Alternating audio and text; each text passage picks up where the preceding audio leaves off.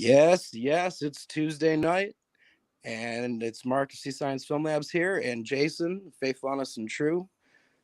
We're here to talk about the creation versus evolution topic, as usual. Tonight's topic is going to be abiogenesis, and I think Jason has an article for us to listen to, so we're going to get into that, and he'll explain all that from here.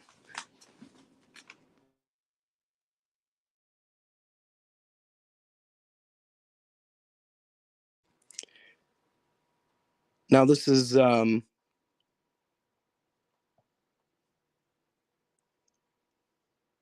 to play through the audio. So should I put like a foreground? Hang on, sorry. Anyway, there. All right. This is James Tour. He's explaining about Dave Farina and his show and some of the things that Dave Farina believes. And anyway, so let's let James Tour's words speak here.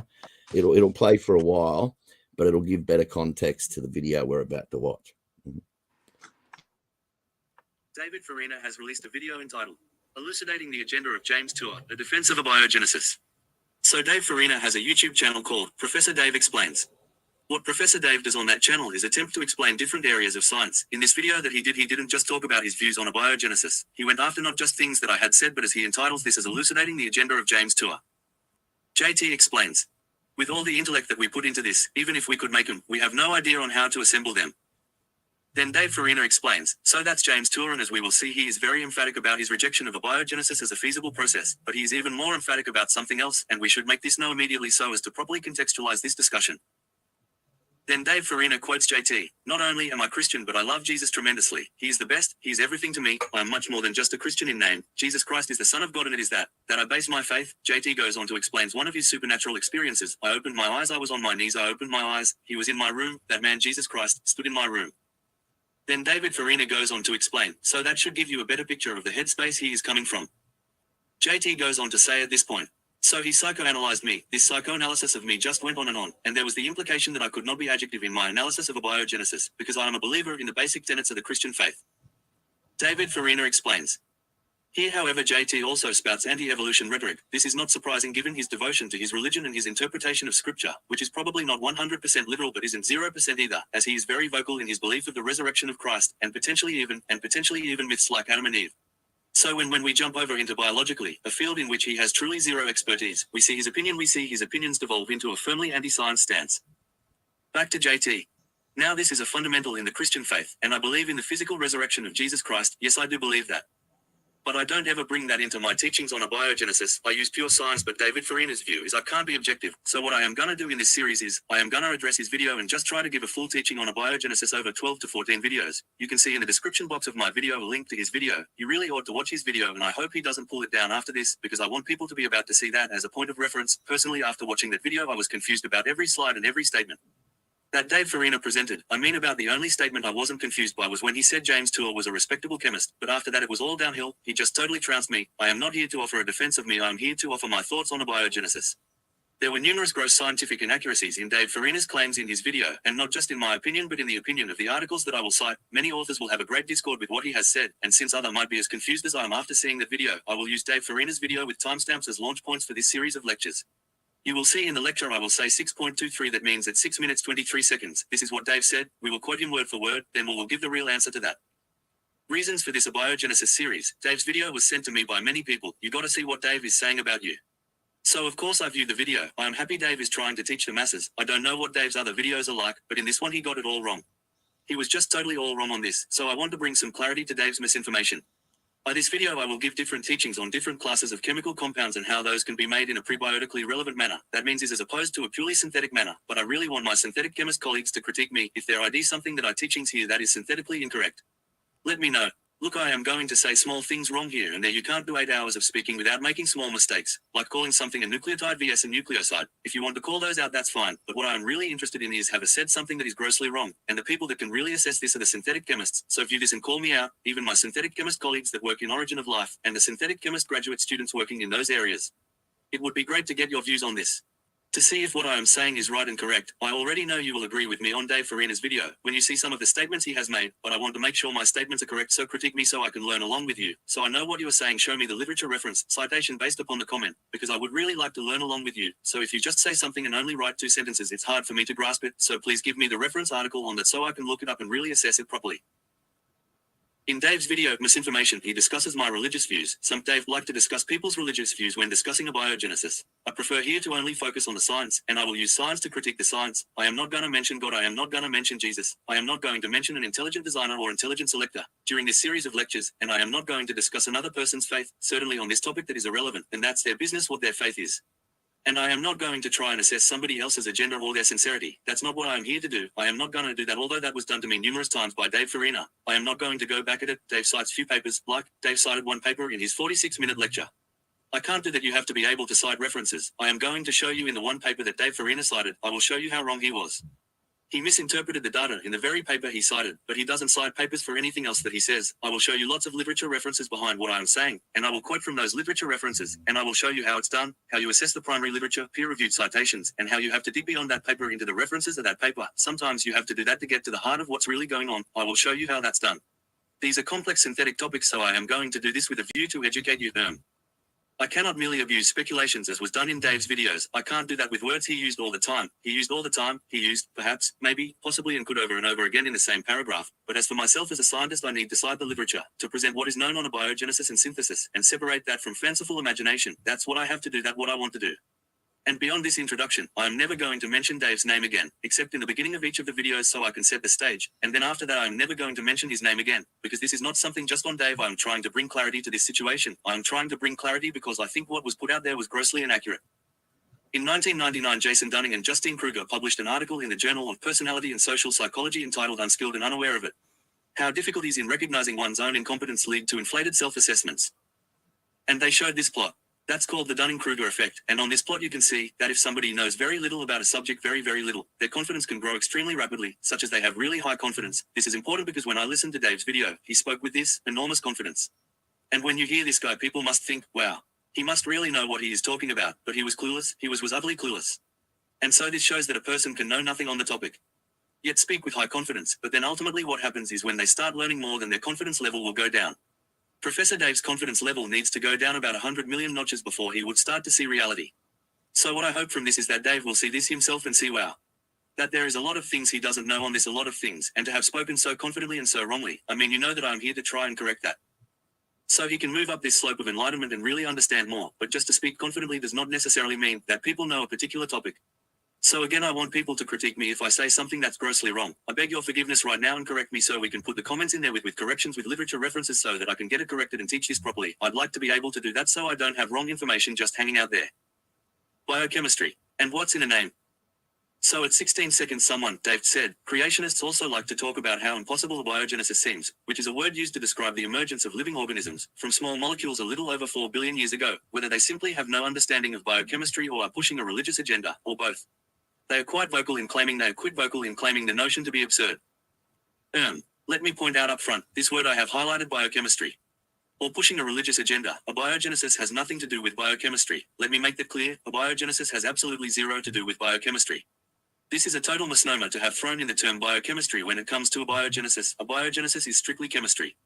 There is no biochemistry happening. It is before biology. Abiogenesis is pre-biology equals prebiotic. This is prebiotic chemistry. So when somebody says you need to be able to understand biochemistry to be able to understand abiogenesis, that is totally wrong. This is pure synthetic chemistry. That's what you need to be able to understand abiogenesis. It's not biochemistry. There's no biology going on here.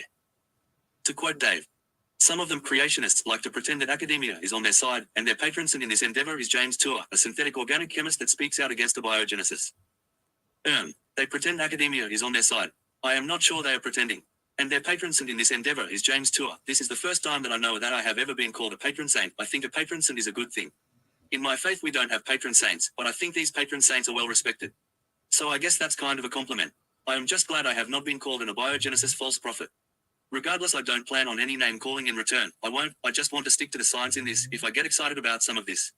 I am just passionate. I am not coming at anyone or calling anyone any names. I don't know that I have never spoken out against abiogenesis. I don't think I have. I have just said that a lot of the work that is out there is fallacious. It's a fallacy, it's not real, and it's not accurate. That's all I've said. I have not spoken out against abiogenesis we got here somehow. I'm just trying to bring clarity on what's really known in the field. People don't know this, they are making all these claims, but it doesn't mean anything because it couldn't have happened that way, anyway. I guess I will just take the label of patron, and I guess that's a good thing. All right, here is an approximate outline of this lecture series on abiogenesis. The reasons for this video: we will have an introduction. What is abiogenesis? How does that differ from evolution? The primordial soup and what's the layperson's understanding? There was things that were said about the primordial soup in Dave's video, and we will talk about that. Hype from Origin of Life researchers themselves vs hype from the press. We will talk about what's happening there. We will then talk about homochirality. What does homochirality mean? Now that is a key issue that we need to be able... Homochirality. It just doesn't pronounce it properly. Now that is a key issue that we need to be able to address in abiogenesis. Carbohydrates, important class of compounds. These can be monomers, these can be polymers. There is the monomeric sugars that make this up. We will discuss that. The building blocks are building blocks, so we have these building blocks of life that are needed. Then there is other smaller building blocks that make them up. We will talk about that. Peptides are the next class of compounds. These are the things that make up proteins and enzymes. Peptides are the building blocks of amino acids. Nucleotides, this is where we have a nucleobase hooked to a sugar hooked to a phosphate. And these can end up polymerizing and forming the nucleic acids, which are DNA and RNA. That is an important class of compounds. Then we will do an intermediate summary so we can kind of assess where we have come from. Then we will talk about lipids and the cell membrane. These important class of compounds, and are lipids just simple things that can just form spontaneously? That's what Dave said. We will assess that and how those might have been made. We will talk about chiral-induced spin selectivity. Is homochirality necessary for life? Did systems have to be homochiral? And what chiral-induced spin... Did systems have to be homochiral? And what chiral-induced spin selectivity is gonna mean and the ramifications of that in the origin of life. Constructing a cell and the assembly problem. Let's now take all these pieces that we have got, all of the molecules above, and how would you construct a cell and put the whole thing together? And then we will have a summary on this. How much can we project concerning life's origins? Much, little, or nearly nothing. What I am not going to address is the thermodynamics. I am going to make reference to a video I did with Dr. Brian Miller, who is a thermodynamicist. Brian Miller was educated at MIT and Duke University, and you can see the description box in the video because I am not going to be mentioning thermodynamics in this is because Dave Farina didn't specifically address his comments about thermodynamics to me. He addressed those comments in the video to others, but he was wrong on that too. So what I am gonna do is point out here that at 35 minutes into Dave's video, he talks about the second law of thermodynamics and how when things freeze, they order. Then he says soap molecules can form these bicellular structures where the polar groups on the outside and the non-polar groups are on the inside. Then he talks about this in relation to a living system. Dave Farina speaks. The second talking point I hear a lot is that the spontaneous formation of life violates the second law of thermodynamics. This is ridiculous, and people who say this have absolutely no idea what this law states. They think this forbids order from arising spontaneously. In actuality, it doesn't say anything of the sort, and in fact order arises spontaneously all the time, in ways we experience every day. When water freezes to form ice, it goes from a disorganized state, moving around at random, to a higher ordered ladder structure, with a specific geometry repeating in every direction. So what does the second law of thermodynamics actually say? In short, it says that after any spontaneous process, the entropy of the universe must increase, where entropy is a word that refers to the dispersal of matter and energy. Notice it says in the entropy of the universe, not of a system. The system can produce a local decrease in entropy, but in doing so, the entropy of the universe must increase. So when water molecules form ice or when soap molecules form micelles, they are adopting the ordered geometry that maximizes the electrostatic interactions being made, which releases as much energy as possible. Local order is generated, but energy is released. So overall, there is increased dispersal of energy, and the entropy of the universe increases. The same thing is true of virtually every spontaneous process in the body. Dave was totally wrong, and I mean totally wrong.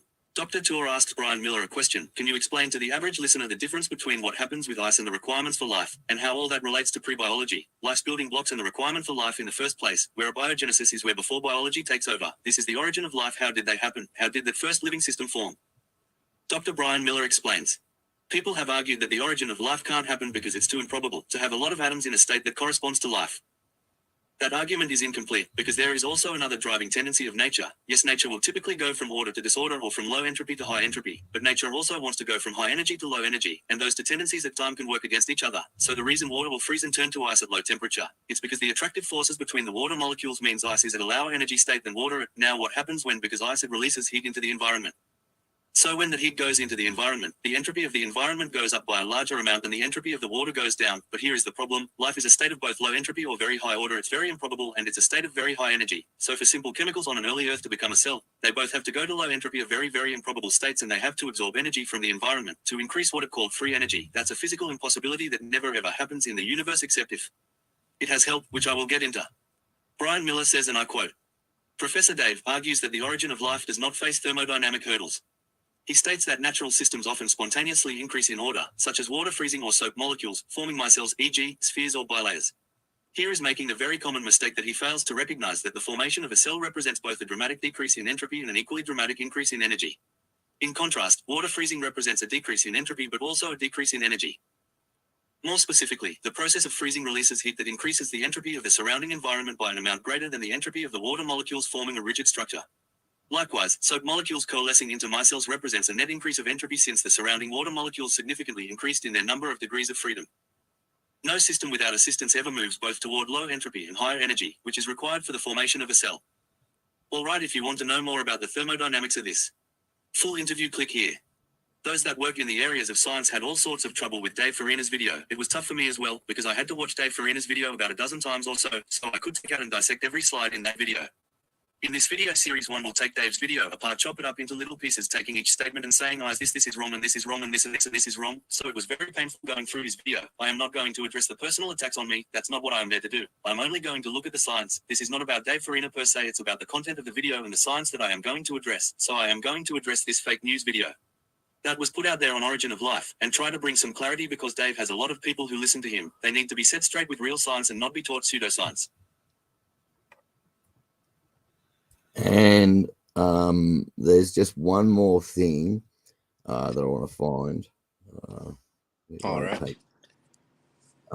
It's Do you want to comment on that bit first, or? Yeah, I just want to get to the let me have a look. Let me think. I can't hi.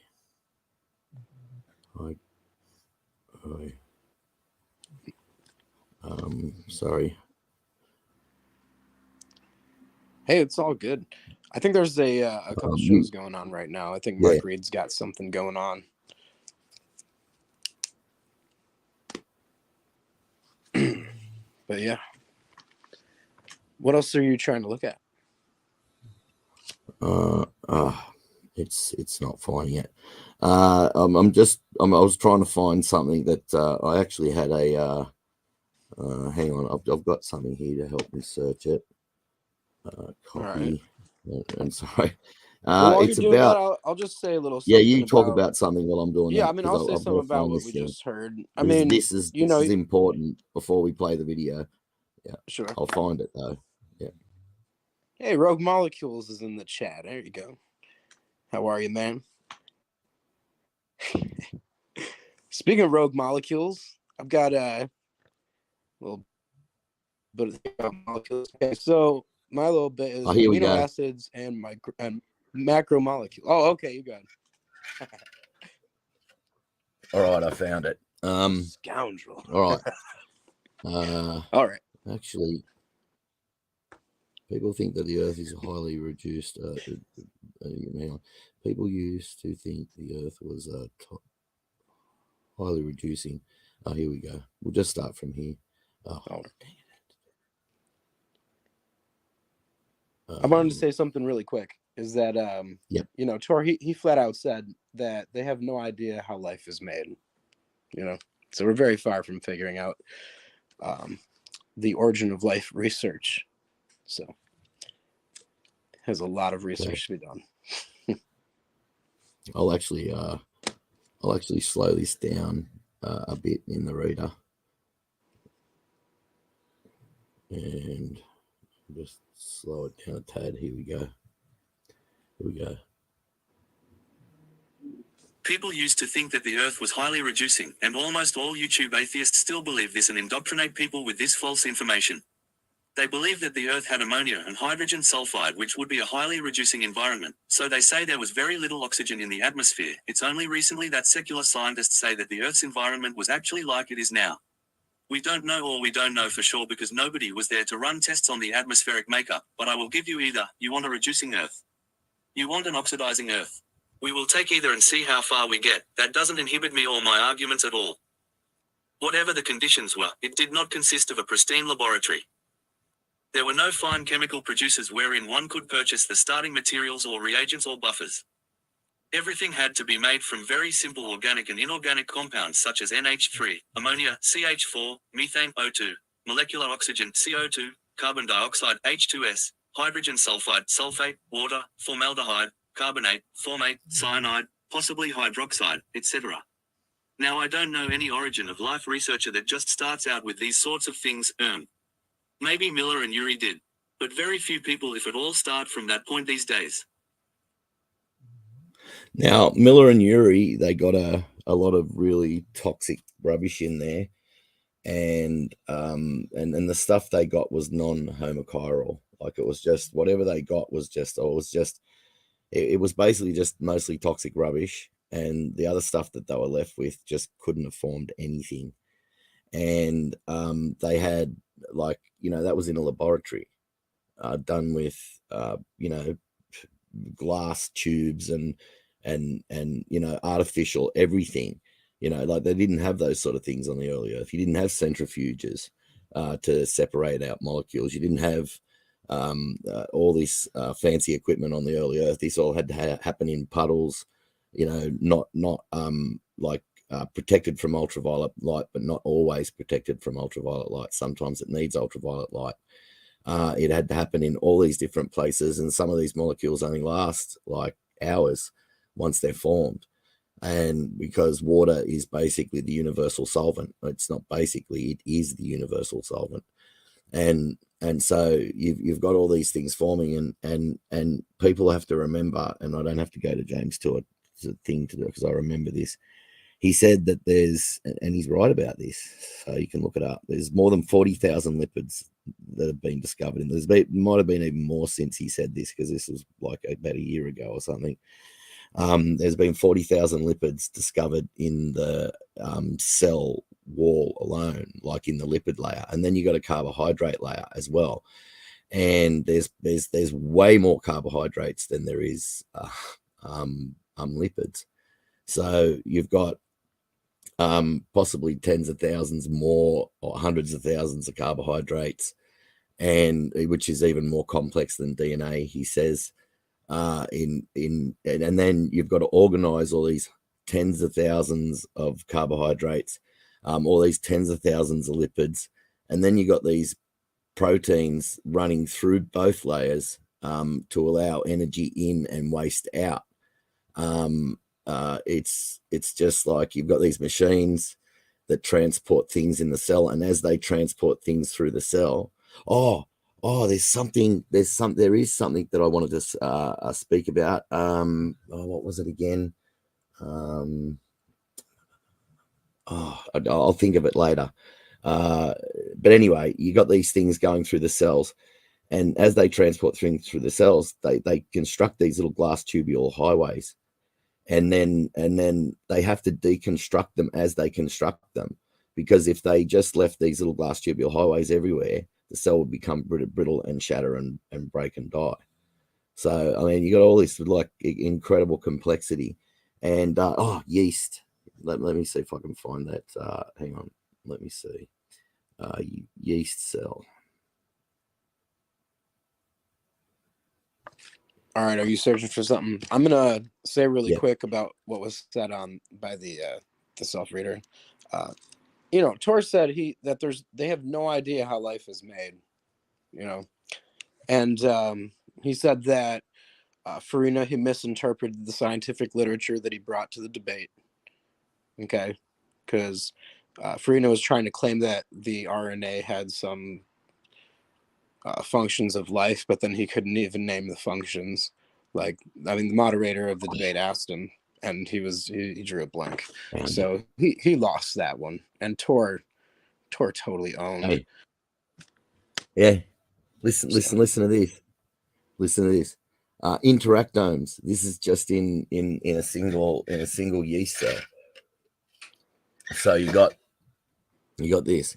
Interactomes. There is non-covalent interactions that function within a cell. Nobody knows how a cell emerges. Hang on, just let me put this in the reader, because I just don't feel like reading today.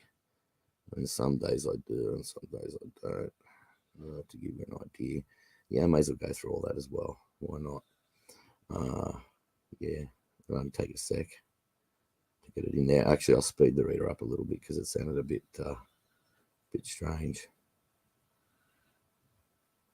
It's better if it's a bit faster anyway, because people can slow it down later. All right, so here we go. People used to think that the Earth was highly reducing, and almost all YouTube Oh. atheists still. Oops, sorry. Here we go. Interactons. This is the non-covalent interactions that function within a cell. Nobody knows how a cell emerges from. Interactons. This is the non-covalent. Oh, that's better. All right, here we go. Interactons. This is the non-covalent interactions that function within a cell. Nobody knows how a cell emerges from a massive combinatorial complexity of its molecular components, and of course nobody has ever synthetically mimicked it. An interactome is a whole set of molecular interactions within a particular cell. If one merely considers the protein-to-protein interactions within just one yeast cell, it is estimated to be 10 to the 79 billionth interactions within that yeast cell. 10 to the 79 billionth. That's like 1 or 10 with 79 billion zeros after it. I mean, it gets better. Interactons. This is the non-covalent interactions that function within a cell. Nobody knows how a cell emerges from a massive combinatorial complexity of its molecular components, and of course nobody has ever synthetically mimicked it. An interactome is a whole set of molecular interactions within a particular cell. If one merely considers the protein-to-protein interactions within just one yeast cell, it is estimated to be 10 to the 79 billionth interactions within that yeast cell. To give you an even better idea of the complexity of the interactons.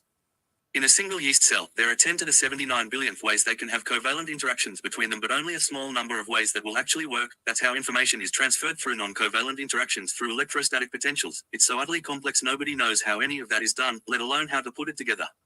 In a laboratory, can you imagine this forming via prebiotic conditions under a rock somewhere on the prebiology Earth via pure chemistry? They can't do this in a laboratory with the world's best minds, with thousands upon thousands of pages of notes to refer back to when something goes wrong. So how does a mindless process like nature, prebiotic Earth with zero intelligence with no notes to refer to do this under a rock somewhere?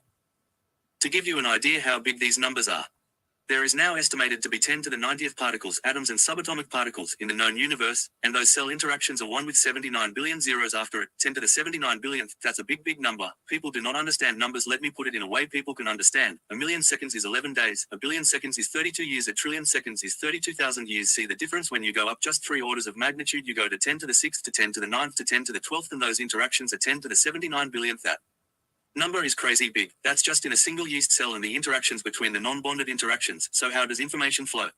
Information flows through non-bonded interactions through electrostatic potentials, which physicists call a virtual proton. Information goes down these at the speed of light. That depends on ordering between molecules. Non-covalent interactions, these all have to be assembled right to work properly. That is something as simple as a yeast cell, and that is only one small fraction of the complexity of a yeast cell. Ha ha ha. Yeah, I want you evolutionist drones to explain how this all happens, from chemicals washed out of rocks via random chance through purely naturalistic means with no help from any intelligence god. Please watch this video if you want your mind blown. It just says it all. I mean, what more do you have to add? It's like nothing. I mean, goodbye, abiogenesis. Goodbye. Okay, you've got to get a cell to form that. I mean, that's just a simple yeast cell, and they'd say a yeast cell is simple, and yet there you go. That's how simple it is. It's got 79 billion interactions. 10 to the 79 billionth interactions, like every second, and going through that thing. I mean, Yeah, that number just doesn't even molecules. compute. Yeah, I mean, it's like when you consider that, say, let's just say 10 to the 80th, right? 10 to the 80, 10 with 80 zeros after it is how many atoms there is in the known universe. Like, you think of how many atoms there is in a grain of sand. There's a lot of atoms in a grain of sand, right? And then you got the entire universe, every single thing in the entire universe. They reckon that there's only 10 to the 80th atoms, right? So then you got in that cell, you've got 10 to the 79 billionth interactions. And not only to all the molecules, if you get all the best minds on Earth and put them together in like a laboratory that's worth hundreds of billions of dollars with all the best of everything, and AI and everything to help them, and you just don't worry about them trying to create the stuff from hydroxide and molecular oxygen and formaldehyde and all that, prebiotic stuff. Because when we say pre-biology, it means there was no biology at all. There was nothing. There was not even a cell. There's nothing yet. So don't worry about them having to produce it from that. Just give them all of the molecules that they need separated out from nature, like the living molecules, and then tell them to put that together. It'll never happen. James Tour is kind, and he says that one day they might work it out, but he knows that they won't. I know that he knows. He won't admit it, but Yeah, he knows how far they are away from it. Is the thing is he knows, he has a better understanding of just how far away they are. Well, they have to become God to be able to do that. They have to have infinite intelligence. You have to have infinite intelligence to put something together that has 10 to the 79 billionth interactions, and there's only a small number of ways. There's 10 to the 79 billionth ways it can happen, but there's 10 to the 79 billionth, but there's only a small number of ways that it can be put together where it works properly. So that makes it even more improbable. I mean, Sure. if you really look at the probability of putting a cell together, made it to be 10 to the 50, 60, 100,000th. It's like it's so improbable. And 10 to the 50th, by the way, is the maximum law of probability, and that's a law. Anything in physics, where if it's that unlikely that it will never happen physically. Yeah. It can. Heard It's of that impossible. number. 10 to the 50th is the maximum law of probability. One chance in 10 to the 50th is the maximum law of probability. Anything more than that, and it's considered impossible. Yeah, it's not going to happen, no doubt. Well, and here you have Dave Farina. He believes, molecules, these amino acids assemble themselves into the first living systems. Okay, and this is part of his religion. I mean, we have these labs. They're given millions of dollars, just millions of dollars, man, put into these labs to create life artificially in controlled environments, and they can't do it, not yet. It's like, well, they just need more money. They just need more money, But so, all right. So they believe this stuff is going to happen naturally, and they can't even do it artificially. And that's what it comes down to. Man, we have no idea how life is made, and that was Tor's his whole point. We are not close.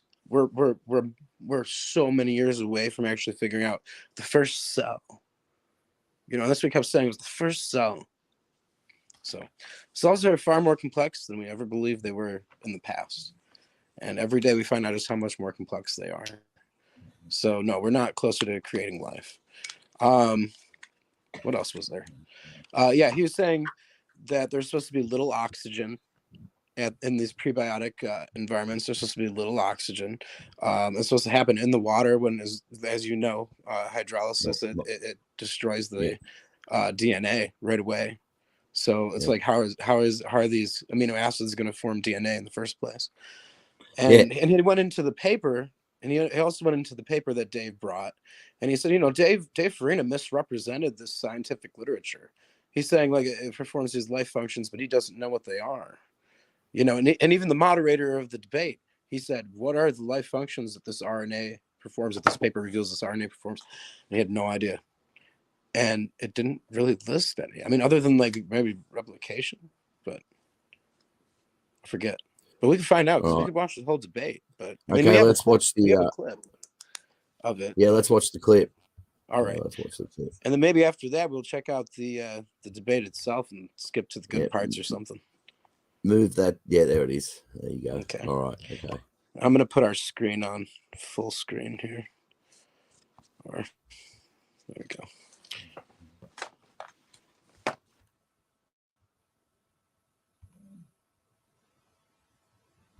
Oh, hang on. I've got to turn the quality down, or it'll play up. No, you can't read anything. Doesn't really need to read anything, do we? C signs.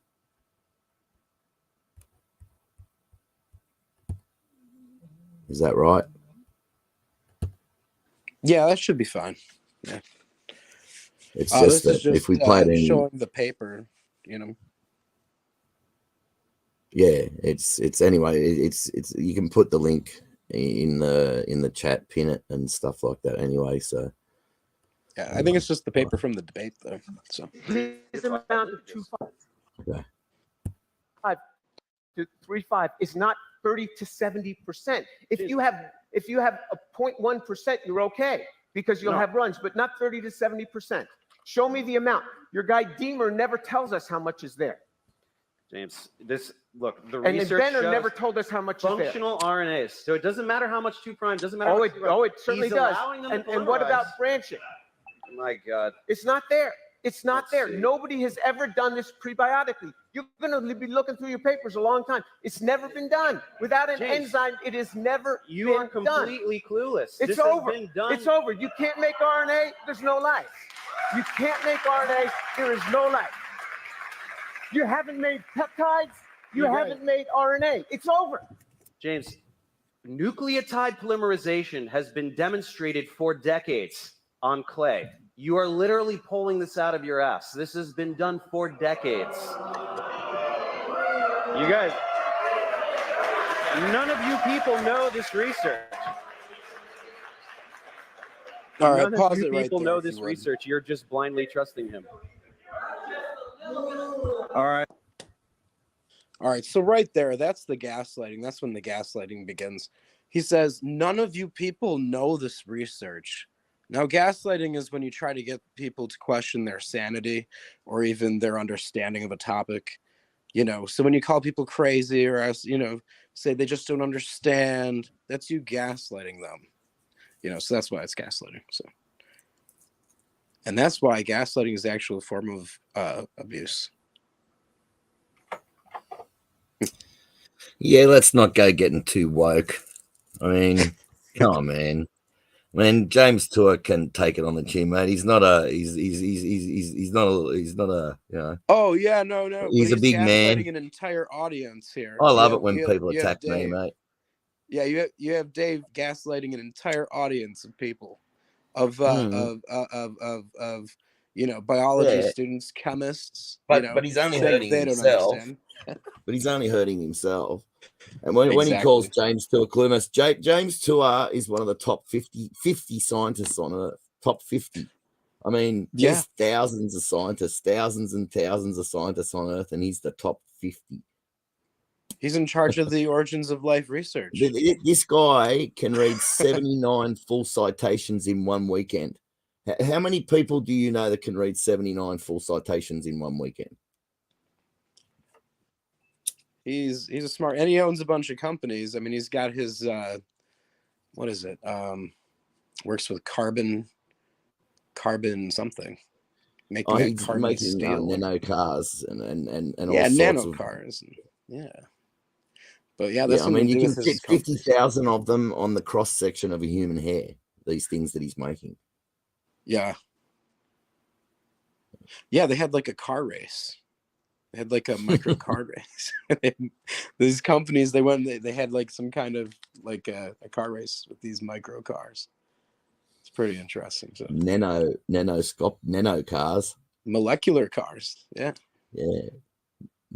Nanoscopic cars. All right, play on. Let's see what happens. All right, let's try to have some civility, please. The adsorption and polymerization of nucleotides on clay minerals has been demonstrated for decades. James is lying, and people who are cheering for him have no clue what he's talking about. You're just blindly believing him. I'm sorry. Okay, let's look at it on clay. Here is the reference on clay. Here is the reference on clay. Here on marlinite, what did he get? He got 67% 3,5, which means you have 33% 2,5 of the wrong linkage. 1 out of every 3 is wrong. Here he gets 75 to 80% 2,5. So now you have the vast majority 2,5. That's what you get on clay. It's right there, marlinite clay. And it doesn't matter. That's Hang on. I just showed want his to paper. pause it for a second because I can put the quality up so people can see it for a little while. And then I can just put it back down again. Here we go. Yeah, now people can see it. And if they want to pause the video at that point, then they can. That's what I'm going to do from now on. I should have done that with the first one, but we'll go back and do that later.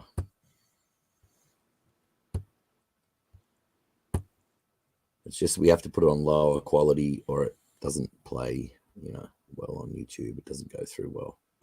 Three doesn't matter. No. Oh, it amount matters 3, 5 tremendously. to 2, the 3 prime No, and 2 no, prime, no. If you you have still a get fraction of it, functional you're RNAs. okay. 1 out of Yeah. 3, Jack Sussex would never. How much does he have there? How much does he have? Tell me. You read the paper. It says functional RNAs. I James. haven't seen that paper. means You're that bringing they in do other things. papers, which we agreed you would not do. James, you're And now presenting tell yourself me as how an much is expert there, in because this I don't field. know. I've not read that paper. You read it. Tell me how much 2.5 does he have? I don't remember All every right, single there we detail go. of the paper. You don't remember because you don't want to remember. You read the paper. You brought that in. We were not supposed to introduce any papers that had not been in our videos. That you agreed to. James, here's what would happen though. If you genuinely cared about this question, what you would do is you would go to Google Scholar and you'd put in some keywords and you'd find this Shostak paper.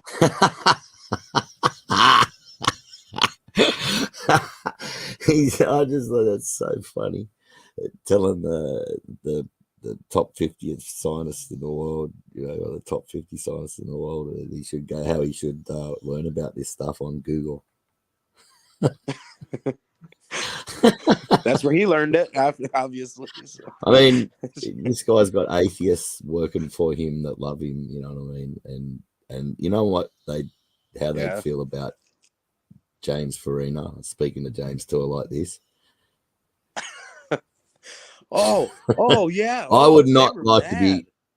There was a lot of them that were mad the way he acted in this debate. Yeah, they thought because Dave there's a Farina lot of acted like an atheists that really love James Tour, like really love him, mate. Think he's just an awesome guy. He even invited Dave Farina over to his house, and I wrote a thing on his in a comment saying, "Don't do it." I said, he's such a nut job. I said, he'll never change. And then all he'll do is get the lay of your land and the lay of everything and go and tell everyone and make your life more unsafe. I wouldn't have that guy anywhere near my place. Giving him the lay of my land and how things work around my place. No way, mate. Look at him, mate. He's still as rabid as ever. He's just so rabid, mate. Even to this day, he's James Tour offered for him to go to his house and sit down and talk about it in his house and stuff. And I don't know. Did he do it? I don't think he did, but I hope he bloody didn't let him into his house. Anyway, that's my opinion. Well, I'll tell you what, man. He just starts yelling at the audience, and like people start to leave. Like there's people getting up to leave because of just how Dave's being. It's just like, and like people in the audience start yelling at him. Because just the way that he's talking to him, like, because he's really gaslighting them. He's like, "You don't understand. You don't know. You haven't had the education." And I think he yells out at one point, and he yells out about, "Oh, you're just religious," or something like that. And some of those people that would be yelling at him would be atheists that James Tour teaches. That like he says James Tour is kind, He says things like, "Oh, okay, we haven't worked it out yet, but one day we may work it out." Well, I'm sure I'm only speculating, but I'm sure he believes that they never will. But at least he gives them that one day, science might advance and stuff like that. And he doesn't run down atheists in his class, and he doesn't browbeat them with religion.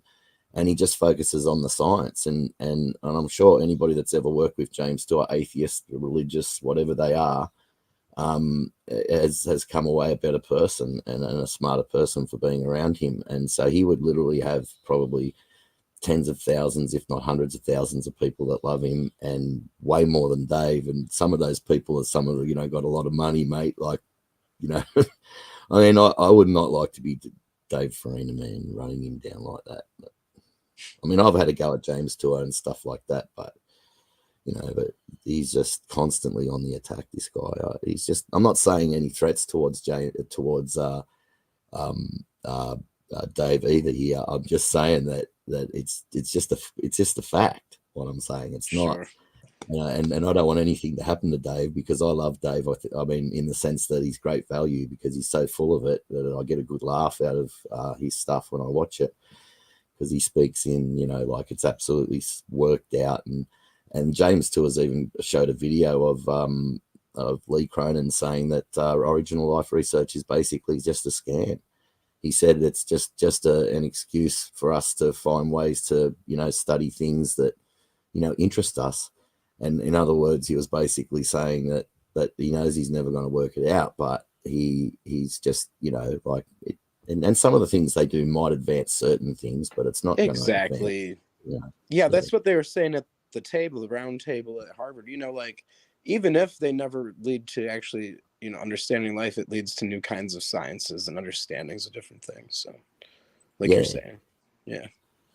I just like, I mean, and it is. And that's it the is a sort of worthwhile thing field. that James Tour says, and that's why he's well liked by atheists, a lot of atheists as well, because he's a true he's just a true genius, not a Wile E. Coyote genius. Dave Farina's a Wile E. Coyote genius, and and James Tour's a real genius. Exactly. Oh, I just like, but like Dave, he's been in debates. I just don't I don't see how he doesn't understand that his gaslighting and him telling the audience that they don't know, that they don't understand, when it's an audience filled with biology students, biology professors, chemists. Okay. It's just like, he doesn't understand, he's projecting his own shortcomings onto the audience. It's like, obviously he doesn't understand. They ask him questions about the paper. He can't even answer it.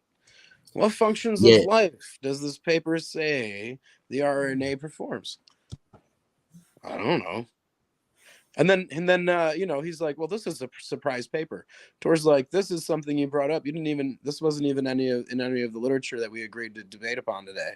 Like they'd already made an agreement beforehand. And Dave comes in like, out of nowhere with this new paper.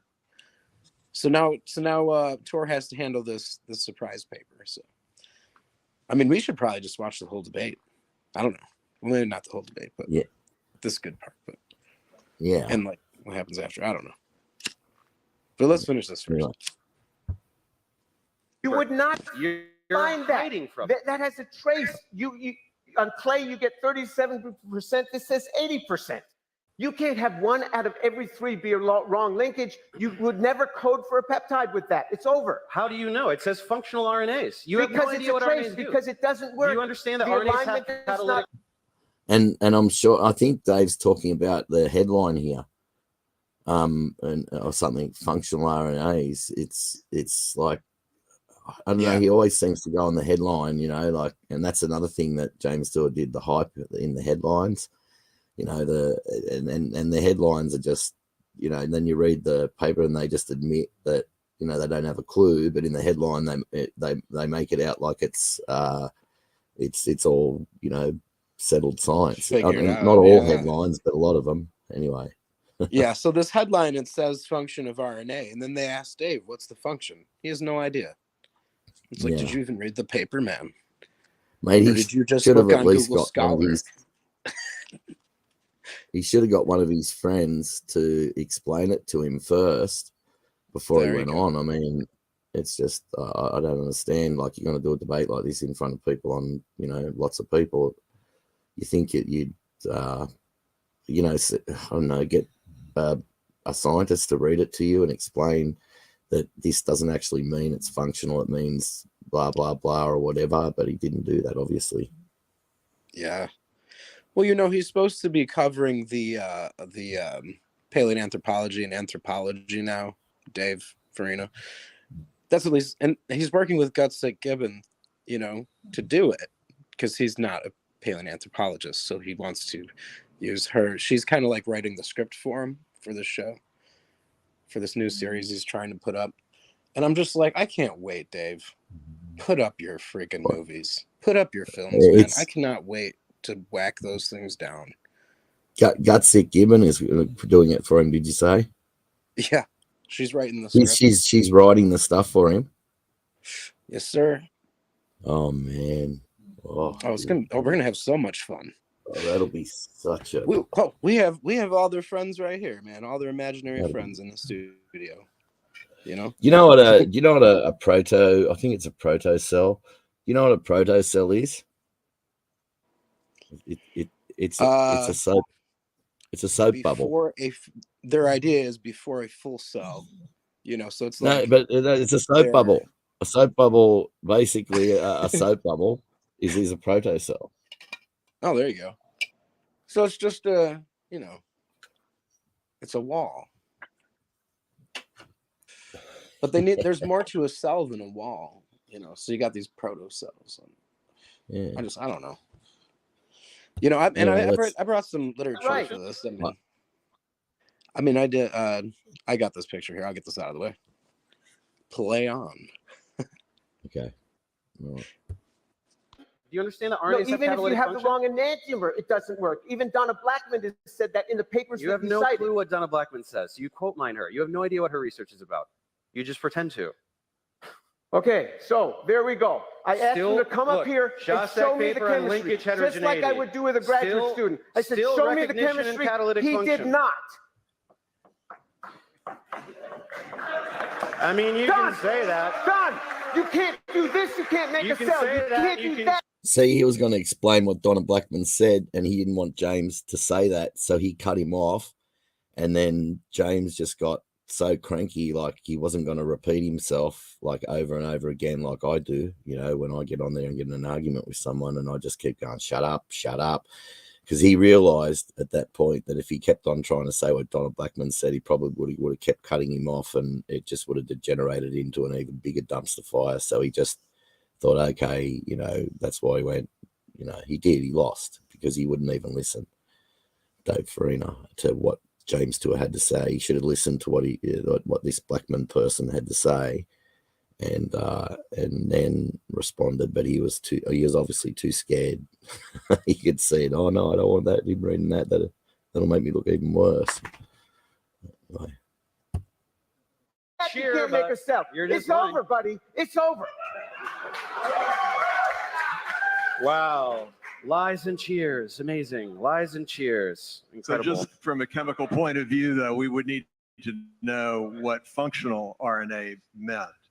Having Function and catalytic properties. Function, I mean, because RNA has Look, many functions. It still has So- recognition and catalytic function. It lowers the melting point of the duplexes by destabilization, so separation can occur under reasonable And conditions. what was the percentage? You got everything else written down. What was James, the? I'm I don't sorry know. that- I'm sorry I don't that know. I don't have an You know, encyclopedic Benner's knowledge very of careful. hundreds He of would tell papers. us. It's Okay. in that paper because But that's what Benner. you're I mean, basically calling Shostak got Shostak upset a with fraud. Benner because he didn't do it. But Shostak would put that in the No. paper. It's in it would be in the paper somewhere, and he just wouldn't have understood it, so he just skipped over it. Well, Dave didn't even read the paper. I think that's what my assessment is. But Yeah. I think Yeah, Dave read the title and he's like, "Oh no, you know that day he's like, I need to find something good. I got to find a bomb for this debate." So I throw it at Tor. He gets on his Google Scholar. Oh, RNA has function. This is it. Print. Brings it to the debate. I swear that's what happened because he was supposed to have all the literature pre-hand for this debate. This guy brings an extra, and that's what got Tor like going. You know, But like Dave right as has soon as got- he noticed that, as soon as he knew that he brought new literature, he's like, really?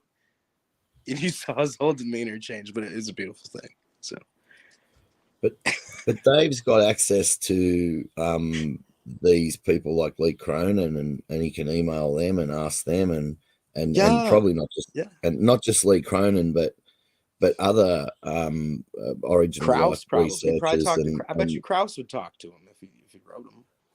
oh no, he doesn't need to go that high because those guys are so busy. They just don't have time to sit down and have a conversation with him and teach him, like, because he'd be like an infant to them.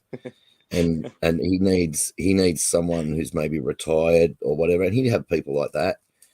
Sure. You know, professors that are real professors that are retired in this sort of thing, and he could. I mean, you'd think he would have, like, he had plenty of time before the debate. He had all that time, like a year or something, or more than a year or more of James Tour's videos. He didn't watch any of them. If he had watched them, he might have learned some things, and he might have been able to get papers and educate himself a bit better. And then he could have also, you know, spoken to, when he had the opportunity, because he had Lee Cronin on once, and I think, and other people. So he could take the time to ask them, you know, questions. Could this really happen? And is this headline right? Is James Tour right about these headlines? And they'd turn around and say yes.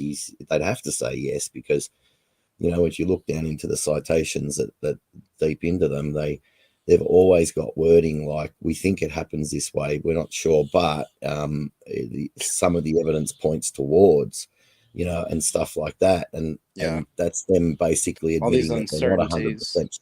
Yeah. If they speak in one maybe, could have. Yeah. Sure. Yeah. And it's like reading a press release for a company, man.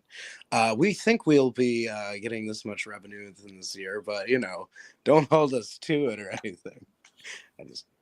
But yeah, that's what a lot of these research papers have been, and that's why they've retracted thousands of research papers in the last few years. No, they retracted them. Because of corruption.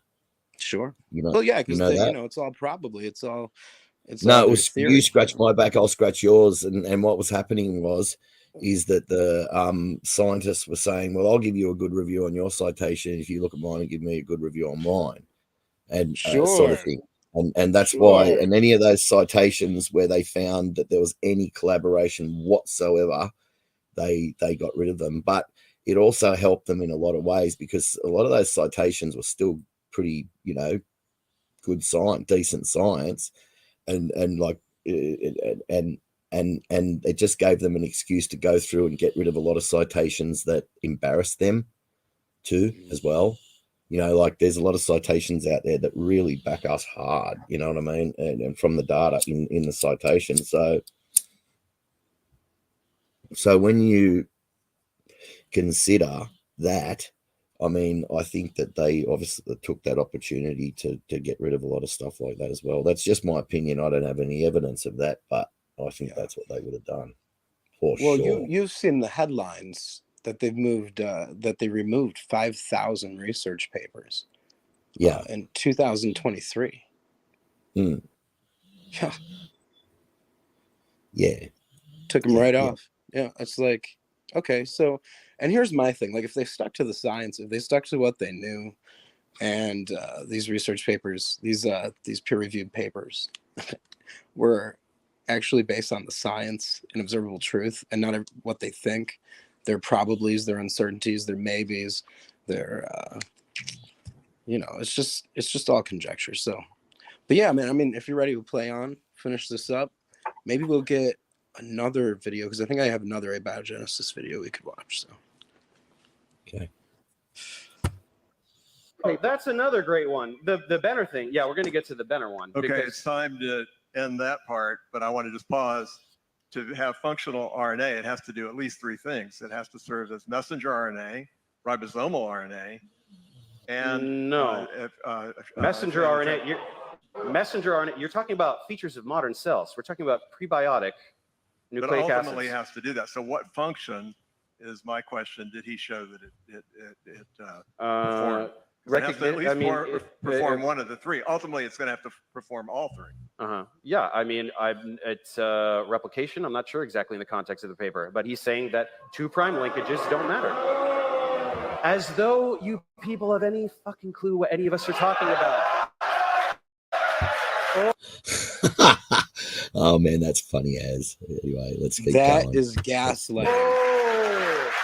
I know about RNA. That's awesome. Good. I'm glad he did that. He's just made himself look like such a buffoon, mate. He turned the entire audience against him because he started gaslighting him. Like, you know, in the beginning, this is like, yeah, I know that. Yeah, of course, but it's good that he did it, because he just exposed himself. And I mean, like all these atheists that watch his videos, he has time to sit down and write it out and think about it and put up little funny cartoons and all this sort of stuff. You know what I mean? My gosh. But when it comes to standing up on stage and showing how much knowledge that he's got, he just looked like an absolute moron. I mean, Matt could get up there and just absolutely kill this guy, and Matt's not even a scientist, you know, like, he hasn't got PhDs or anything like that. Could just destroy him easily because Matt's got such a good memory. I mean, what's this guy take or something? Is he on something? Does he drink a lot of alcohol? Has he got a bad memory like me or something? Because he seems like he's floundering with his memory too, or maybe just never researched it, or maybe he's just a complete and utter buffoon from the beginning. Who knows? I don't know. No, you're gaslighting Dave Farina. No, I don't give a shit. He's full of it. He is. I mean, he turned the entire audience against him in the first 3 minutes of this video. It's just, I don't know. You can't do that. I mean, obviously he's been debating only online because he's got this entire audience against him now. The only people that are for him are probably Grayson and two other of the, atheists in the audience that came just to, And I think he's surrounded by a lot of yes men who stroke his ego constantly, and they probably stroked his ego, say, "Oh, you don't need all this," and you'll make him look like a, you know what I mean, and puffing up his ego and stuff, and probably that's why he went in so unprepared as well. Too many sycophants, overconfident, too brave, and I mean, it's obviously he's going up against James Tour. James Tour, I'm pretty sure he's in charge of the origin of science of life research right now. I know he's in charge of the money. At least that's what was revealed at the Harvard roundtable discussion. That was really something too. I've got a couple clips of that we could watch. But yeah, I mean, play this on. We'll finish this up and get into something else. Hey, no, you don't. You have no clue what either of us are saying. Deal with it. Answer the question. Anyone who thinks nucleotide polymerization to form RNA has not been demonstrated is clueless. It's been demonstrated by hundreds of researchers and is just show us right here. I just showed you. Do it. You got hundreds of examples. Show us. You won't come up. What do you want me to draw on the board, James? What do you want me to draw on the board? Clueless. Okay, well, let's go to the next round. Yeah. That's why I brought a bunch of research James pretends isn't real, and you're all pretending to understand right now. Yeah. Google? Okay. All right. Let's go to the next round. Dave, you're next in terms of asking a question. All right. So.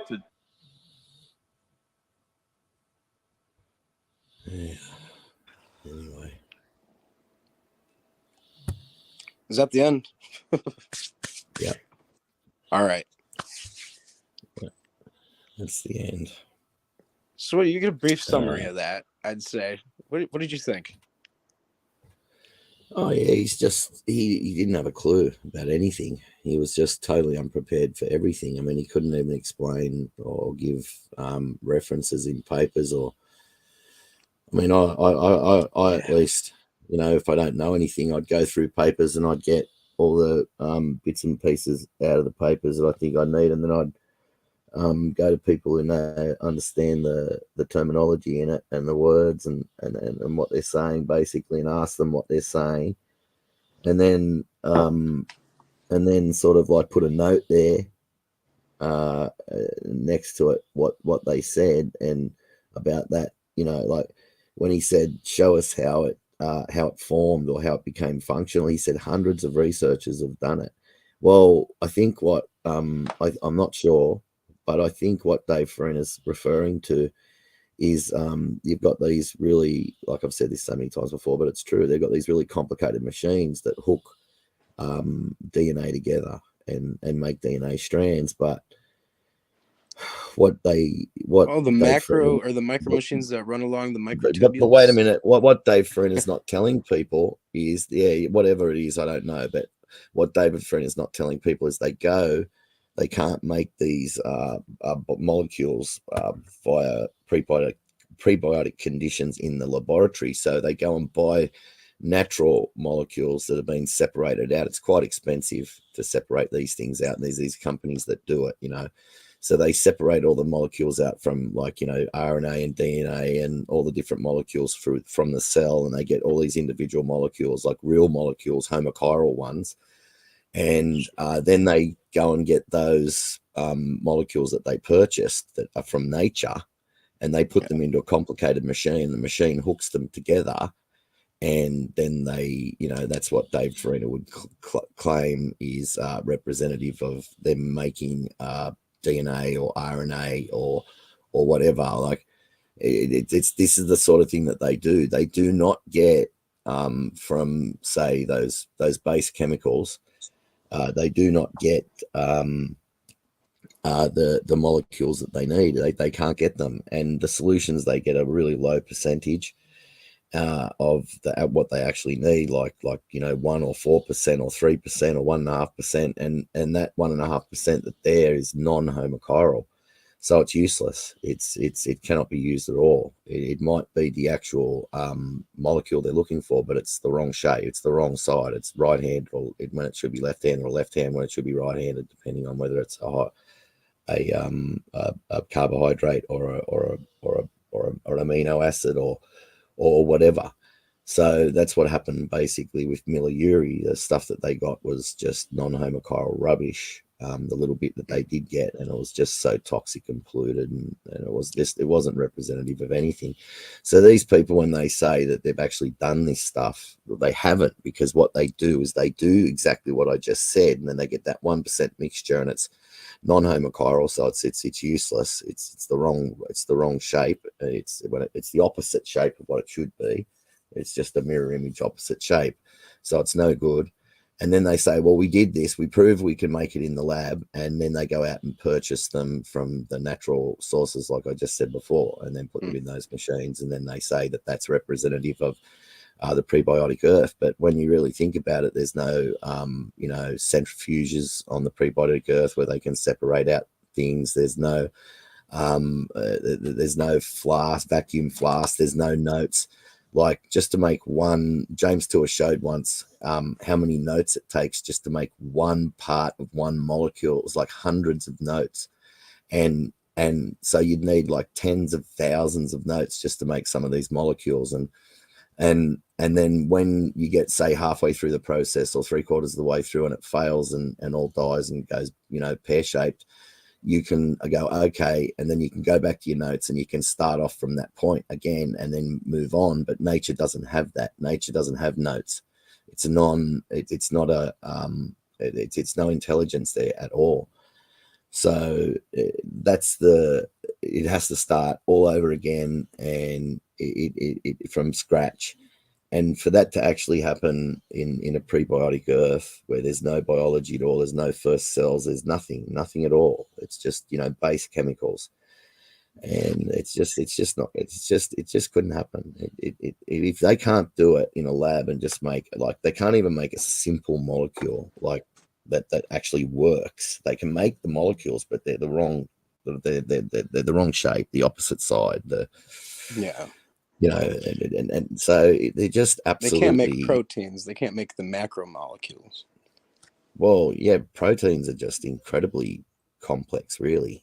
It's to put a protein together is just so hard. You need right-handed sugars, and left-handed amino acids to put it together, and it has to go in exactly the right order. If it's out of order in one spot, the whole thing would just fall apart and become and then you've got, like, small a medium-sized protein is about 150 amino acids long, and you have to get all these amino acids in exactly the right sequence, and then like, how are you going to put all this together in a cell? How are you going to get all of that interactomes working with those electrostatic potentials with 70 to 10 to the 79 billionth interactions traveling at the speed of light through all these things, and just and spark it all up like a lightning bolt, I suppose, is going to come down and get all of these cell parts from all over the different places that they have to form, and just automatically zap them all together in one big ball, and then lightning is going to spark it and start it off, I suppose. I mean, it's just crazy. I mean, the lowest cell, the smallest bacteria, they've knocked out so much of a bacteria. I think they got it down to 530,000 base pairs where it could still function, but it was completely useless. It was just lying on the bottom, or something couldn't reproduce anymore. So they'd literally got it down to this, like, real small number, but it was just basically, it was dead in the water. So they need everything in place at once for everything to work, and that's a real problem, and that's why it's just never going to happen. in a laboratory. No matter how much our technology advances, it'll never happen. Yeah. I mean, like you said right there, I mean, they're starting with what seems to be organic life already, breaking it down, and then trying to reassemble it from that. And that to me Just give me a sounds second. I'll be back in a sec. Yeah. all right. Yeah. I mean, I wrote up a little something to read here about the topic. So I have amino acids and macromolecules. It's important to distinguish between the synthesis of amino acids in a laboratory and the origin of life. While laboratory experiments have demonstrated that amino acids and other organic compounds can be synthesized under conditions that simulate the early Earth's environment, it is still an open question how these building blocks assembled themselves into the first living systems. The complexity of life arises from the precise arrangement of these building blocks into complex macromolecules such as proteins. The complexity of life, so as proteins and nucleic acids, which are necessary for the function and replication of living systems. So in DNA, the formation of these macromolecules requires a more complex set of reactions and conditions than the synthesis of individual amino acids.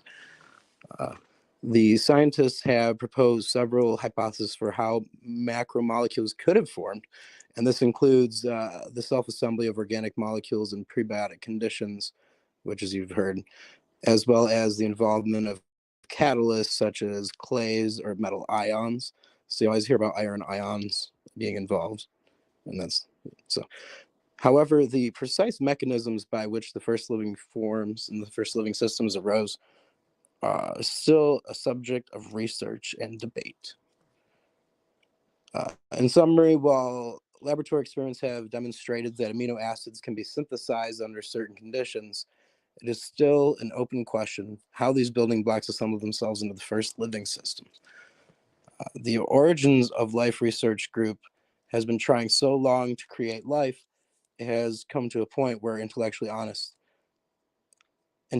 honesty has to speak out.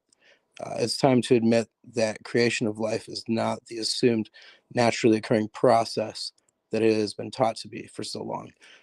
But instead seems life must be engineered. So yeah, even if you create life in a lab, 3,000 years from now. Yeah. Well, I've got no, they won't. But because let me just play a video. This is Stephen Meyer. I wrote it out. Right. This is Stephen Meyer talking. I gotta remember to post these videos later. I've got them. Well, I was just going to finish up real quick, 3 seconds. Sorry. I mean, yeah. So like, even if they created life artificially in a lab, that still doesn't prove that it could occur naturally. So, and like these prebiotic conditions that they're claiming that these macromolecules would form in, completely assumed. It's all guesswork. What it might have been like in some hypothetical time period that we can't even see or observe. So, yeah, it's all theory. It's all hypothesis. So that's all I want to say. I just wonder. Let's watch Stephen Meyer, and I'm gonna go grab my link too. So after that, we'll watch the part of the tour discussion at Harvard at the round table. So with Mr. Leroy Cronin over there. So, but yeah, pull up that video and we'll get it rolling. It's not a video. I can actually. Amino acids of the build. I can play a. I can just play a because it really doesn't make much difference if you watch the video or not. So I can play just a text that I wrote out, which it was, pretty much the same thing. And yeah, the video is not really going to explain much more. It's just him talking. And anyway, here we go. All right. Yeah, I mean, you can amino play acids it are the building blocks of proteins. Huh? Yeah, play it on, man. Play on. Can you hear this clearly? Just wait. Amino acids are the building blocks of proteins, right? At each one of these sites. Is that clear? Oh yeah, that sounds good. I'm gonna go grab the link for that other video too. Okay, all right. At each one of these sites, how many possible amino acids could be part of a growing protein? We know from biology that there are 20 possible protein-forming amino acids. Okay, so you've got a 1 in 20 chance at each site. So to get to 2 sites, how many possible combinations do you have? 20 times 20, again. So you have 400. If you then go to 3 sites, how many possible combinations? 20 times 20, that's 400, then times 20 again. That's 8,000. Okay, now 8,000 times 20 is 160,000 and we're only to 4 sites. So there's a vast number of possibilities. You've got a 1 in 20 times 1 plus 20 times 1 and 20 times 1 in 20, going out to however many sites you have for amino acids. So in a chain of amino acids, that's just 10 sites long. You're already at 20 to the 10th possible combinations. That's 10 trillion possible combinations, and it will only work correctly in a very small number of combinations. And if just one right-handed amino acid gets in the growing chain, it will fall apart and it will be back to square one. But most proteins, even modest ones, the average shorter proteins are between about 100 to 150 amino acids long, while average length proteins may be 300 to 400 amino acids in length. But proteins such as the Titan protein can have up to 35,000 amino acid chain, and you imagine the possible combinations on the Titan protein. Person facepalming. Can you see what's going to happen to these exponential numbers in as far as the number of possible ways of combining the amino acids? Let's take a protein of 150 amino acids in length. That's a very modest protein, not a real big one. Okay, so we'll do that same calculation. We've got 150 sites, with 20 possibilities at each site, 20 to the what power? To the 150th power. Convert that to base 10.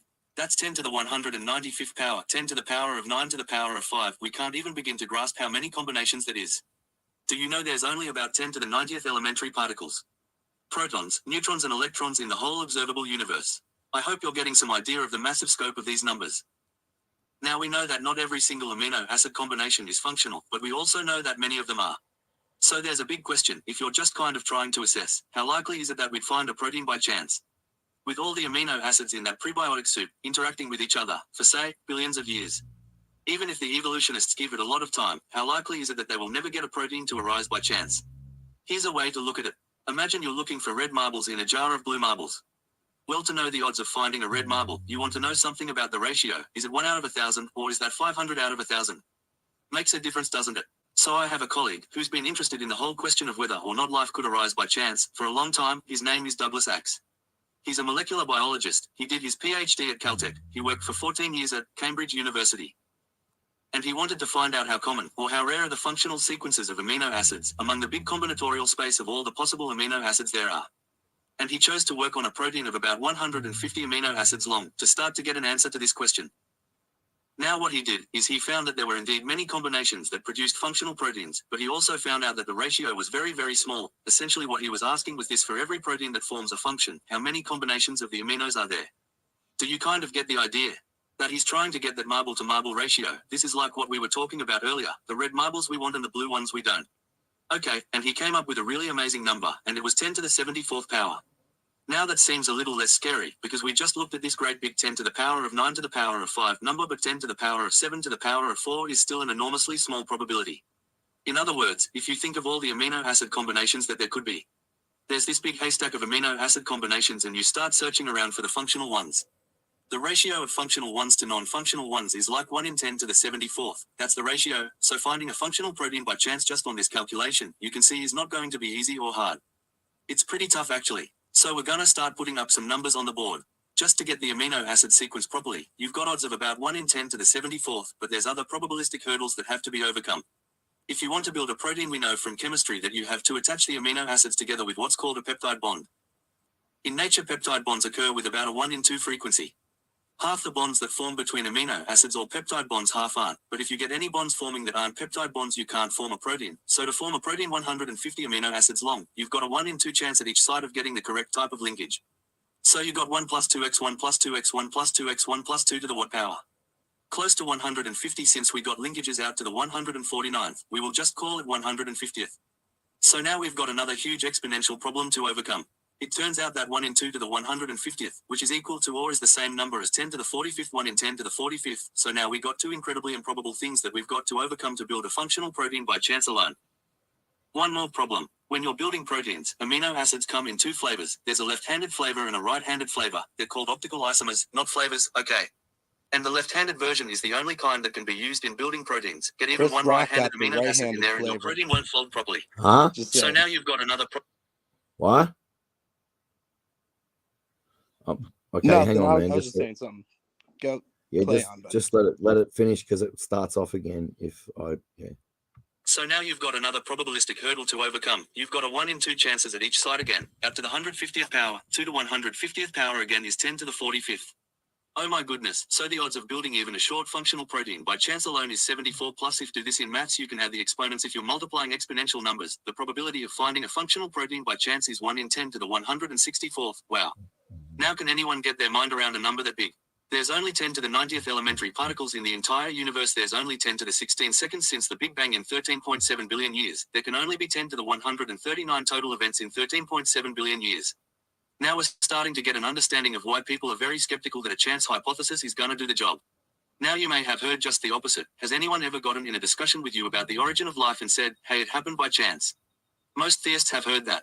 I mean, this happens to me. I'm out and I'll be lecturing in hospital university environments, and I'll get done, and somebody will say, well, but, and they want to argue with me about the probabilities, but I just shut the discussion down because, I say, no serious scientist thinks this is the way it happened. It's always going to be more probable that it didn't happen by chance than it did. With that kind of reasoning, most people would realize it's time to move on and look at some other options. This is a really simplistic illustration, but it gets the point across. Yeah. Yeah, it's just, that's just one forming, that's what has to happen just to form one protein, 150 amino acids long. So, and you know, you've got how many proteins is there in the human body? Oh, I can't remember. It's some enormous amount, and just in a cell, sorry. Different proteins, and then they have to have all the instructions in there to make these proteins constantly, because cells are dividing all the time, and it is just so unbelievably improbable on everything. It's everything. I mean, they have to get around, first of all, they have to get all this stuff to start off from a prebiotic earth, right? It's just like, hang on, let me see if I can find that thing again. I just want to read this again, because it's so, let's see if it's in here. It won't take me long to find it. Let's just search it. Oh, no, not that one. Not that one. Not that one. Hang on a sec. Oh, hang on. Sorry. Thank you. I think cells. Let me see if I can find it. Here we go. No, I'm just going to have to search it. I did drop a couple of links into the private chat for you too. So yeah. Okay. Here we go. So this is what they have to work with in the prebiotic earth. This is before any biology, before any cell. There's no. Like at the moment, the earth is just awash with, you know, biology and even dead things and, you know, molecules floating around everywhere in water and, you know, biological molecules. But this is all they had in the prebiotic earth. The starting materials or reagents or buffers, everything had to be made from very simple organic and inorganic compounds such as NH3, ammonia, CH4, methane, O2, molecular oxygen, CO2, carbon dioxide, H2S, hydrogen sulfide, sulfate, water, formaldehyde, carbonate, formate, cyanide, and possibly hydroxide, etc. Then from these chemicals outside in nature, in pools, that often, but not always, need to be protected from ultraviolet radiation. So under a rock in a muddy puddle, and go down to the deep ocean and hydrothermal vents and blah blah blah. But that's basically what you need. That's all you've got. That's all you've got to start off with. And then you've got to get all of those amino acids, and you have to get the left-handed ones, not the right-handed ones. So out of all that, you have to get all the right left-handed amino acids. You have to get all the right sugars, which are the peptides. Peptides are sugars, carbohydrates. So you have to get all the right right-handed peptides, and they all have to be in the same place at the same time, and then they all have to form perfectly into the right type of protein that a cell would need in a certain part of the cell. And then all of those proteins have to form like simultaneously with all of the like little machines inside the cell that put them all together and make it, and everything all have to form. And then just like lightning would supposedly, so hypothetically, hit this thing and just make them all come together, and then start producing like 10 to the 79 billionth interactomes, you know, like electrostatic potentials or whatever, you know, signals, basically 10 to the 79 billion signals going down through all of these complex things, and only a small number of way that the 10 to the 79 billionth, you know, these signals can work, and all that. It's just like, it's just so fanciful. I used to be an atheist and go around telling people I'm an atheist and I'm, you know, and people would say, do you believe in evolution? And I'd say yes. And they'd say, well, why? What proves it? And I'd say, because it's just settled science. It's just, you know, and I used to believe, you know, the rubbish that I learned in school, basically. And we don't learn any of that. I mean, why can't kids taught that? That's what I would like to know. Why aren't kids taught both sides? Why? Well, that's not both sides. That's just real science. That's not creationist science. That's real science. And but they're not taught that, because then too many kids would turn around and go and then look into it, and then they go, well, this just couldn't happen. It's impossible.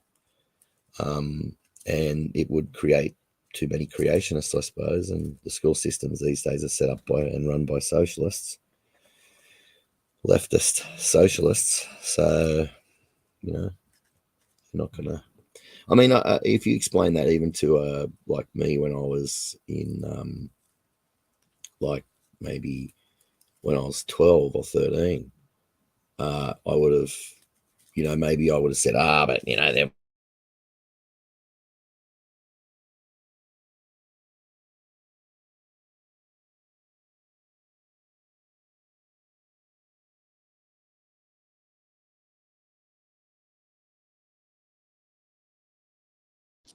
Sorry, brother. I was talking in the chat there. I just put up this the notebook. Pat Deckman. Hey, Missy Mod, how are you doing? See you in the chat. You know, you guys could come up here. We talk about this video together. I got a video to watch somewhere. I don't know if you're. What do you think, Jason? You ready for people to join yet, or?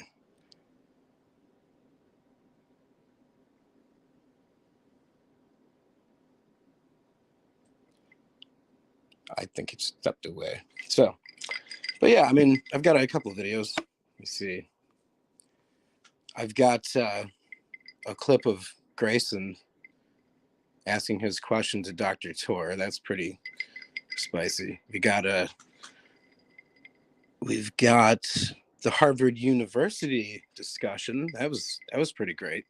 Has the public been misled on the origin of life claims? And James Tor says we have. We also have a video called "What If Mankind Creates Life in the Distant Future?" And this was a big question that got a lot of airtime, I think, on YouTube. It was just, it wasn't even Krauss that asked. It was another person at the round table, and he asked Tor. He's like, you know, oh, hang on. What if mankind created life in the distant future? What would that mean to James Tor? He's like, would you believe that this could be possible? And James Tor said, yeah, I think we'll eventually figure out how it was done. But we're going to find out, you know, it took artificial means. It can't just happen naturally. We had to build these prebiotic systems, or it's supposed to represent a prebiotic system. Next question. Are you back? We've got movement. But yeah, so the whole thing is they're guessing this prebiotic conditions, and it's just they can't get it right. They just can't make life. They can't come close to making life. They failed and failed and failed. You've got Grayson with his amyloid explanation, as if amyloid's this protein plaque is going to somehow come alive. stuff that builds up in your brain. I just like, they're reaching for straws. They've got no explanation for life. So they've got to say, hey, protein plaque accumulating in a pile means that life can happen, naturally. But then again, you have, amyloids being a byproduct of already living systems. So again, it's like a chicken and egg thing. But like he was saying earlier, in this experimentation in the origins of life research, you have them starting with organic life, breaking it down and using those molecules to kind of not even create one-sided proteins, I think.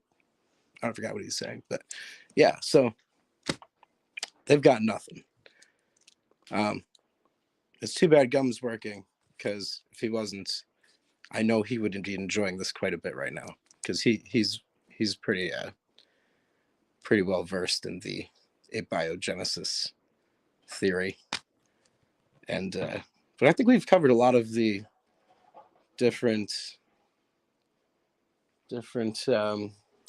Jason, are you still here, man? Or am I?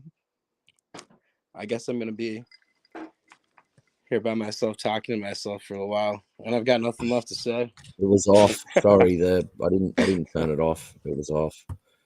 Anyway, do you want me to play it or what? Sure. Yeah. Let's. Which one is this? Is this the Grayson question? Yep. All right. Yeah. Play on, my friend.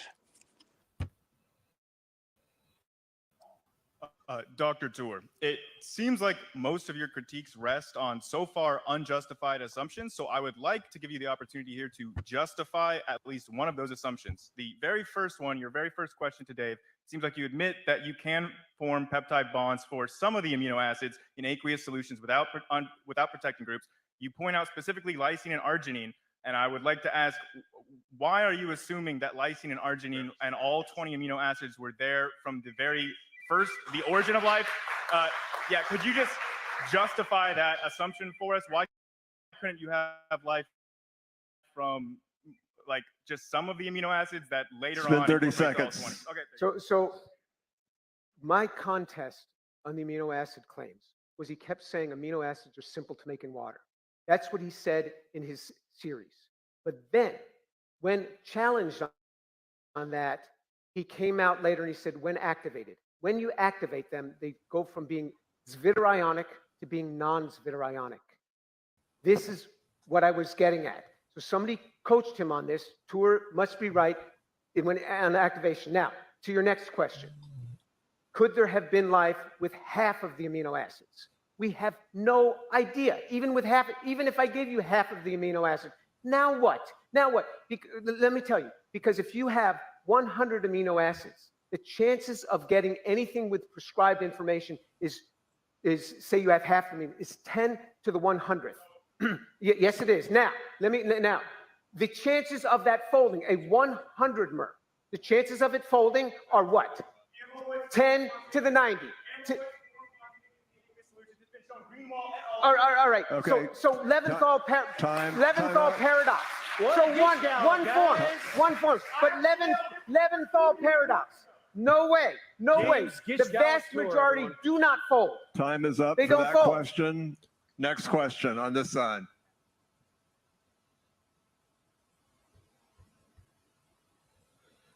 So we'll go to the next one.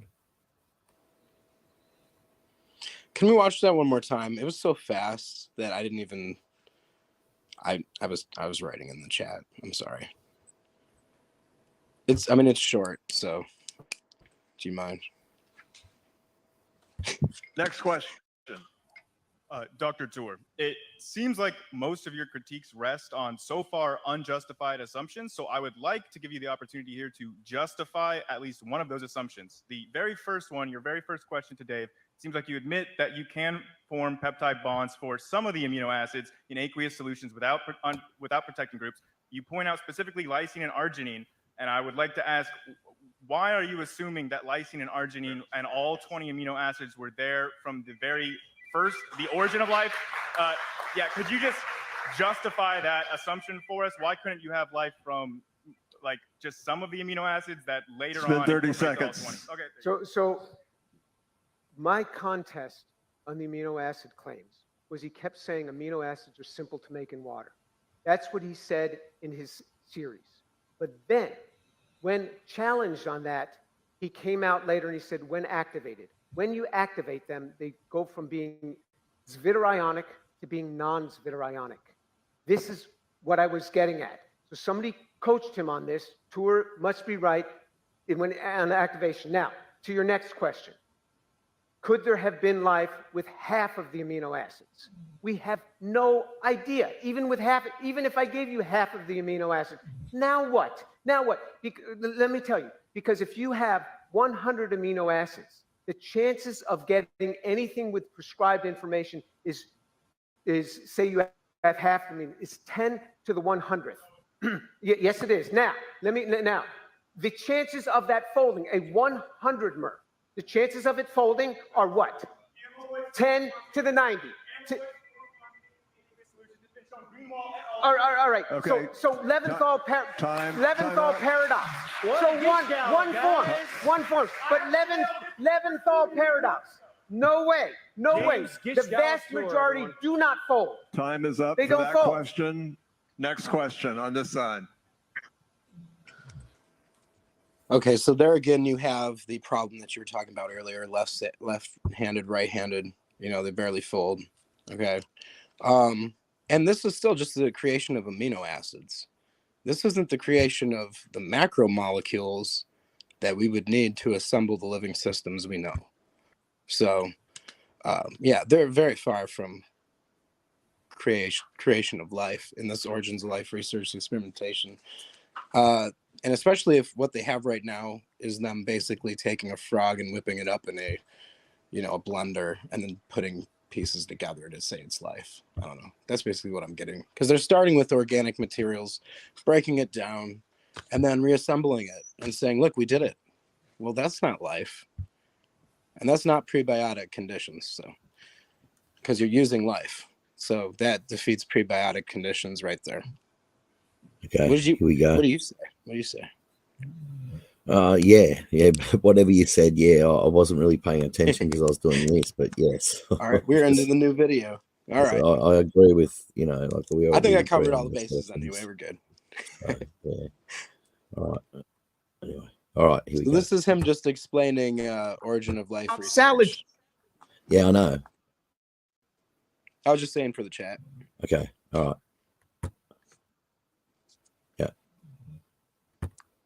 He'll speak about bubbles. He'll speak about salad dressing. Lee Cronin said the most important thing he does in his lab is salad dressing. He'll talk about flipping coins, playing cards, royal flushes, the birth of stars and planets, anything but specifics about reaction chemistry, because reaction chemistry is really hard to push in this direction. Has the public been misled on the origin of life claims? Well, 1/3 of the public, and this is 80% of this public, had a college. Just let me increase the. And he mentioned your bubbles there, Jason, that you were talking about. Yeah, I know. He's like, he's going to talk about soap bubbles. He's going to talk about salad. Yeah, I know. Yeah, No I kidding. can see that coming. Yeah. That's crazy. Has the public been misled on Origin Life? I just want to put that up so people can pause it and look at that if they want. And now I just put it back down to low quality so it'll play properly on YouTube through StreamYard. All right. College education, some level of college education, college degree. 1/3 of the general public thinks that scientists have made frogs in their lab just by putting molecules together and built frogs. 2/3 of the general public think that scientists have made bacteria in their lab, a bacterium. Both of those are false, in case you didn't know. Well, because there's mixed messaging from origin of life researchers. Jack Sostek, who many of you know, Professor Sostek, he said in 2014, told a Search for Life gathering of 50 on Saturday afternoon in New York that he expected to make life in the lab in 3 to 5 years and more likely with. Hang on, I'm just going to increase the quality so people can. Sure. You might be able to run it at 350, even. within 3 years. That was Oh, no, I'm not going to risk it. It's not that hard to do this anyway. So it's, All yeah, just that, and then it only takes a sec. It doesn't take long. And then people can see it and then he can talk about it. was in 2014. How's it going, Jack? I mean, it's a rough thing. It's hard to do it. He never succeeded. Dimitar Seselov, again, another Harvard professor, said that he thinks it'll take 5 years and not 3. That was in 2014. Professor Sostek then said in the University of Chicago in 2021, he said, we've not made the RNA. He said this, what's in italics here, but it's basically, he's not even made the RNA yet in a prebiotically relevant manner. It hydrolyzes too rapidly. That's the bottom line. That's the truth. Why does he tell the experts this and the general public something else? Steve Benner, former Harvard professor and now director of Foundation for Applied Molecular Evolution, said to a YouTuber in 2021, I suppose many of the big paradoxes in Origin of Life have been solved. Yet, in a professional meeting in 2019, he said, chemistry is actually hard to get to work. The molecules precipitate, the molecules hydrolyze, the molecules decompose. And so it's very much a constraint that you have to deal with. It's one goddamn problem after another. That's the truth. Professor Cronin at a TED Talk in 2011 said, what I'm going to try to do in the next 15 minutes or so is tell you about an idea of how we're going to make matter come alive. After the talk, Chris Anderson said, just a quick question on timeline. When you believe you're going to be successful in this? When? Lee Cronin, hopefully within the next 2 years. That was in 2011. So we're about 10 years overdue, and maybe Lee is going to tell us about this life today. Is it any wonder that the public has been misled on the current state of Origin of Life proposals? Who, perchance, might have misled them? What's the real state of the Origin of Life research? Here's the underlying theme of what you're going to see. Prebiotic chemistry, as we know it, does not move toward life. Nobody has shown the method to make these enantiopure molecules. You need carbohydrates, amino acids, nucleotides, lipids, these 4 classes of compounds. Nobody has ever made these compounds with the absolute stereochemical purity that's needed using prebiotic chemistry. Never been done. Done.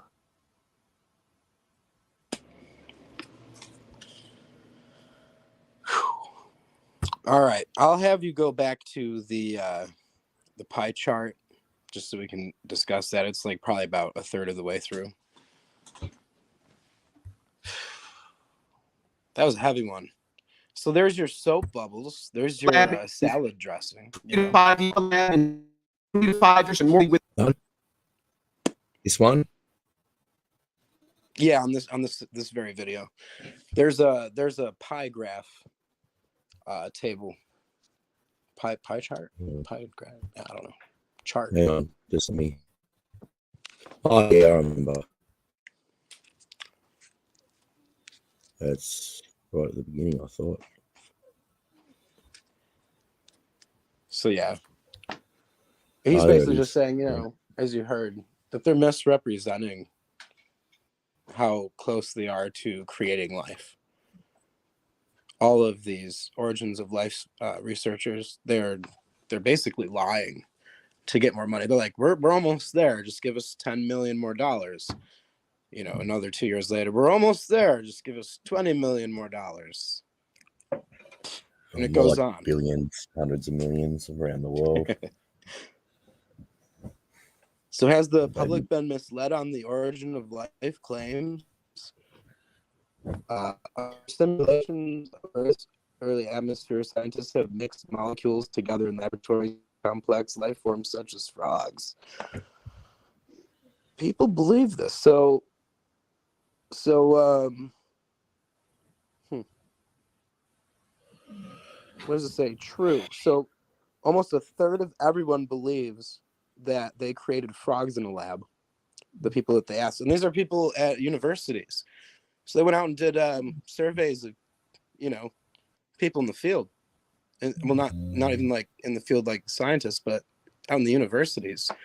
And what they came back with is like a third of them believe that, you know, life's been created in a lab, but even frogs have been created in a lab. And over here, you say they have 2/3 of people believe that bacteria has been created in a lab, when this just isn't the case. They're nowhere near to creating bacteria or even the first cell. Like you said, they're soap bubbles. So he's saying soap bubbles is the proto cell, is what you were saying earlier, Jason? Yes. Okay.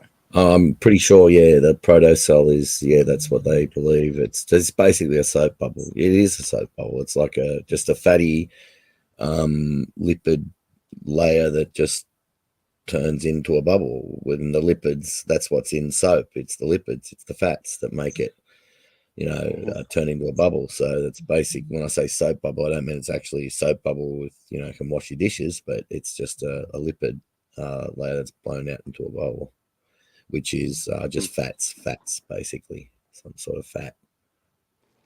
It's a fat bubble. That's crazy. Yeah. So and then there again, you have the same problem because you're coming from already organics. If you have a fat bubble, it's already organic.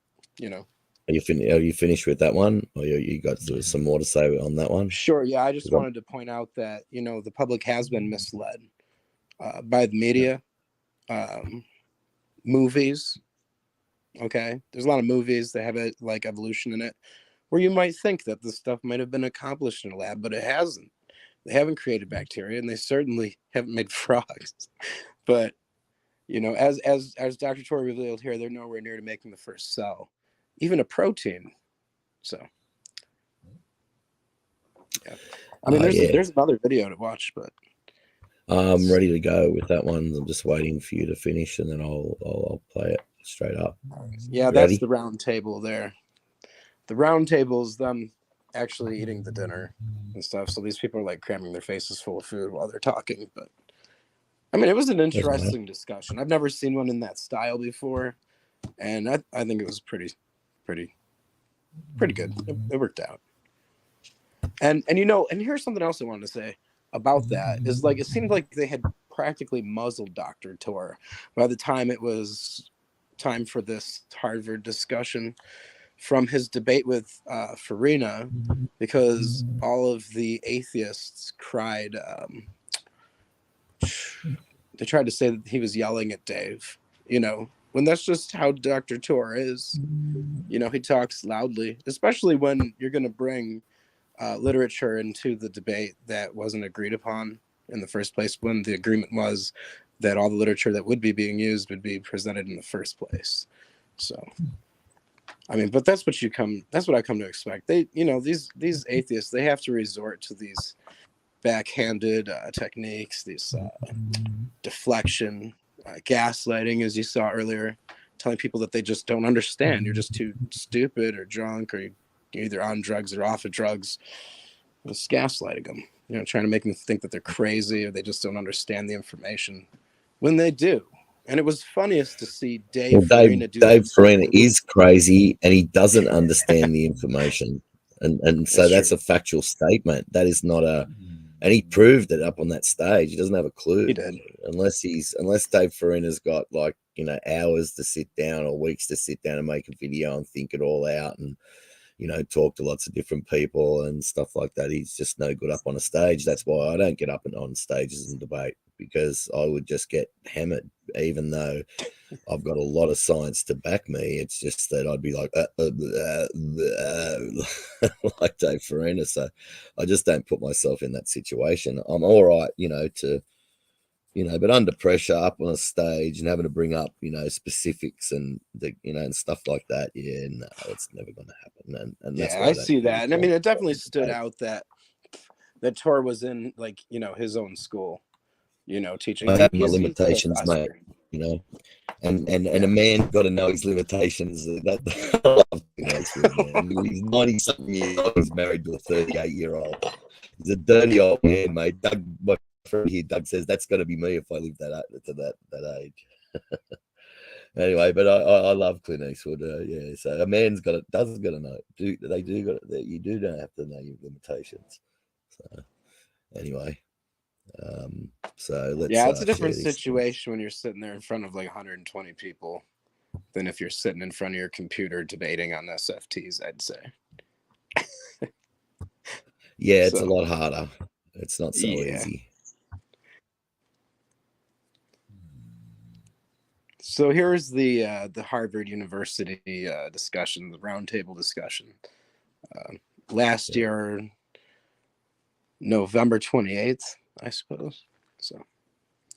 And another thing, don't surround yourself with sycophants and ass kissers like Dave Farina, because it's you want people that are going to criticize you and challenge you and stuff like that who are around you. Exactly. Even though I get really shitty at that, some people that do that to me and I freaking go off my head and carry on, but it's good because it forces me, right, to go and then learn something and then, you know, just absolutely obliterate them with you know, evidence and stuff like that.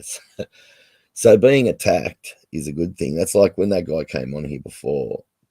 He says he's never going to come on again or speak to me again. Well, I'll welcome him back on here again. And if he comes on again, I won't do what I did the first time he was on here. And I'll... well, don't apologize too much because he, you know, no, he was coming at you too. So. No. I started it because I should have shut up and listened at times, but I just wanted to get that out there. And it was my bad memory that, I mean, I could have said that earlier before he started, but I forgot because of my Joe Biden, you know, moments. And basically that's what I call them, Joe Biden moments. And I had to bring it up before so I wanted that out there before he started talking, and then I just would have let him talk. But at the same time, I shouldn't have cut him off, and that I should have just, you know, because I knew I'd forget again sometime down the track, but I should have just let myself forget and listened and not been a dick. No, just write it down on a notepad or something next time, you know. Yeah. That's the way to go, I think. All right, here we go. Let's listen to this. Play it up. Okay, I'm glad you disagree with that, because most people don't. I think they think that consciousness is the most complex thing in the universe. Well, I mean, I don't think it's a category error to measure the complexity of a consciousness. Right. The complexity of a brain, but by assembly theory, no brains are absolutely identical. Morphologically, have some identity. I think I'm really, as an experimentalist, I need to measure things and falsify. If I can't measure and falsify, I'm talking about. Right. I'm really happy.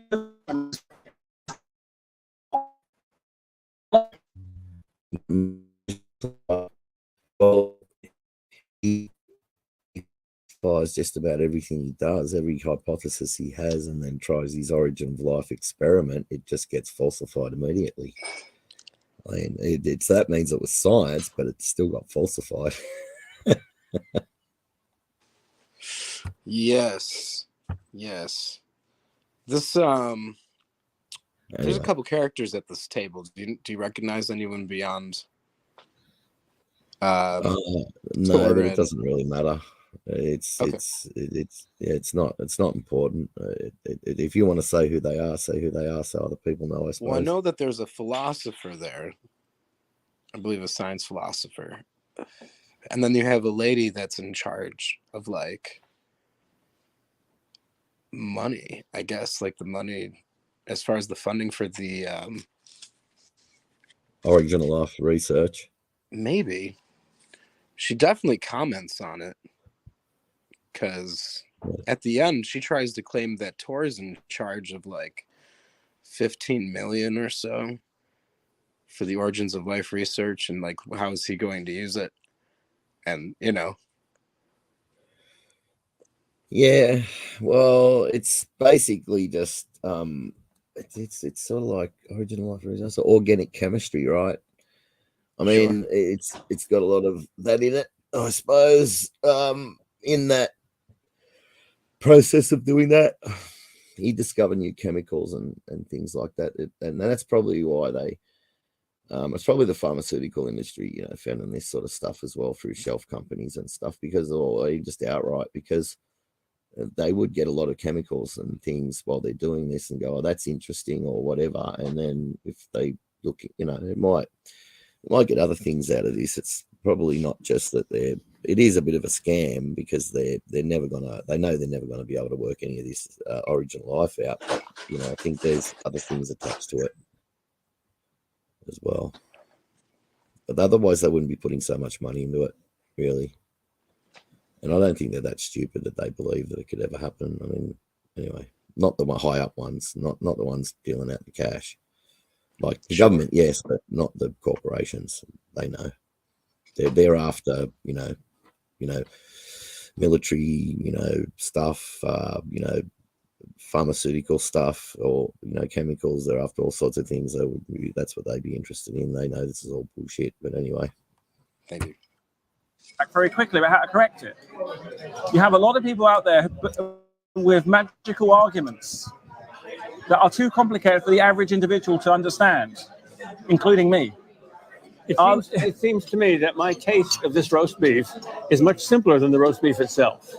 It has no parts. I mean, That's two different categories. It is. Yeah. I haven't tried the roast beef yet, so I can't comment. But Proust wrote for pages and pages and pages about the taste of something.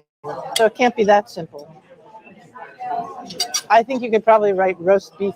Questions about it are not simple. No, but just a description of the taste. I'm not sure taste is simple. In Christian, Jewish, and Muslim theology, God is absolutely simple, but the questions about him are unanswerably complex. So I have a question for Jim.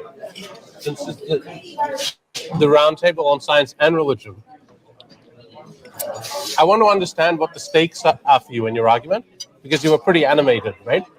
And so let me, if you entertain a hypothetical, right? Let's suppose you go forward for 300 or 400 years. You have a time machine, and you meet Lee's great. why aren't they eating bugs and reclaimed water? Anyway, I was just saying. Great, however many great grandchild, who's also working on the emergence of life, and that person tells you that actually you were totally correct. That looking back,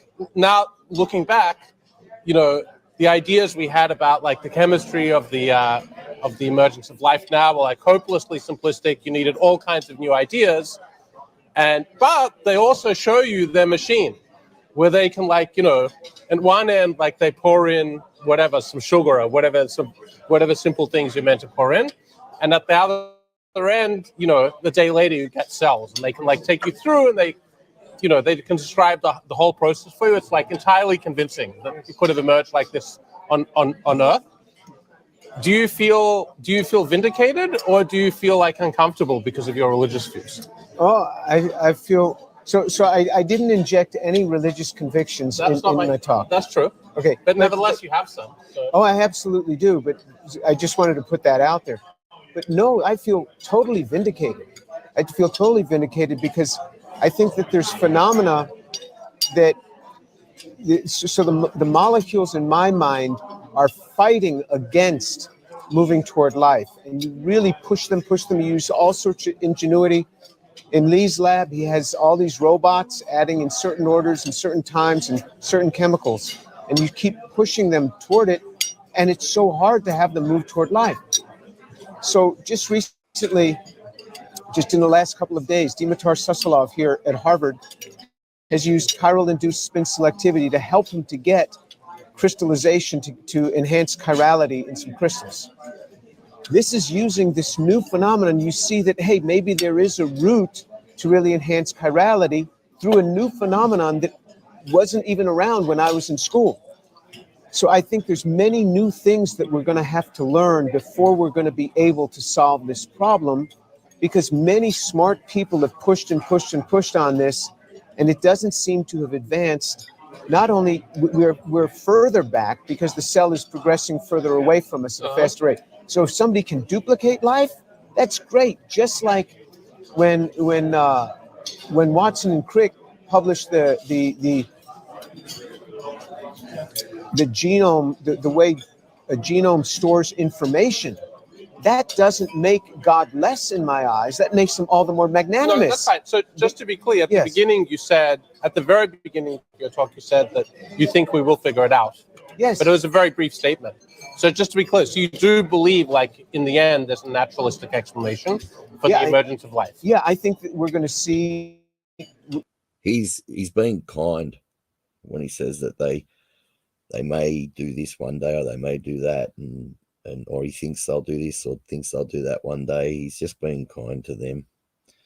And if he said that that's just absolutely impossible, he'd just get bogged down into an argument, and they'd send him 2,000 different citations and say, read these and prove that we're wrong. And it'd just degenerate into a nightmare. So he's just being,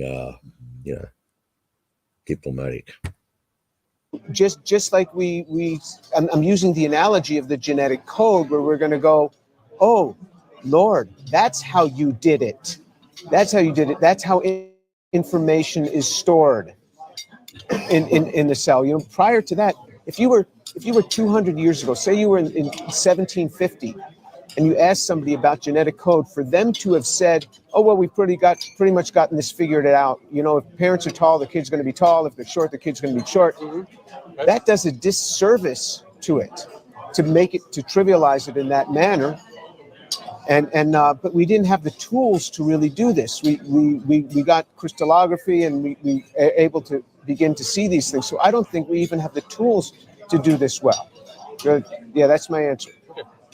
Well, then, if molecules don't move towards life by themselves, yes, and life somehow evolved from molecules, then the missing X factor must be either natural or supernatural. It must be either the environment or a creator, right? Could you speak up a little bit? What? Speak up a little bit. Yeah. If, as Jim said, I heard him clearly. Can you pause it? Molecules do not spontaneously and. Mm-hmm. Okay, so you heard Tor, and this is what the atheists completely overlooked in the reviews of this debate. You heard Tor say, oh, Lord, we're going to figure out one day, we're going to say, oh, Lord, that's how you did it.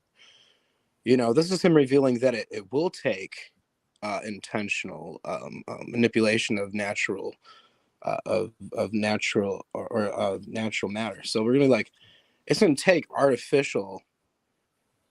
artificial hand. It's going to take intentional programming, and it'll take artificial means to create life. That's what Tor believes. And when he says that we're going to say one day, oh, Lord, that's how you did it. That's how you got information to be stored.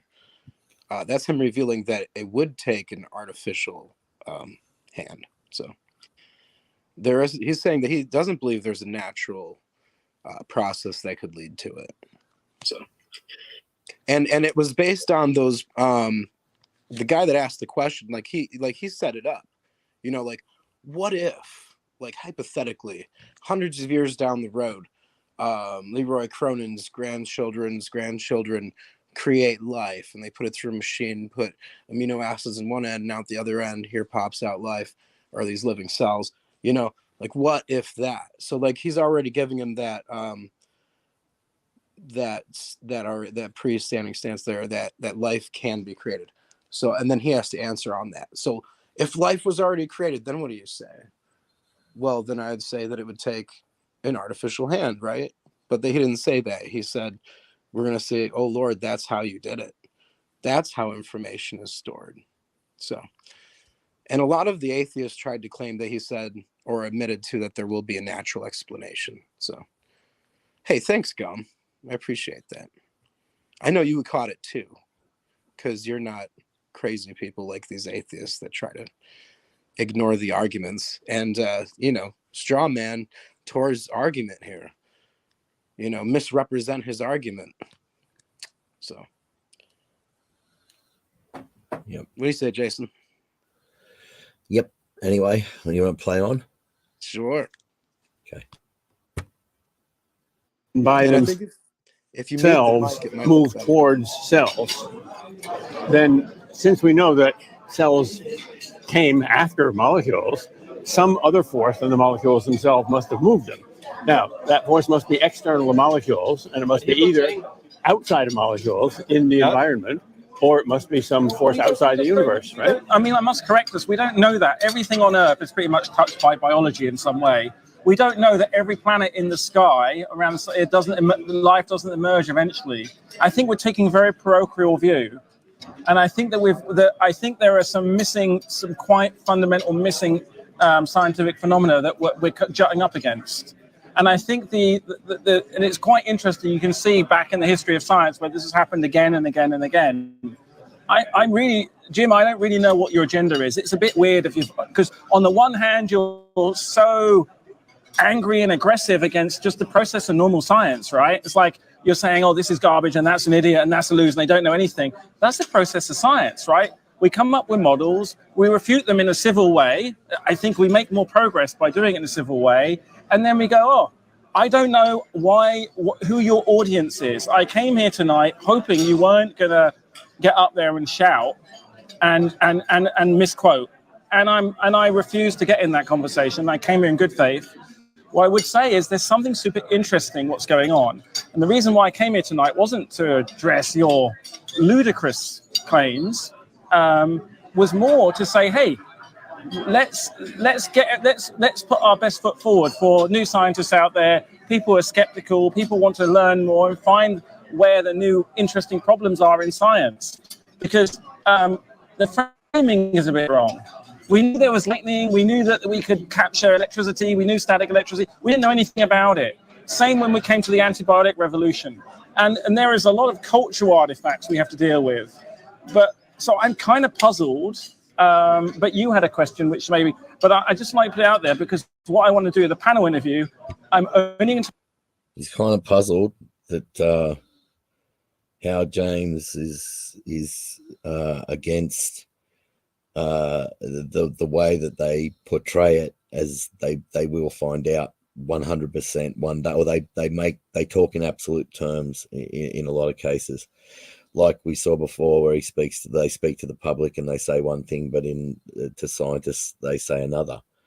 But there's no way he knows this, that he can never ever work it out. I mean, even if you give them all the molecules, everything they need, extracted out from nature, taken apart, but given to them, and then say, all right, put that back together and make a cell, or even come close, they can't do it. And they never will be able to, as far as I'm concerned. And this guy, he's sort of like, he's not offering any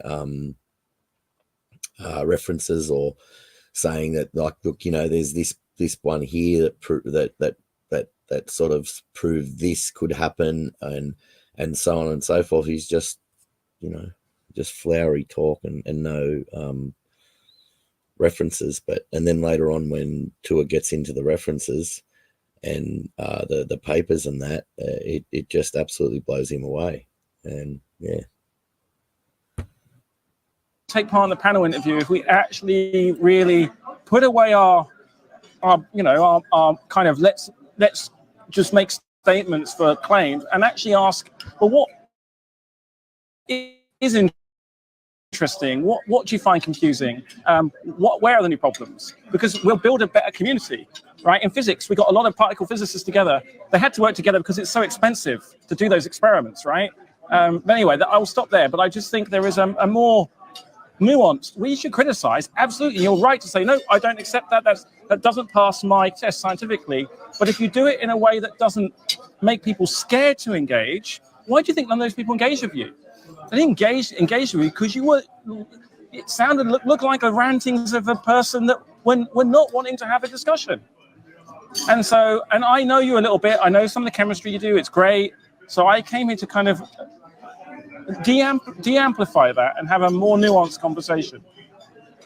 I think we want to know. I'm kind of interested in what you're doing in your lab toward this problem, and why you think these people, many of whom I know, are scam artists, because I'm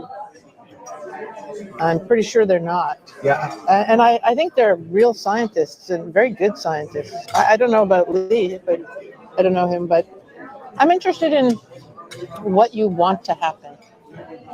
So I don't think that anybody is setting out to scam anybody. I don't think that anybody's out to intentionally scamming people. I think that what happens is when you say that we'll have life in the lab in 3 years, when we have life in the lab of 5 years, that's a disservice to the field. When on the other side, you get into a professional meeting and you say, I can't even make the RNA. And there's a long distance between the RNA and life. You're a scientist, right? You know that I may say I'm going to find the top quark in 10 years, and it took me 27. I mean, it doesn't mean that I'm lying or scamming, or it's not a disservice. So it's also not a disservice. In nanotechnology, Jim, where you've made claims about what you're going to do in your lab and you haven't done those. You know, you have produced patents. Arguably, they've gone somewhere, but you haven't done the things you said you were going to do. Does that make you working in bad faith? Yeah. So you're making all good points, Lee. What I think is that you're coming around, like in the interview that I read from Lex Fridman, and I read a long paragraph, and you said even more that I think is really quite accurate. When you start saying, okay, I make a molecule, I make another molecule, I make another molecule, and then what? We just keep making molecules. This is exactly what I have been saying from the people, from the groups that are doing these synthetic things. Science is about disagreement. I'm not saying all the origin life community are in agreement. They are disagreeing, but that is the process of science. You're kind of trying to say that's something else. I think that's relatively inaccurate. It's fine to, in fact, we only make progress by disagreeing, right? I would say some people, when they're doing, so they have a certain set of things they do, they're putting in constraints. I want to understand where those constraints come from. That doesn't mean what they're doing is wrong. It just means I have a different view. He just said that we learn by disagreeing, and he gets to speak these really long, explanations and finish what he's got to say. And I don't think James Tour, like except the first time he spoke, he doesn't seem to be able to get his point across. Well, I'll say that Cronin's Freudian slips make me feel okay about what I just said when you paused before. Yeah. Yeah, he's just he's oh man, right. Anyway, I hope Tua gets a chance to finish what he's saying here and what he means and whatever, because whatever Tua said is true, and this guy just is, like doing what Dave Farina did, but in a much nicer way. Yeah, in a much more intellectual way. Okay. Yeah. Yeah. And if he gets asked the question about chemistry, Lee Cronin could answer it, whereas Dave Farina couldn't. But he would be able to answer how the linkages happened. I'd like to see that. Actually, I'd like to see him and Tua up with the drawing, things on the blade. So Tua say, well, show me how it happens, and have him up there. I bet you would never do it. I bet you $1 million. And I go, oh, man, honestly, this guy would never ever do that, because he knows he'd get up there and he'd have to admit that it just can't happen. Or, well, we don't know yet, but we might know 287,000 years down the track. Well, he already said back in 2012, I think they said in 2 years they'd have it figured out or something, right? So it's like, no.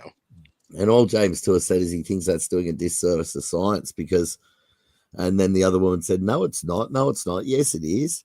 It is doing a disservice to science. It's saying that we're going to have it figured out in 5 years and 10 years, 2 years and 5 years and stuff like that. It just like uneducated people, atheists, see that, and then they go out telling people, oh, they're going to have it figured out and blah, blah, blah. And then they never watch anything like that ever again. And for the rest of their lives, they go around telling people that it's all been figured out and teaching their kids that it's all been figured out and God's rubbish and there's no such thing as creation, and just indoctrinate from the beginning with, pseudoscience.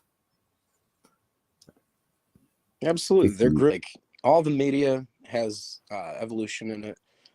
The whole idea of abiogenesis is just a given. And it's a free lunch, man. I don't know. Okay. So even if they made life in the lab, which I don't believe they ever will even come close, but even if they did, then what they have to do is take all that outside of it. But then they see they need an area that's completely pre-biology. How would you get that?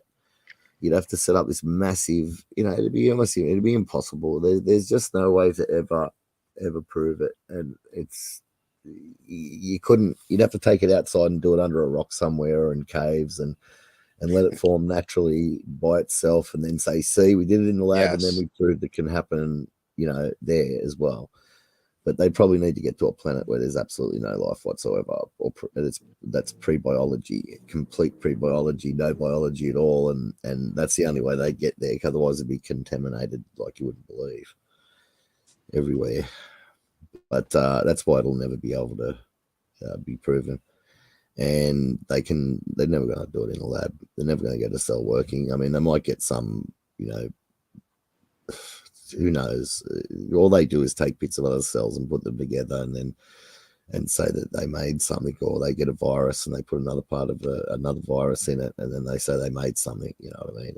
They just took a part from something living. They didn't create something in a laboratory from prebiotic chemistry. And then use that and then put that into the virus, then they would have made a part of that virus, but they didn't make anything. All they did was move one part of a virus over to another part of a virus to, and just change things around. They never created a single thing. And everyone's out there saying they can create viruses. They can do this. Yeah, they can make viruses more deadly, and stuff, and they can do all sorts of things with viruses, but they can't. Just like create a virus from scratch. It's from nothing. It's impossible. They have to get bits and pieces of other viruses and put them together, sort of thing. And viruses are very simple, by the way. Very, or very split simple. them up, right? Yeah. Divide the virus and make new ones. Yeah, and move a part from one virus into that virus, or a gene from one virus into another. And stuff like that. They don't actually create the gene in the laboratory and then introduce that artificial man-made gene into the virus. But that's the way a lot of people out there think. They think that that's what it is, and that's what Tua's basically trying to say. But this guy's just not going to let him say it.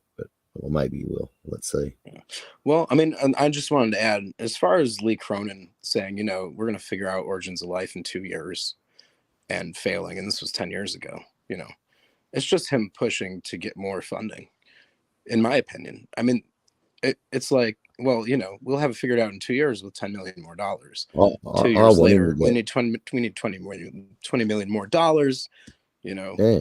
Now they're asking for 15. It's just, I don't know. I hope he keeps getting money as much as he needs and just keeps researching all of his life. And at the end of his life, he might just turn around and go, we haven't even got close to anything. And I've spent, $1 billion researching this in my entire life, and I can't even do anything. And maybe he'll turn around and believe on the Lord then, what I mean? I doubt it. Yeah. But we'll see. So I don't mind saying that as a layman who's not a scientist, it's helpful when I hear Jim describe how we didn't know that we needed to know something that we found out just recently. In other words, a lot of things we don't know about how to detect how life would have begun, that the goalpost is actually farther than we thought. I think that's a phrase I don't mind repeating from Jim. I think that's when we discover that the goalpost is really a lot farther than we thought. I think that's not evidence to the general public, as opposed to I know it's just a second. As opposed to we're getting closer, it seems like we're getting farther away. It is so much farther away than we thought. Go ahead, Dina. Yeah. So I think the clue is I'm Jim. having a hard time hearing you. Yeah. So I think the clue is Jim's statement that says like the public is being misled. And what do you think about that? I mean, like, what is at stake about the communications of the origins of life? Because I got complaints as well from scientists that so many hype about the origins of life, and it seems like every research coming out is the answers of the origins of life, and it seems that you have problem with that. And what is at stake? So I gave you these statistics of the general public, how grossly wrong they are. So we as a community have put forward something that is grossly incorrect, information that is grossly incorrect, that is starting in textbooks from the elementary school level, and the primordial soup model is taught not just into college, but into advanced college classes, that model. So things are not nearly as comfortable as you might think. And so I think we do a disservice to students if we start saying that this is how life came about when there's no indication that life has come about Jim, this way. you've written, there are textbooks on molecular transistors that you have built and conjectured they never worked. So shall we take those ideas out of the textbook? Science is about putting out models that then get replaced with better models after we look at the fundamental problems so we have better explanations. No one has said the primordial model is the way it happened. It is well grounded. There are many things in textbooks, molecular electronics, nanotechnology, that have not come to pass. Yeah, Melissa's obviously. No. I was just wanted to say. You're frustrated here and here. The big dig was a. Dave, I'm conscious there's a question here as well. You had one 2 minutes ago. What would you put in a high school textbook He wants to ask. on this topic? Yeah, very interesting. It's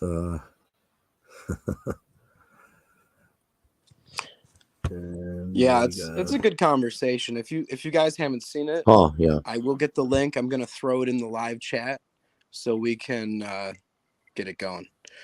Raphael's here now. Hey Raphael, welcome to the show, man. You're a first time caller. Hi. Yes, I'm here just for saying that I hate niggers so much. I think niggers will die. And that's that. Yeah. Well, you can say that sort of stuff. I mean, like, we don't agree with that, I mean, you're speaking like that racist for you, like, I mean, well, at least we didn't get porn bombed this time. I've got no problem with any race, color, or I have a problem with creeds. I have a problem with Islam, and that's no joke. I mean, I don't like Islam. We won't get into politics like that. right No, we're not going to get into politics. But I just want to explain what this guy said. But I don't care if you're black, white, or brindle. I couldn't care what color you are. I couldn't care if it's just I just don't like Islam and any other religion or whatever. I've got no problem with them whatsoever. It's just that I'm not a big fan of Islam. And that's it. And I'm not racist. So literally, I mean, Arabs. There's Jewish Arabs. There's Hindu Arabs. There's Christian Arabs. There's atheist Arabs. There's probably even bloody Falun Gong Arabs somewhere. You know what I mean? Arab is not, a lot of the time I see it really annoys the heck out of me. Semitic, it just means Arab, and it's basically, when they say the Arabs are against the Jews, it'd be like the Jews are against the Jews, because there's a lot of Arab Jews, you know what I mean? So, and stuff like that. So I don't care if you're Jewish, I don't care what you are. It's just that, I've just got a bit of a problem with Islam, and, Well, I'm just happy, we got some people tuning in and stuff. I mean, we want to give people an open platform, but when you come on here and hey, a Muslim can come on here and argue his point anytime he wants. I wouldn't suppress a Muslim's freedom of speech. If they want to come on here and argue with me about Islam, they're welcome. Please do. But today we're about abiogenesis. So, I mean, we've watched a couple good videos so far. I mean, we got Dr. Tor here, one of the finest scientists in origins of life research. Like I said, he's in control of the money right now. And that's one of the main gripes of the one lady at the table there was at the end of this discussion was Tor's in charge of the money. How's he going to spend it? Is he going to build a brand new lab? What's he going to do? And it's like, well, it's going to be not up to him, but up to the board, is what Tor said. He's a responsible man, and that's why he's in charge of the money. Okay, so. Yeah. But beyond that, I mean, I don't know. I guess I could find another video because I've got some great stuff on abiogenesis. So I have a video about Tor earlier on. You want to see an early Tor video? I'll be right back. Yeah. All right. I'd say, just go on about like the fact that creationists believe that it would take an artificial hand, an intelligence to create life. It just can't happen naturally. Well, I'll be right it's back. it's how hard it is to get it going. I mean, when you can't even get close in laboratories with complex machinery and the best minds in the world working on these things, then how's it just going to happen outside? It can't. It's just so basically simple.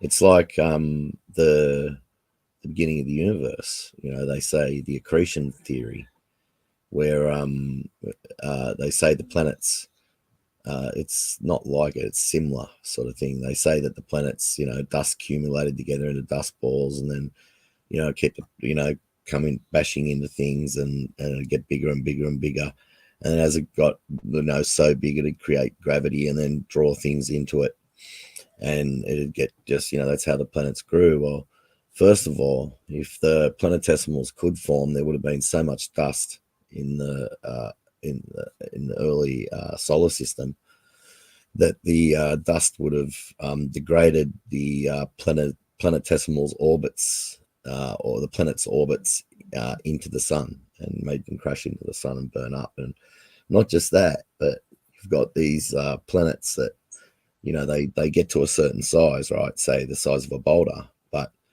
and they say like they just come together and they just keep getting bigger and bigger. But what they don't realize is these things are traveling at 30,000 miles an hour, right? So they're not just like showing asteroid belts in films where these things are just sort of floating around, gently bumping off each other and stuff like that. These things are extremely spread out and far apart, and they're just like, and they're traveling at like 30,000 kilometers in every direction. And when they don't gently come together, they smash into each other and then just smash it apart into dust, and it just all has to start off again. Same with biogenesis. You got these molecules forming in water. Some of them only last hours, very short times, maybe some days or weeks, and some might And last that's the months. hydrolyzation that Tor was going on about, right? Yeah, because it's a solvent. It's just basically being dissolved, because water is the universal solvent. To say hydrolyzation turn some people cross-eyed, it literally just gets dissolved, and it just forms, sure, but then it quickly gets dissolved afterwards. So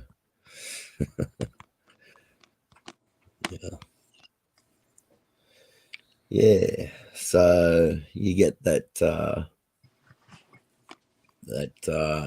effect where you don't get all the molecules together in one place where they can just come together.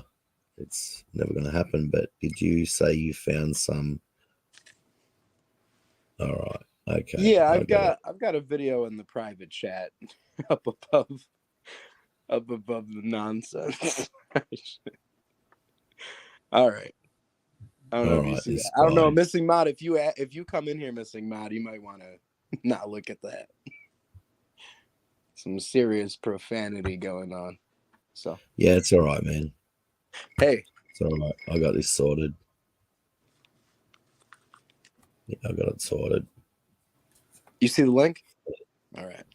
Now this is Dr. Tor. This is an early video. Him just talking about life, how life cannot be formed. I mean, it's a gem.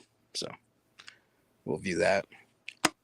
Yeah, he's just trying to test me out on freedom of speech, but that's just not on, because there's kids that look into these things, mate, and it'd be remiss of me, mate, if I was to leave that sort of stuff up there. Do you mean to post? I'll post it again. I'll throw it in there again.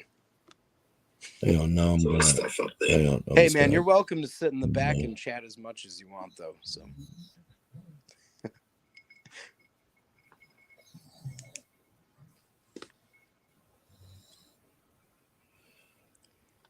I mean, if he wants to come on here and not, yeah, act like I just banned him. No, there's no way that guy's coming on. All right. There's just no way. Did you find the link in the chat though, at least, so we can get this rolling? We don't want to let him affect the show, at least, as No, much no, as he's gone. so they Man. get He's off on it, banned. so. He's banned. That guy is banned. I mean, he's gonna Uh-huh. write that sort of stuff. Then he's banned. Simple All as right. that. He has to be. You can't You have found people the like link that in the on. chat though. I mean, your kids are watching, and Yeah, he's I gonna know, get I know, on. but we're not going to talk about any of the family. So, Yeah, how about you that find sort the of link in thing. the chat? Hey, there's Honesty Angel in the chat. Hey, Honesty, how are you? Yes, yes, I did. I'm loading it now.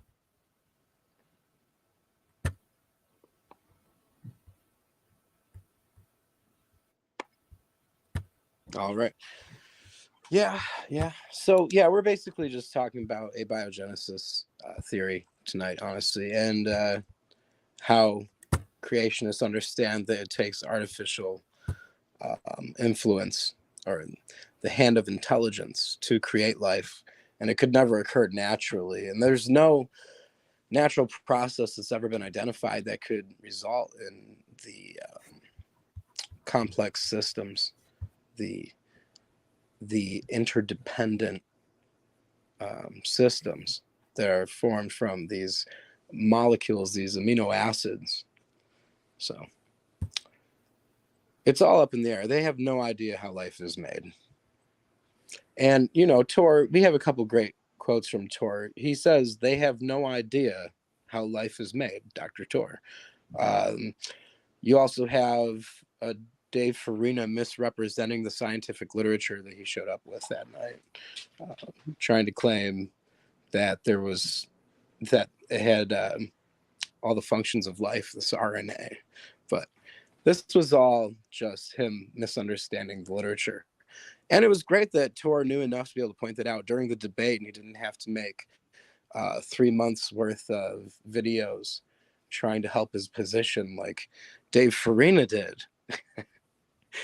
Yeah. So Dave Farina had a lot of that's what he damage does. control. You know, he had a lot of damage control after this debate. It was obvious who won. So just from that. Yeah. Yep. I'm a synthetic organic chemist. Origin of life is purely synthetic organic chemistry. There's no way around it. I'm perfectly situated to be commenting on this, to be critiquing the origin of life research. It is abiological. It is before biology takes over. This is purely synthetic organic chemistry. And making these compounds is very simple. 4 classes of compounds. You have to make them from what's available on a presumed prebiotic earth. And so the chemistry is not hard for a synthetic organic chemist to follow. And any trained synthetic organic chemist can follow me on this. And I've never seen a synthetic organic chemist disagree with me on this. In fact, the people that might disagree with me are biologists because they've never made anything. But they've never made anything ab initio. And so it's the synthetic chemist that can critique origin of life research better than anyone else. Try turning off. So go mic, ahead, brother. ask your synthetic chemist friends to listen to what I have to say. If they have anywhere a master's,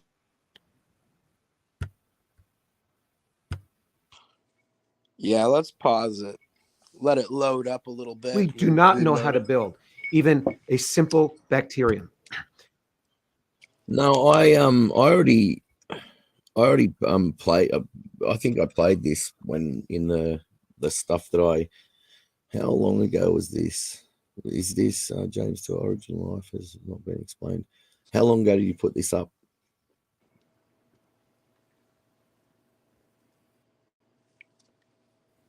How long? What? In the first. How long ago did he put this video up? I just got to go back to the. Hang on. Oh, this is off of Tor's channel. Yeah, I know. But when did he? Oh wait, when no, did he it's not. post It's this off of video? Discovery Science. Yep. Oh yeah. Oh, okay. I think I already played this with the. when I played that thing that we'd read out in the beginning, I think I've already been over this, but we'll see.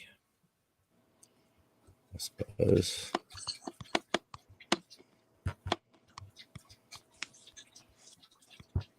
The simplest bacterium with its 256 protein coding genes, we have no idea how to build it. First of all, we don't know how to build the molecules, the 4 classes of molecules that are needed for it. We don't know how to, even if we had those 4 classes of molecules, assemble them even into the simplest of bacteriums. We don't know how to do that. One can do that with the technologies we have today. We can make technologies, but we can't even make the simplest bacterium. Anybody who would say something contrary does not know what they're talking about.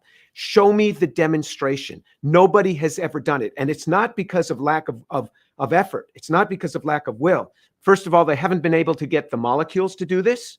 And if they could make the molecules, even if we were to give them the molecules, they wouldn't have the information. There would be no inherent information in the DNA. But even if we gave them the DNA in the structure that they wanted, they wouldn't know how to put all the components together because of the sophistication within a cell. The interactomes, meaning that the interacting connectivity between the molecules, the van der Waals interactions, all of these have to be in the right place and in the right order for a cell to function. We don't even know how to define life, let alone knowing how to spark it to begin.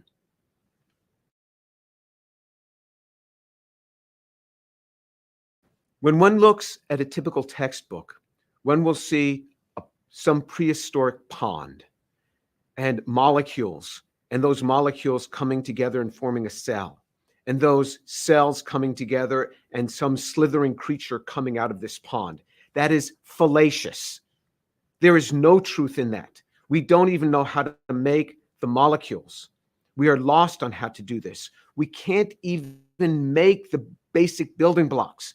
But even if we could, from prebiotic type environment to make these, with all the intellect that we put into this, even if we could make them, we have no idea how to assemble them. You say, well, we can make the liposome, the cell membrane. We cannot. There's over 40,000 lipids have been identified in cell membranes. You want to take some simple ones? It's not just individual lipid membranes. You have to have the inside and the outside of the membrane have to be different. You have to have this huge array of proteins, that transmembrane proteins, and you have to have carbohydrates on the surface as identifiers. Even in the simplest bacterium, we have no idea how to put the structure together. It's not there. So not only do we not know how to make the basic components, we do not know how to build the structure, even if we were given the basic components. So the Gedanken experiment is this: even if I gave you all the components, even if I gave you all the amino acids, all the protein structures from those amino acids that you wanted, all the lipids in the purity that you wanted, the DNA, the RNA, even in the sequence that you wanted. So I'm even giving you the code. And so now I say, and all the nucleic acids, can you now assemble a cell here in your individual bodies, not in your individual laboratories, not in a prebiotic cesspool, but in your nice laboratory? And the answer is a resounding no. And if anybody claims otherwise, they do not know this area.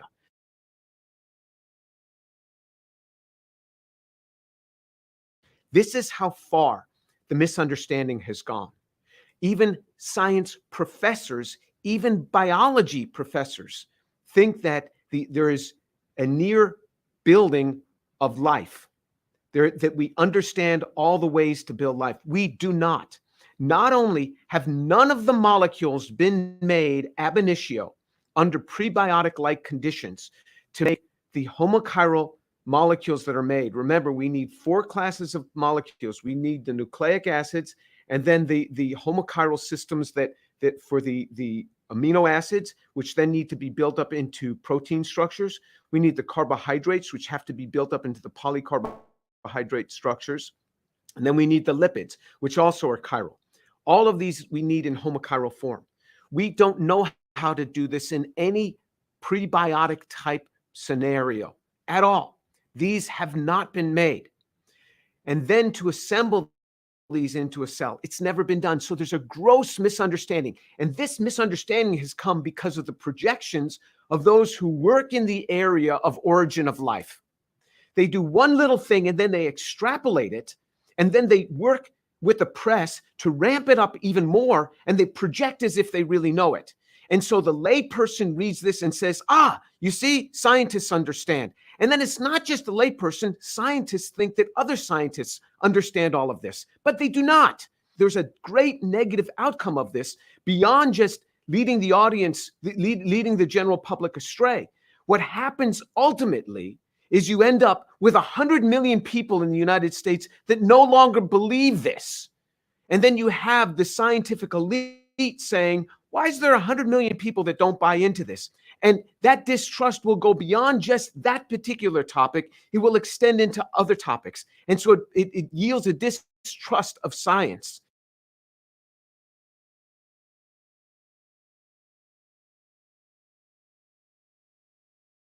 Some people argue that since there's been hundreds of millions of years available, the probability that there's the chance that these things could happen in hundreds of millions of years. But that's not true. Prebiotic synthesis is before biology.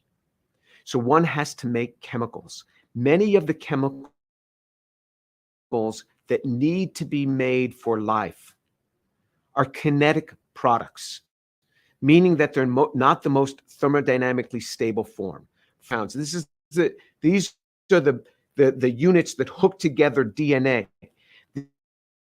These are the units that have identifying aspects on cell structure. These are the units that the cell is going to need for the energy of life. Carbohydrates are kinetic products, meaning that if they should form, they would decompose. They decompose over time. And relatively short amounts of time, they decompose.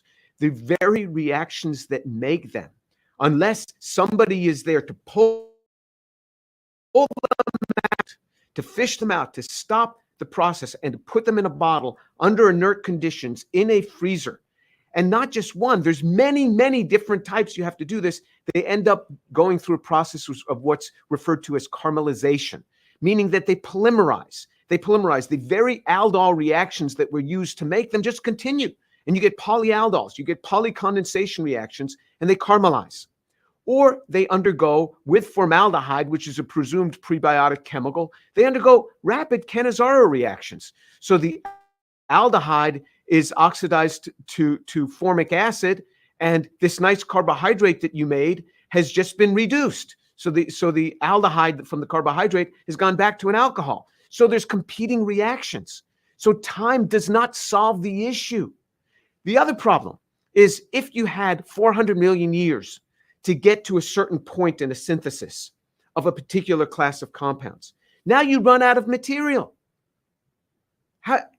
Anytime you do synthesis, you run out of material, even when you've optimized yields, and you got to go back to the beginning. Well, say it took you 400 million years to get to a certain point on a synthesis. Now you have to go back and make more. But how do you go back and make more? Because nature never kept a laboratory notebook, doesn't know how to go back, never kept a record. So even if it could make more, it doesn't know how to. So it's got to start all over again somehow. But it doesn't know how to start over again, doesn't know why to start over again, because it doesn't know what it's going toward. So if you look at it, people have been trying for a long time. If we just take Miller-Urey as the first example, where Miller and Urey took some basic chemicals that are presumed on a prebiotic earth, hydrogen cyanide, formaldehyde, and CO2, and they put those across a high voltage, simulating lightning, you can get some racemic amino acids out of those. But those racemic amino acids were racemic. Okay, that was in 1952. That was 2/3 of a century ago. What has happened in 2/3 of a century since Miller-Urey in other fields? Well, we've had human space flight. We have satellite connectivity. We have the internet. We have the entire silicon era of microchips, and we have computer technology. We have all of this. In the same 66 years, 2/3 of a century, we are still exactly where Miller and Urey were. We make a barrage of stereo scrambled chemicals, nowhere close to even knowing how to make them and hook them together. They got to get hooked together in the proper order. We are clueless on this, clueless, because time doesn't solve this. Even with all our ingenuity, time is not going to solve the problem. You let these chemicals that have been made, you let them sit around even for months, and you can look even in the origin of life researchers themselves. When they've let these go for weeks, they show the degradation of these in a period of weeks. Weeks is the twinkling of an eye when it comes to prebiotic timescales. The chemicals decompose. The environment for the chemicals, environment rich in ammonia, is going to turn carbonyls into imines. These are going to cause further destruction. The ammonia environment itself is quite basic. You're going to have extended aldol reactions coming on. So to think that the molecules could be made and sit there waiting for other molecules to come in, it doesn't happen. Organic chemistry doesn't work that way. Any student that is lazy enough to set up reactions and like to go home for the weekend without working them up pays the price for that, with a depressed yield generally. As soon as the reactions are done, or as soon as what you want is the optimized yield, you have to stop that reaction, get it away from the starting materials, or else what happens is it goes on to polymerized product, especially when you're making kinetic products, which is not the thermodynamically most stable product, which is exactly what you get in many of the chemicals that are needed for life. So time is actually the enemy.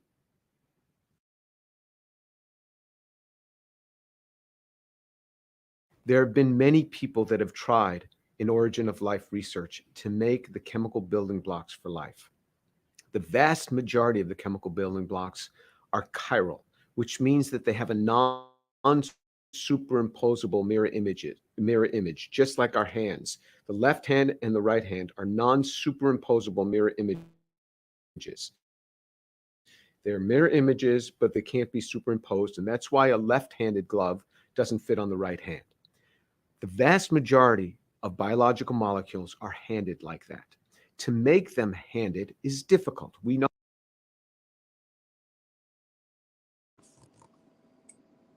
How we looking?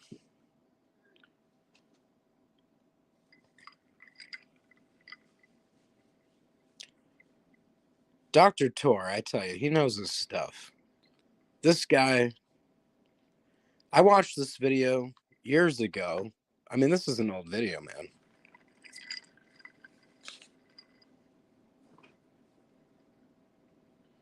And this is where I got my entire abiogenesis argument from, I'm pretty sure. Because he breaks it down so well in this video.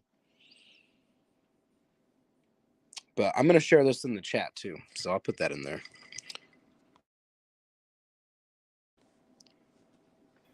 Oh, sorry, I didn't realize I was muted. I've got to go get my dog out. So do you want me to play the video, or do you want to talk about it while I get him out? Yeah, play on, brother. We'll just watch it while you're out. Okay. All right. And then I'll review the notepad document that I put up.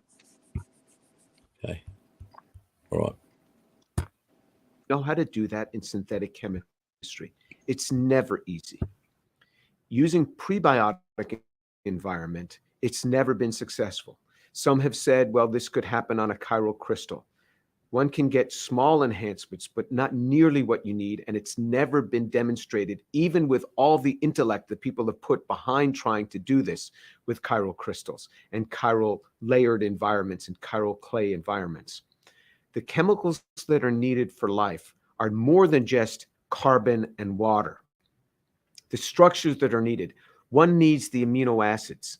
The amino acids then have to hook together to form proteins. It's not easy to get amino acids to hook together.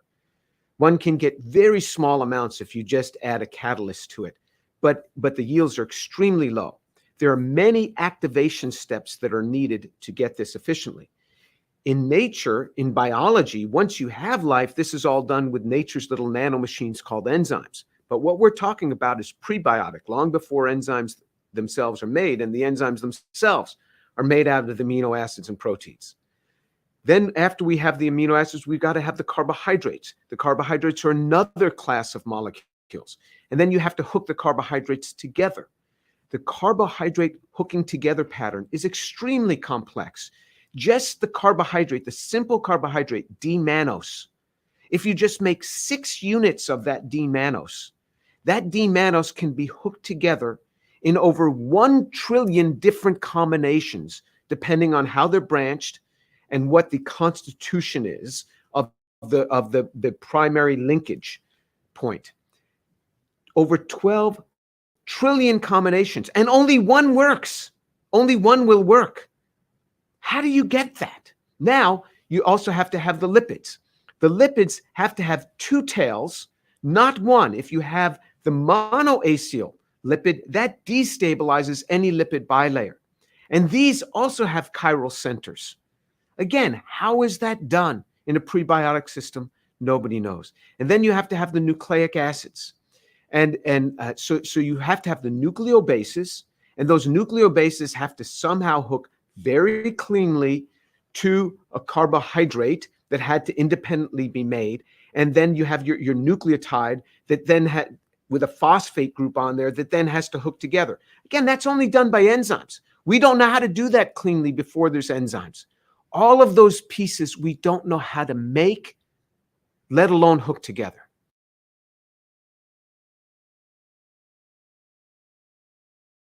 Some might suggest that there are certain laws that we don't yet know, undefined laws, that would dictate the origin of first life. It's very hard to comment on something that we don't know anything about.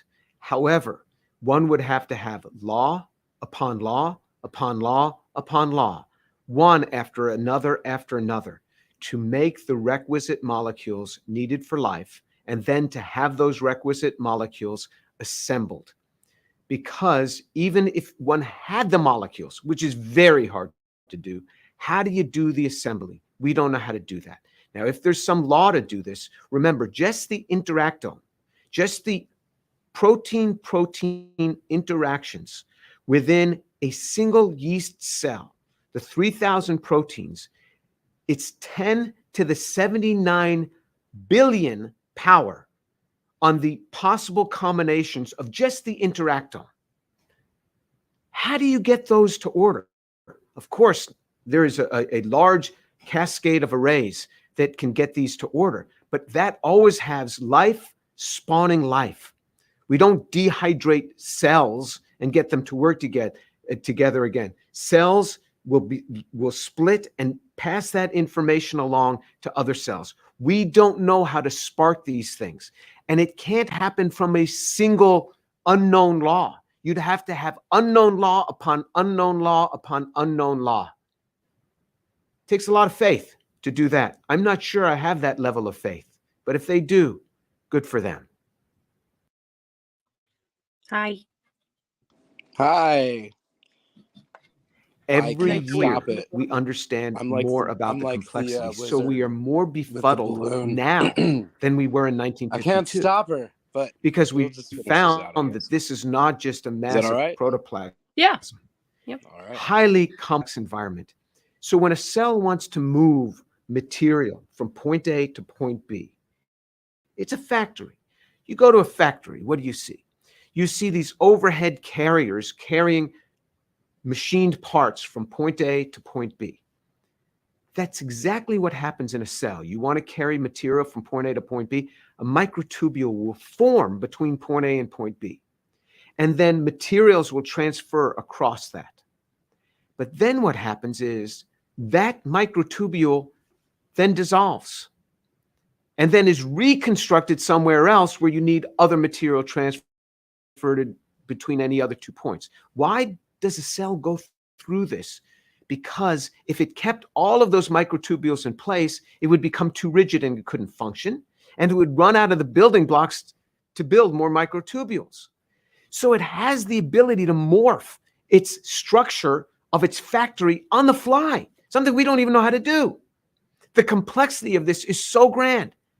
And the complexity becomes more and greater every day when we start understanding the complexity of the interactome, which is not merely protein. You have protein DNA interactions, the interactomes between these, the van der Waals interactions between these, the non-covalent bonds, just the way these two interact. And information is passed through these non-covalent interactions. Information is passed through something that physicists call virtual photons. The complexity is so great, and it gets harder every year. So in many ways, we're getting further from understanding origin of life every year once we understand the greater complexity of the cell. What about the probability arguments for the origin of life? So if one wants to use a probability argument to say that there must be billions of inhabitable planets in our universe, or even going with string theory and suggesting that there are multiverses. So there's lots of universes like ours that go beyond even our universe. The numbers are still difficult. So remember, just the protein interactions in a single yeast cell are 10 to the 79 billion combinations. The number of elemental particles in the universe is 10 to the 90. We got 10 to the 90 elemental particles in our universe, let alone planets. Particles in our universe the estimate is 10 to the 90. I'm talking, so that's a 1 with 90 zeros after it. Just the interactome combinations of just protein in a single yeast cell is 10 to the 79 billion. That's a 1, not with 90 zeros, but a 1 with 79 billion zeros after it. These are the types of numbers we're talking about. It's hard to fathom. Then in addition to just those 3,000 proteins that are there in that single yeast cell, you still need all the DNA, all the RNA. You need to have all the carbohydrates. Remember, the carbohydrates have all their own definition order by the way they're hooked up. Remember, just D-mannose, you can put more information in the carbohydrates that are on a cell surface than you store in DNA and RNA combined. And that information has to come from an original DNA template plus a series of other enzyme cascades. All of this is in that cell in addition to those interactomes. It's very complex. Origin of life is a complex problem, and it's hard to throw this at the feet of just large numbers.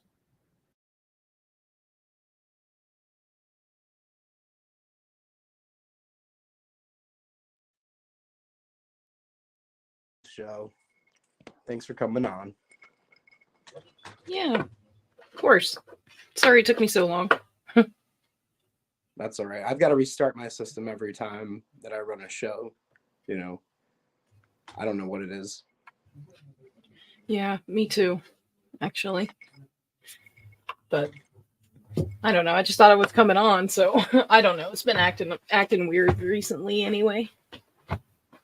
But yeah, your friend sounded like he was asleep. That's what I thought. Jason? That's my dog. I've got old dogs, and she was asleep behind me, and she often snores, and when I'm on, so it's pretty funny though, because I know people think, and then they get down, they drink, and they go, and I think, oh, what the hell? What are people thinking now? You know what I mean? Like, it's pretty embarrassing, you know what I mean? But yeah, it's so if you hear that heavy breathing and that stuff, like my old dogs. Anyway. Yeah, my dog does that too. Whenever I'm on stream, it just sleeps like a baby the whole time. Yeah. Yeah. He's an old dog. What sort of dog you got? He looks like a Jack Russell, but he's a pit bull, so he's a little bit bigger. Oh yeah, I know what you mean. Man, I've owned pitties all my life, American pitties. I've owned them at the dual registered at the Game Dog Breeders Register. They're gone now, and the ADBA as well. And I had them registered as American Staffies as well, but they were more, the real ones. That was the old days. The ones I got now are just more like American Staffy Cross, which is just a pit bull anyway, because it's American Staffy is just a showbred pit bull. But I love those little ones like that. They're the real ones. The one that you've got, those little ones that people would look at and they go, oh, that's just a Jack Russell cross this guy. They're the real ones. You know what I mean? Those real big pitties, they've got other things put in them somewhere down the line. That's what a lot of people say. I mean, I just think they're being selectively bred, but there are morons out there that put, just bigger dogs in and then, selectively breed them and stuff. But yeah, I think if you got one of those little ones that looks like that, it's probably a real one. Oh, I did not know that. Yeah. It's like I know people that have got 12 pound, 15 pound pits, purebreds, 100% pure 12 pound. I mean, that's tiny little dog, 12 pounds. It's and if you like in the old days, because I've read a lot of books on dog fighting and that, I don't get into dog fighting. I love my dogs too much, and they're all sexed, and I sort of keep them till they're really old, and the dog fighter does that. But if you went up to a dog fighter and said that you had a dog that weighed say 40 pounds or 45 pounds, they just go, oh, piss off. You know what I mean? Like it's the little ones, and that's what people don't realize. These great big show pony things that are walking along, and everyone wants to get the biggest of the biggest and all that, man. Like, the real ones are like around about range from about, 12 pounds up to about, 30 pounds, 35 pounds, maybe 40 at the most, 45 pounds. You do get up into the 55 pound range. And there are some pits that at pit weight, they can be up to 200 pounds. But people have, questions about whether but that thing would take out a bear. I mean, those things are just literally they just grab a mountain lion and shake it in the air, 200 pound mountain lion, they'd kill it in 30 seconds flat and 1 minute flat in a pit that size. But I love pit bulls. I love them. They're the best dogs on earth. They're so good with kids. I had little kids here. That's right. I forgot that when they were little puppies, they did have kids here, and Juno was an adult when I bought him here. Like he was about a year old, and there was this little girl, she was like 5 years old, and she used to sit down and torture him and twist his ears and poke his eyes, and he's as tough as nails, mate. It's like, it's a little kid. If he didn't like it, he wouldn't have just got up and moved. You know what I mean? He's just a sook, and he just liked being there and getting the attention. He's just as tough as nails, and she'd twist his ears and he'd go, you know what I mean, and stuff like that. They'd never growl or whatever, but if an adult did that to him, or made he'd jump up, grab him by the face and drag him to the ground. But a little kid and that, it's the same with my other dog. I've got one here. It's a big one. He's a real big. He's old now. He's not going to be around much longer. But when he was younger, he was just terrifying looking dog, like scary as hell. And I was standing in the mechanic shop one day, and there was these little two-year-old kids running around screaming, and he'd never really been raised with kids except for a short time when he was that tiny little puppy. His dad had more experience with the kids, but he was too small. Anyway, so he'd never really been around kids, and these little kids running around, and this little girl just flew at him and just threw her arms around his neck and bear hugged him and started shaking and bear hugging him like a kid does. And the dad absolutely crapped himself, and the dad just launched at the kid to grab the kid, and my dog went "Roar!" at the dad, and the dad jumped about 2 feet back, about 3 feet backwards. And I said, "Don't worry, he won't hurt the kid, but if you try to grab the kid, he'll rip your arm or he'll maul you, because he'll think you're trying to hurt the kid." And he'd never grown up around kids. Cool. So he knows the difference between a threat, and it's only if you're big enough to be a threat. If you're a little kid, you're not a threat, and stuff. He knows the difference between a real threat, and that's what I love about them, man. If they're raised properly in that, I train them from the time that they're young. Never play fight with your hands, ever. No matter how cute they are when they're puppies, when they play fight with my hands, I give them a little tap with 2 fingers, just gently, and go, no. You know what I mean? They're not even allowed to lick. They're not allowed to do anything. That you do that, you're going to grow a dangerous dog that's going to turn on you one day, and just sooner or later, and other people. And you're just training it to biting people is a good thing. They don't need to be trained to bite people, and especially in play fight. Use a bit of rag or a bit of leather and stuff like that. You never ever train them to bite a human hand, ever, not even your own. And you go mad on them if they go off at people for no reason and stuff, and you train them because they know the difference between aggression and someone being friendly. Like I've had people around me, like I've had 6 pit bulls and 1 Kelpie all together, 6 purebred American dual registered in the United States. Like these things would maul someone to death in 30 seconds flat. They'd be dead if they went full tilt on them. Yikes. And I've had people turn up on motorbikes and like heaps of motorbikes, and they get off the motorbikes and I'd say, all right. No, Jason, I'd say he's these from American pit bulls. Tanzania. I just say they're American. I'll finish here. Yeah, in Tasmania. I'd say these are just American pit bulls. These are American pit bulls, guys. You can talk and walk around and pat them and that, but just don't wave your arms around in the air near me. Because if one of them perceives, like if you do that, they might perceive you as a threat. And if one goes for you, they'll all go. And they just walked around and talked and patted them, and they were friendly and that. I've had police officers come up to my property, and my dogs were walking around the sheep and the cattle and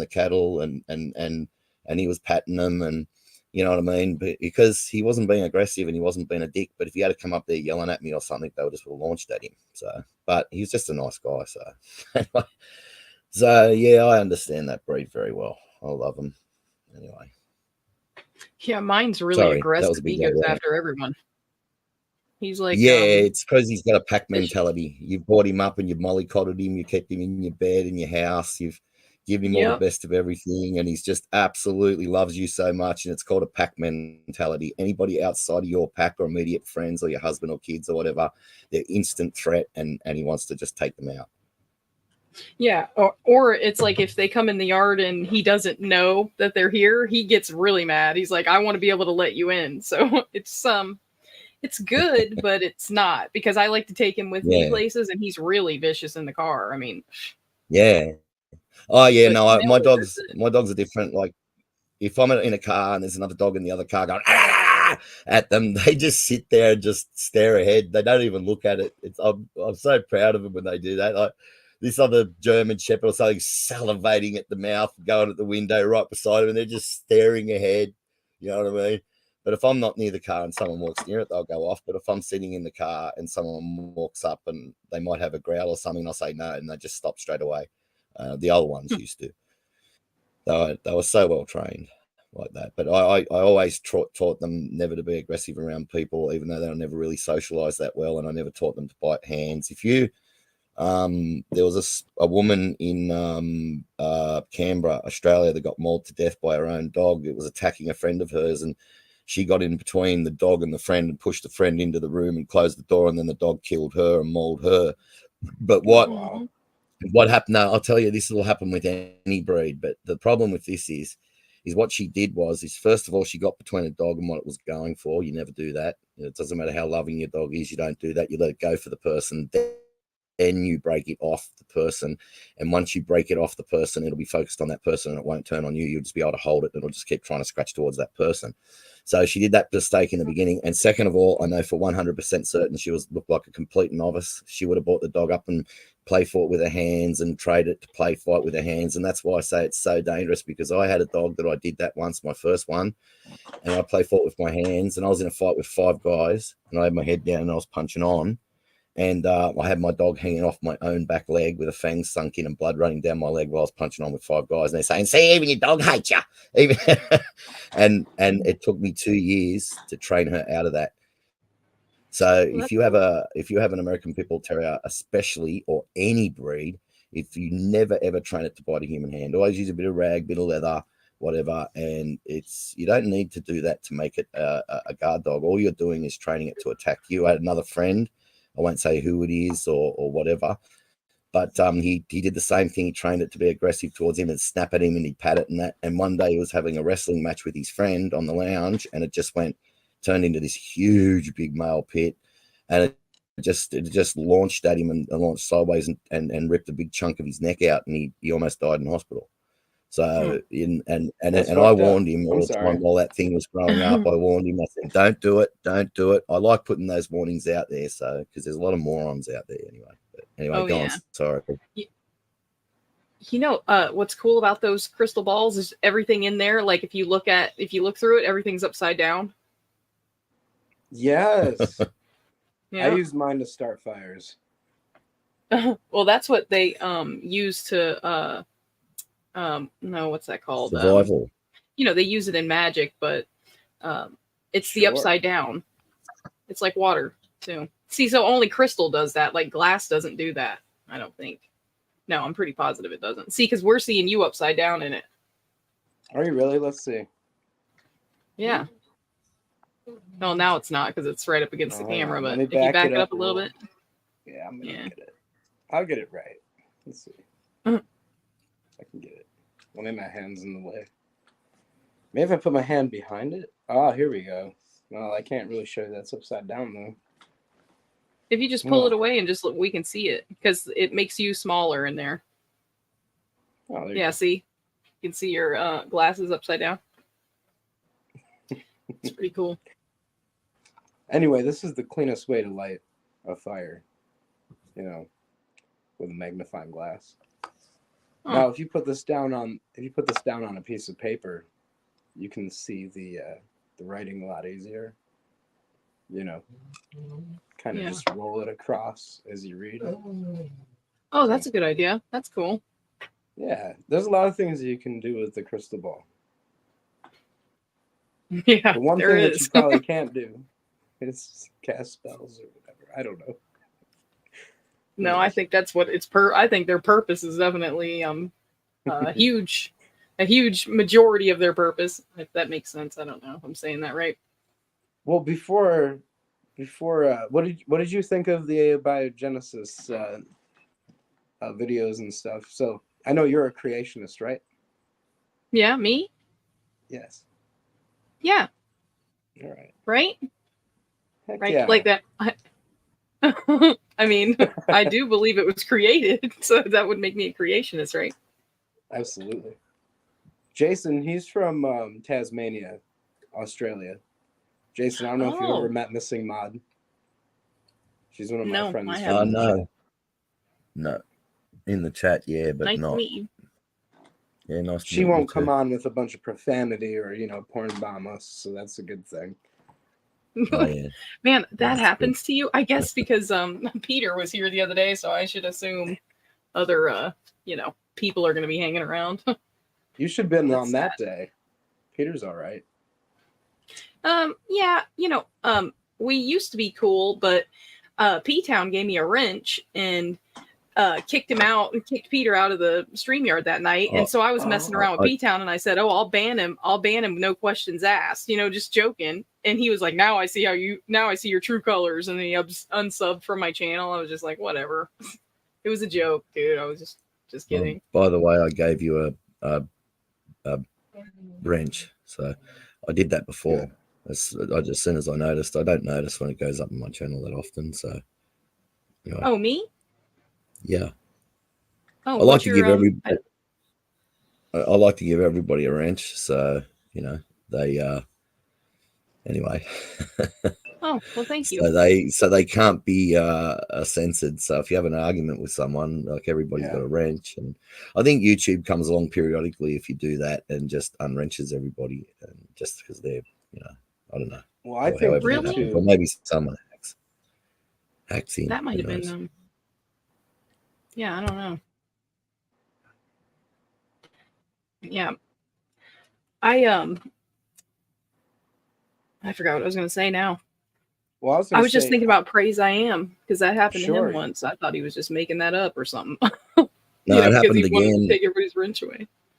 It happened again. I was on there yesterday, and I said, "Why have I gonna got a bloody wrench?" He said, "Oh, everybody got de-wrenched again." Oh, you were on Praises yesterday. Well, he de-wrenched them this time because there was a lot of problems and stuff like that, and he just wanted to add the wrenches back. I or was on something. That's Praises right. yesterday. This time I was in the he chat for like 5 minutes. I'm sorry. Didn't mean to interrupt you. That's all right. I was too busy. Or not yesterday or the day before or whatever it was. I can't remember. It was the day before, actually. Oh, goodness. Well, I was only in there for 5 minutes. It was probably yesterday. I don't know. So you go on Praise's channel? Yeah. He Jason? does. Yeah.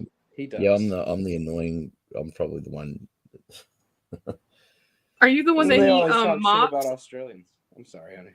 Yeah, I get. I'll be right I back, get into lots guys. of arguments. But I'm not.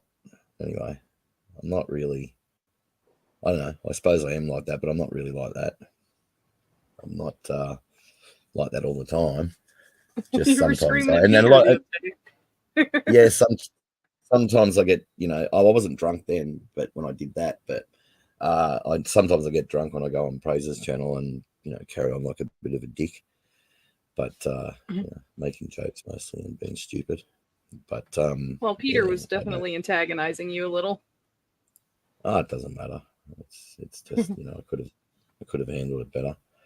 I just forgot before before he started talking what I wanted to say, before he started saying what he was going to say, and I wanted to put that in there before he spoke. I should have just let him finish and then said it afterwards, but I was just worried I'd forget, and then it wouldn't get out there.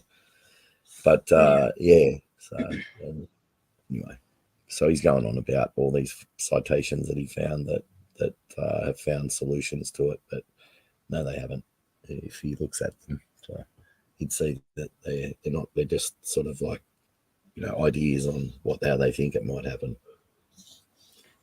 They're not saying that it actually is resolved and stuff like that. So I know that if he had read the citations, he'd see that. Yeah. Yeah, see, I don't know much about that stuff. That's why I'll show up in the chat sometimes over there, but I don't go on or anything because, yeah, I don't know enough to get on there and battle with, it gets pretty intense over there. Yeah, but you don't really need to know much. You can just go on there and ask questions. Like you can just go on there and just say, "Oh, what do you think of this?" or "Could you explain that for me?" Or you know what I mean? So it's good that sort of way. You don't have to actually. And if they ask you what you think, just say, "Oh, I don't really feel like talking that much at the moment. I just wanted to get some answers to some questions. That's all," or something like that, and just tell them to get bent and just listen, sort of thing. At Praise's channel? Yeah. Yeah. I'm sorry, I stepped away. I was just catching up. He's live right now. I just realized Is that. he really? Oh, Yeah. is he? Oh, I'll be going over there after this. 2 If hours he's still he's going, been that live. is. Oh, that means he'll be going for at least another 4 hours. So yeah. I know. I love it when he does that too, because it's like I can pop in every once in a while if I'm bored. Yeah. Sorry, go ahead. See science.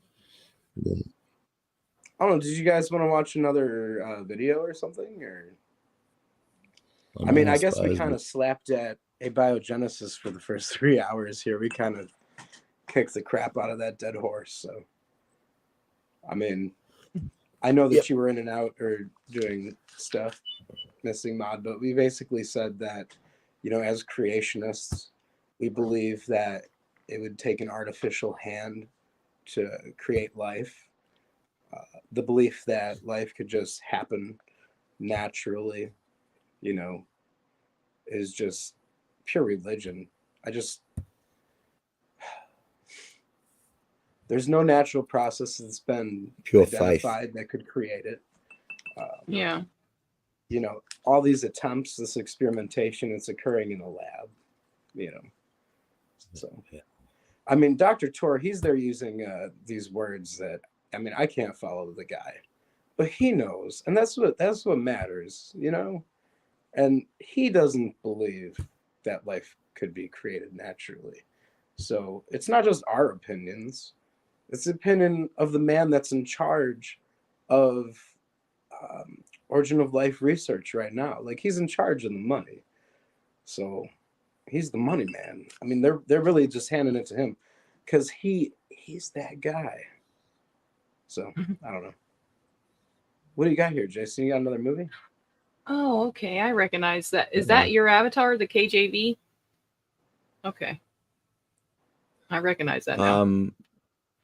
Faithful, yeah, is honest, that the and KJV true. one that I've got up there at the moment?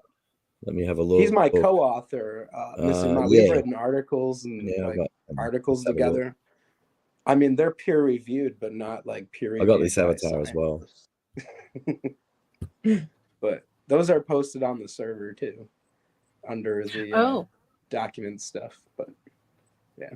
Yeah, see, I don't know much about any of this stuff, so I'm just like, I mean, it's obvious to me, but I can't argue and debate over it, So it's like unless I absolutely had to, I probably wouldn't even pick up a scientific paper. And I hate to say that, but it's just the honest opinion. Sure. I'm just like, Well, I'll I'm support. here. We're all here learning. Oh, You know, we're I'm we're all clueless here on. learning too. I mean, you've got Tori using these $10 words that I don't freaking I don't know. You know, so it's like we're here. We're the layman's. But the thing is we have the professionals saying what we believe, and they're on our side. So, and that Yeah. burns the atheists. You know. I'm clueless on most of this stuff, and a lot of the stuff I'd say is just parroting what other people like James Tour say, and other papers that I read and stuff like that. It's not that I'm some well-learned person. It's just a. And then if I'm challenged, I can always go away and look up evidence and then come back and hit them with it later, sort of thing. So I'm not like you don't have to be super educated, and the best way to learn is to get up there and say things that are wrong and then get made a fool of. And even though you get made a fool of, just go back next time and get more information and then have another go, and then just keep having a go over and over again until you'll eventually get better and better at it. It's the best way to learn. The best way to learn is to be critiqued and to be attacked and to be told you're wrong, and this and that, and this is why you're wrong, or even if they insult you, who cares? Just like water off a duck's back, and then just go and find out, or get angry about it and tell them off as well, like I do most of the time. But it helps you to learn, because it gets you so angry that you want to go out there and find evidence against what they're saying so you can prove them wrong. And sometimes you find out you're just wrong and you have to admit it. Yeah, Anyway. those times suck. Yeah, well, I mean, I don't mind them. I'm so used to it now. It's just, I don't care. If I'm wrong, I just say it wrong live. I couldn't care less. Doesn't bother me. I'm right a lot of the time, and I'm wrong some of the time. And when I'm wrong, it doesn't bother. It used to. Yeah, and I guess we can always count on them being wrong for sure. Yeah, on a lot of things. So they have to look stupid a lot, but they don't know that they look stupid because they've got all these sycophants telling them how wonderful they are. So. Yeah.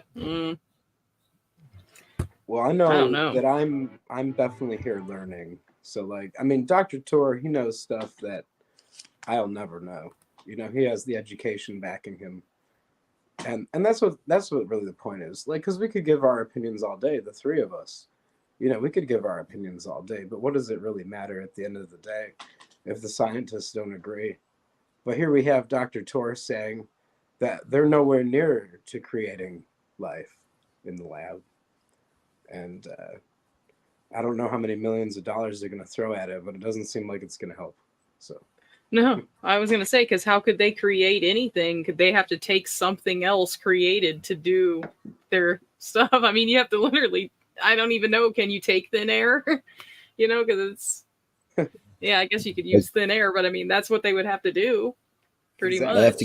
They can't create even a protein from prebiotic chemistry, So if they can't create protein from prebiotic chemistry, then they've got a real problem.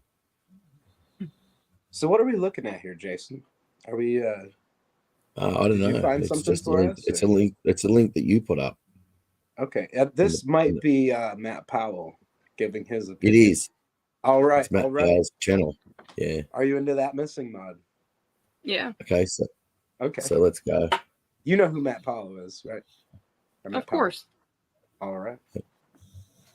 All right. Everybody put your mics off, because I think that really helps with projecting. And I know in the studio it seems to work better than it does in the chat watching live. So.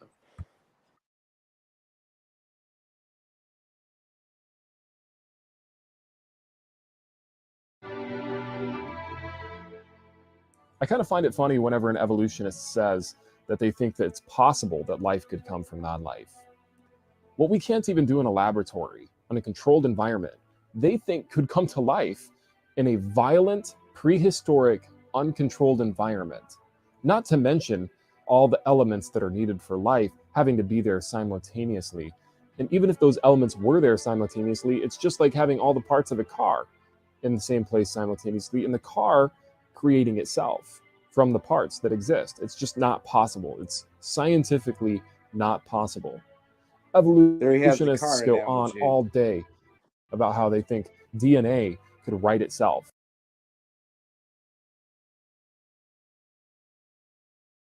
I was just saying, there Well, you have the car you analogy. think code could write itself? And they'll say, well, DNA is not code. Scientists say that DNA is a code. So once again, evolution falsified, creation verified once again. The heavens declare the glory of God, and the firmament shows his handiwork. Psalms 19:1.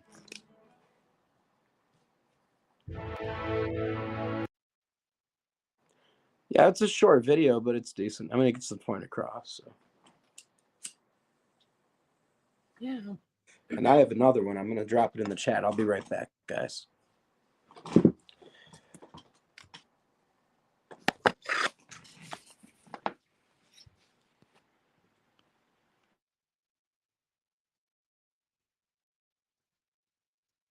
So what is your channel name, Jason?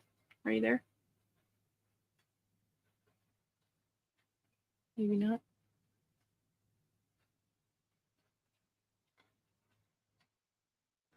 I'm sorry. Did we lose you, Jason? I'm sorry. Missing nod. I'm not gonna leave you That's hanging. okay.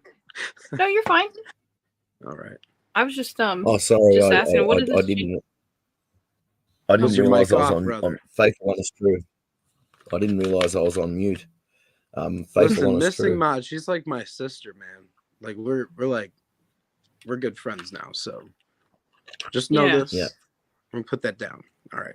I'll be right. No, I'm just drinking water out of a bottle, out of a Kirk's bottle, a Kirk's ginger beer bottle. I like ginger beer. Huh. You drinking water out of a beer bottle? Oh, yeah. No, non-alcoholic ginger beer. Oh. I like I don't, not alcoholic ginger beer. I like non-alcoholic ginger beer. It tastes beautiful. So I like ginger. I like ginger ale and stuff like that. If I had to have a drink, I'd have a drink with ginger in it. Yeah, ginger's good for you. Helps with like headaches and all kinds of stuff. Yeah, it's also the more processed ginger is, it creates a chemical. I think its abbreviation is DCA, and this DCA, they did a thing in Canada where they extracted this particular chemical out that gets created when ginger's like ultra just punished and boiled and ground and processed. They found it killed chemo. It killed cancer 10,000 times faster than chemotherapy. But really, what, weed? Yeah, but you'll never get it because it's natural, and they can't patent it, and they can't make money out of it. But at the same time, I wouldn't recommend that. I just wouldn't recommend. I've got to say this as a warning. I wouldn't recommend people go out there and start taking large amounts of ginger. First of all, it'll make your ass burn when you go to the toilet, and second of all, it's not good for your kidneys, because I found out when I was taking a lot of it that it's got a chemical in it that's really bad for your kidneys. So, I mean, if you take too much, like ginger powder sort of thing. So a modest amount every day, like a half a teaspoon or a level teaspoon or something, that'd be it per day. You wouldn't want to take any more than that. So I just want to put that out there, because people hear that sort of thing and they go, "Oh, I'll just eat as much ginger as I can," and their kidneys will fall out their ass or something. So sorry.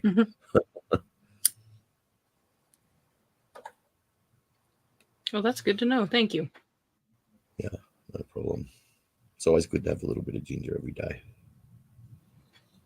And processed ginger too, not fresh. Fresh is useless. It has to be boiled the hours or just absolutely punished and processed, because that's what makes the DCA form, that chemical.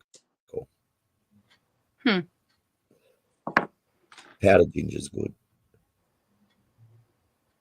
Missing Mod, I don't know if you've ever seen Kraus and Oh man, Stephen Colbert talk. No. Okay, you'll love this. You'll love this. I dropped it in the chat, Jason. If you want to load the video up, I don't know. Oh yeah, but Lawrence Krauss. Yeah. I want to listen. It's pretty funny. I mean, you have. I think he's Jewish. Yeah. I believe that Stephen Colbert is either Jewish or Catholic. No, he's not. Which is a big He's difference. not. So I'm definitely. I'll wrong. tell you what Lawrence Krauss is. Hang on. But hang on, I had to turn it off. You don't see was it? Playing. No. It'll come on in a second, but I'll put it on in a Oh, second. all right. But Lawrence Krauss. No, wait a minute. I just want to clarify something. He might have Jewish parents or Jewish origin, but it's like if a kid's born like Aaron Ra into a Christian family and then he grows up and becomes an atheist, do they still call him a Christian? No. So you wouldn't call him Jewish, you'd call him atheist. And he would have Jewish heritage, but he's been an atheist. So I like to make that. I don't like people to call it's like there's lots of people out there that are Jewish, like heritage, and sort of Jewish for all intents and purposes, but they don't believe in God. They're atheists, so they're not really Jewish. Anyway, let's share this thing out. I was too busy talking instead of sharing it out. Sure. Yeah, you don't want to get hung up on anyone. Anything like that. So. No, but it's true though. It's true. Like it's yeah. Like you're not a Jew, man. A Jew is someone who worships God. Oh, I know Jewish people, right? But they worship God and they go to synagogue and they worship God. I used to go to synagogue myself, actually. Yeah. Okay. Anyway, here we go. I've been to all of them. Yep. I think I've been to one Baptist church. That's a good church. Yep. Yeah. I was raised Baptist myself as well. So that's good. Yeah. Here we go. You Southern Baptist or? Yeah. Yeah. But let it load. Hang on. I'm gonna turn off my mic. A cosmologist? That's not a cosmologist. I've seen this. I've seen this. This is good. Hang on, just let me drop something else there, and then that might play better. And I'll turn off my mic. I hear your dog snoring again. Oh, I'm sorry, Miss Emma. No, it's okay. I was just saying, I think I hear the dog snoring again. Yeah, it was. Yeah, it is. No doubt. Anyway. He's chilling. Good dogs over there in Tasmania, huh? Not a cosmetologist. No, I'm not going to tell you what. Let's watch this first. I'll tell you guys later. I'll tell Missing Mod later. Okay, because I was going to ask you for Manny Petty. Okay. A theoretical physicist, you're the director of Origins Project at Arizona State University. The new book is called A Universe from Nothing: Why There Is Something Rather Than Nothing. A book about the ultimate question. Okay, doctor. Sweep away thousands of years of mystery and all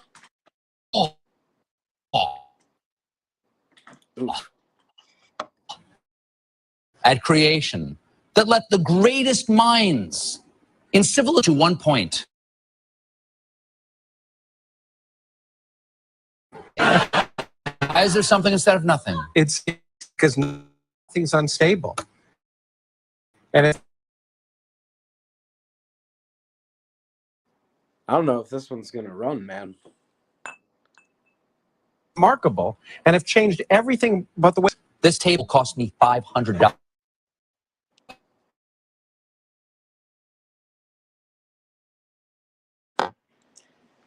Maybe try. Oh, we lost Jason. I think he's going to reset his system.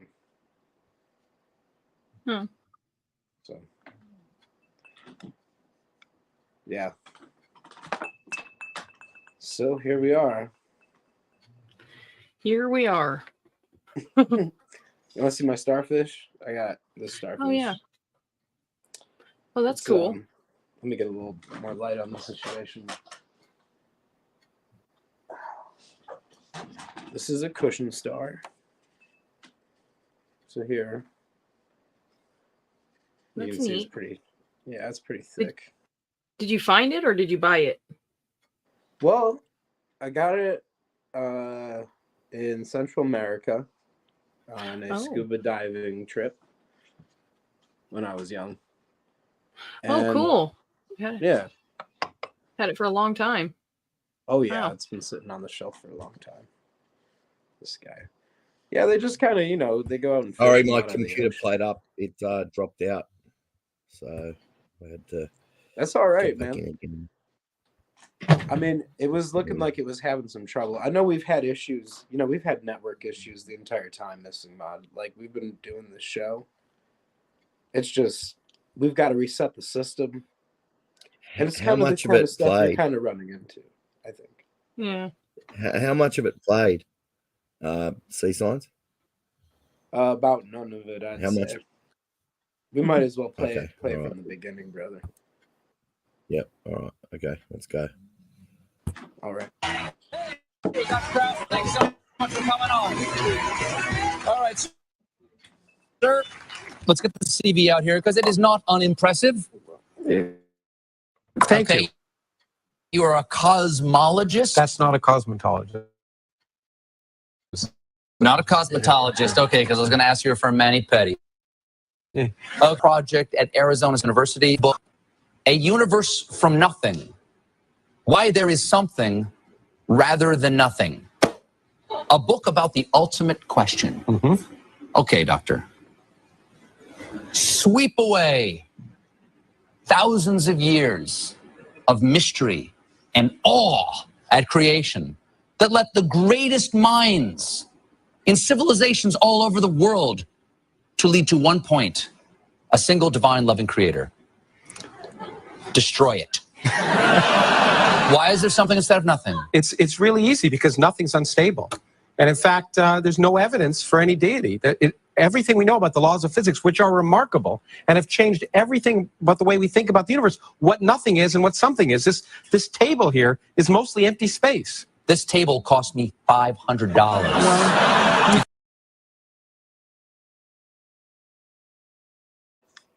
I just want to say something here. When he said this table's mostly empty space, if you removed all the free space from all the atoms out of all the people on Earth, you could fit everyone on Earth in less than a sugar cube. Yeah. So, and there's actually no hard evidence to say that quarks have any mass at all because they can't see them. They can detect some sort of mass that they say, but they might just be detecting an electromagnetic pushing and pulling between two electromagnetic particles. So, I mean, that would mean that the entire every single part of an atom of every atom is just made up of electromagnetic particles, which means that we're living in like a simulation, like an electrical simulation. And that's why when he's touching that table and he says this table is mostly empty space, if you took all the free space out of the atoms out of that table, you wouldn't even be able to see it under the world's most powerful electron microscope. It'd be that infinitesimally small. I mean, you know, the world's most powerful microscope times 1 billion. You might. I don't even think then. You know. So that's how much free space there is in the atoms. So that sort of blows you away, doesn't it? You know, let's keep going. It's mostly space, right? Mostly empty space. I don't know. It's comical. They make it comical. I don't know if this was scripted or not. I don't know. Seems like it could have been. Tell me I got ripped off? Well, no, wait, let's go back a second, okay? Nothing is unstable. What do you mean that nothing is unstable? Nothingness is nothingness. Well, the physics has changed what we mean by nothing. In fact, nothing is a empty space, is a boiling, bubbling brew of virtual particles popping in and out of existence. Oh, wait, so no, fast, that's not nothing. That's something. when he talks about virtual particles popping in and out of existence, that they can't see these things, but they can detect that they were there. So they know they're popping in and out of existence. But the problem is when you have the more energy that one of those virtual particles have, the less time it has in existence. So if it had the energy of the universe, its time in existence would be vanishingly small. So they have to have a virtual particle with zero energy. And getting to my point is they're detecting these virtual particles where there is already something. So they're not really, they can never test if these virtual particles were around when there was absolutely and completely nothing. So he's not talking science here. He's talking, through the other orifice. His religion. It's his belief system. Yeah. Yep.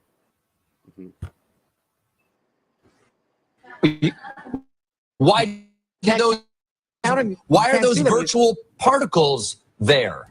Because of the laws of quantum mechanics.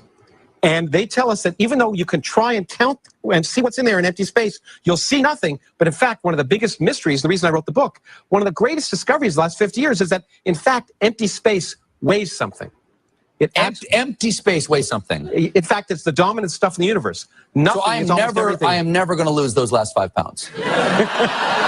Never. And in fact, it's worse because, in fact, unlike normal stuff, you may have learned in high school that gravity sucks, but in fact, it doesn't. With empty space, it's repulsive. And that empty space is forcing the universe to expand ever faster, faster and faster. So the nothingness is forcing us apart. It's forcing us apart. Well, we're not going to be forced apart, but the galaxies are.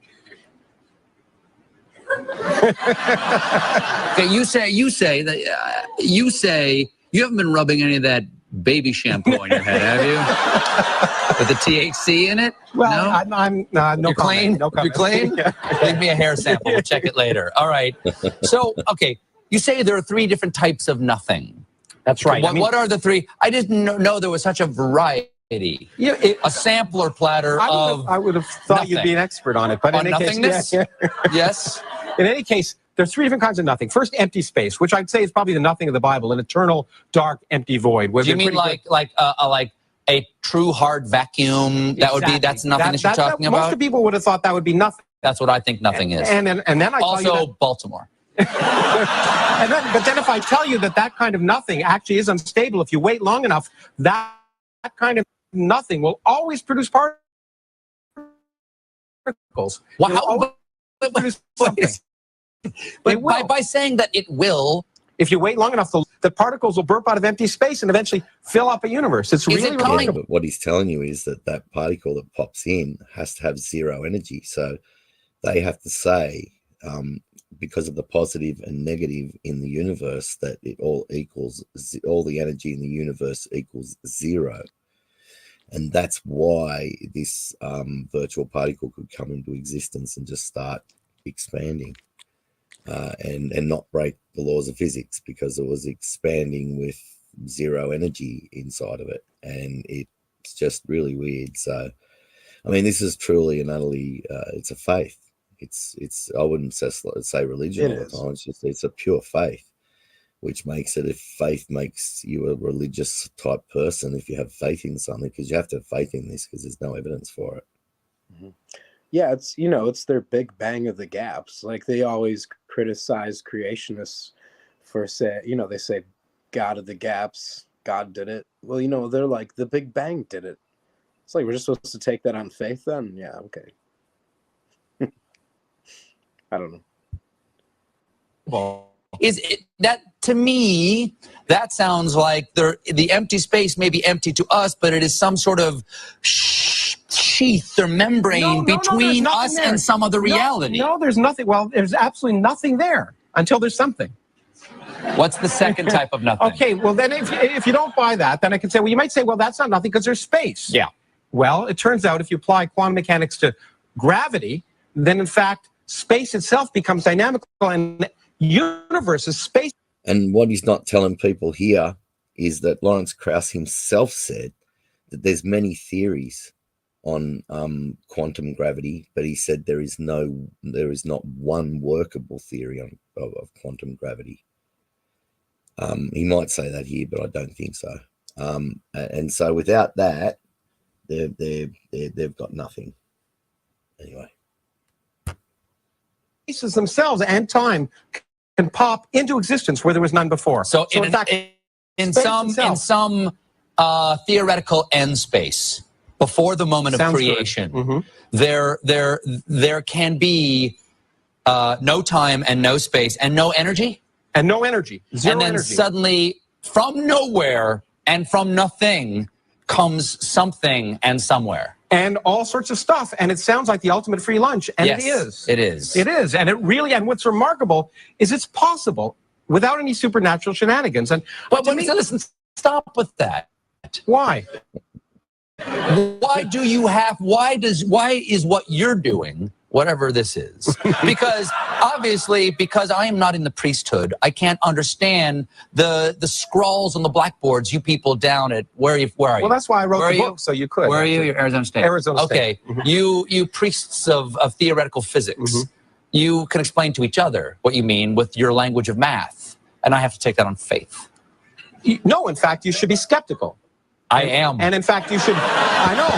And that's why you should, that's why I tried to provide the arguments in the book. But I will never read it. So why At other least he's people should, honest. you should buy it. Buying it is important. Buying is good. Yeah, Okay, but why does your thing have to be an attack on my God? It doesn't have to be an attack. But that's all you've done. You've attacked my God No, for I've the just last made 6 him- minutes. No, you have. All I've said is you don't need them. That's an attack. No, Of course we are here to love the the absurd universe God. as we understand it. We've changed our minds about the universe. We've learned that the universe is more remarkable than anything we ever thought before. And in fact, changing your mind and in fact being wrong is wonderful. You should try it sometime. It's really amazing. It means that it means that the fact that the universe is more remarkable than the fairy tales that were talked about by Bronze Age literate peasants before we knew the Earth orbited the sun. You're not attacking at all, but go ahead. No, but I mean, Leslie, we so should you celebrate. say, so We you should believe there's no celebrate. God? I don't even use the word believe. The point is there is no God. There's no need for God. Is to there make the universe- God? Is there God? It's What would you unlikely. say? There's no evidence for God. Okay, There's so no evidence for so God. let me ask something. If there is no God, There's no evidence for your spun out, magic mushy induced hypothesis. okay, if there is no thing called God, if he is nothing, can't something come from him? Lawrence Krauss, thank you so much. Lawrence Krauss, the universe from God. We'll be right back. Okay, let me jump in if I can for just a moment. First of all, there's seemingly a growing number of cosmogonists, at least the ones that I've had the privilege of talking to and reading from. Are I think he had too many of those dark beers that he brews. Aaron Ra cosmogonists, I think he said. Yeah, that's convinced that there Yo, was roll it never back to where he starts a talking. time Roll it back. when there was absolutely nothing. All right. So here you have Aaron Ra basically professing his beliefs in eternity. Yeah, roll it right there. Start it.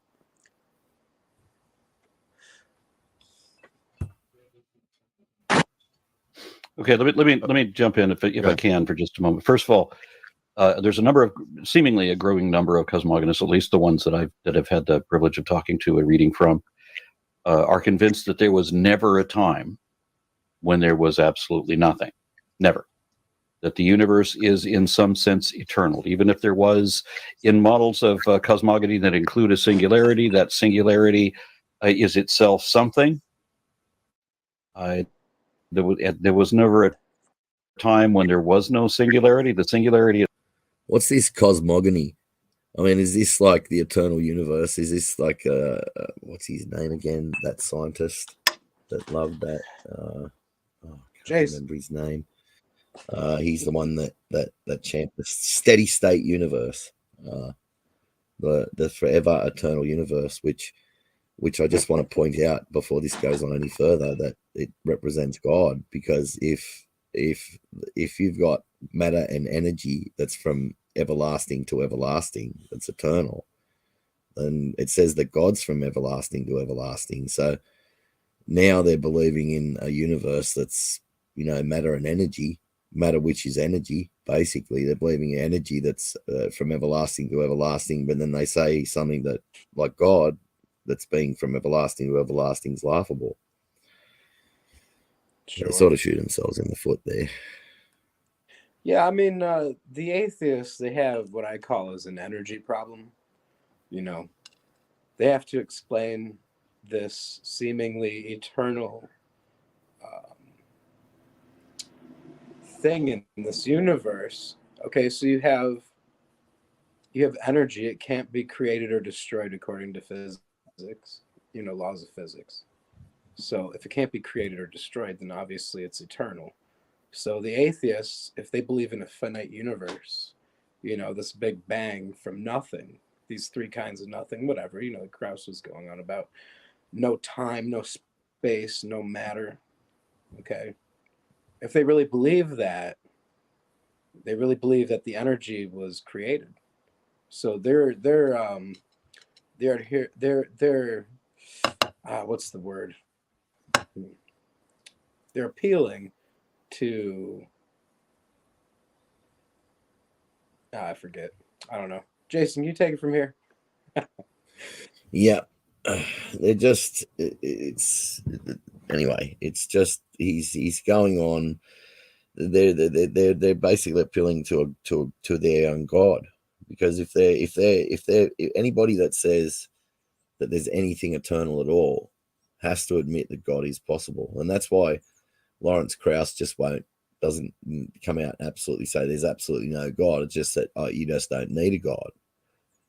He says mostly he won't actually come out and say that, but and these people that believe in an eternal universe is just so laughable, because I mean, matter is just energy, as we've shown that atoms are just arrangements of different types of electromagnetic energy. So everything's energy, and if everything is energy, then it's what's holding it together? What's what I mean? It's just so hard to believe that this eternal universe that they speak of, that's got nothing to do with any God, is from everlasting to everlasting, just like God's from everlasting to everlasting. And it's good for them to know that they have a faith in an energy, in an eternal energy that's from everlasting to everlasting, just like we have a faith in an eternal energy that's from everlasting to everlasting. So we got Robin Webster in the chat. She's an atheist. Oh, Robin's in the chat. All right. Yeah. She can join us too. We'll talk about Aaron Rob there. That'd be sweet. Yeah, I was just gonna say, these guys, they're starting to believe in an eternal universe because they have to rationalize energy, which, according to the laws of physics, can't be created or destroyed. So there you have something that's eternal. For us creationists, Missing Mod and Jason, like, we can believe in an eternal universe, believe in a creator. So, like, we at least have an idea of eternal things that exist, where the evolutionists, the atheists that adhere to the Big Bang cosmological model, they're basically saying from nothing, ex nihilo, which is what the Catholics were teaching about the Bible for the longest time, as they said from nothing. But that's not what the Bible teaches. The Bible teaches that it all came from God. And unless you think God is nothing, he's something. No. So, it said God created everything out of nothing. Like, before the creation, it doesn't talk about there was another creation before the creation. So God lived in eternity, right? Where there was literally like nothing, like no time, no space, no matter, like we know it today. So that's what it said, ex nihilo. So the creation was created ex nihilo, out of nothing, but not out of, Nothing. Robin asked, what is the difference in God an created eternal universe and an eternal God? Yeah. Right. And that's exactly right, Robin. Robin, you should join the chat. I mean, we're just having a conversation. We're not going to lash out or anything. She said she said she's hauling milk right now. Oh, she's traveling. Okay. That's Yeah. understandable. Yeah. That's not easy. Yeah, I mean, here you have Aaron Ra basically, and you know, I had a conversation with him long before he made this video, on his channel, in the comments section, where he basically just discussed his problem with eternal energy, and I think that's really brought him around. But you know, like any thinking atheist, any logically honest atheist will arrive at some kind of eternal universe model, whether it's some oscillating universe that collapses in on itself and then expands again, and then it collapses in and expands again and collapses and expands for eternity, you know. But this is one of the models that, like, you know, even college professors are pushing as a possibility. But here you have, this is pure religion.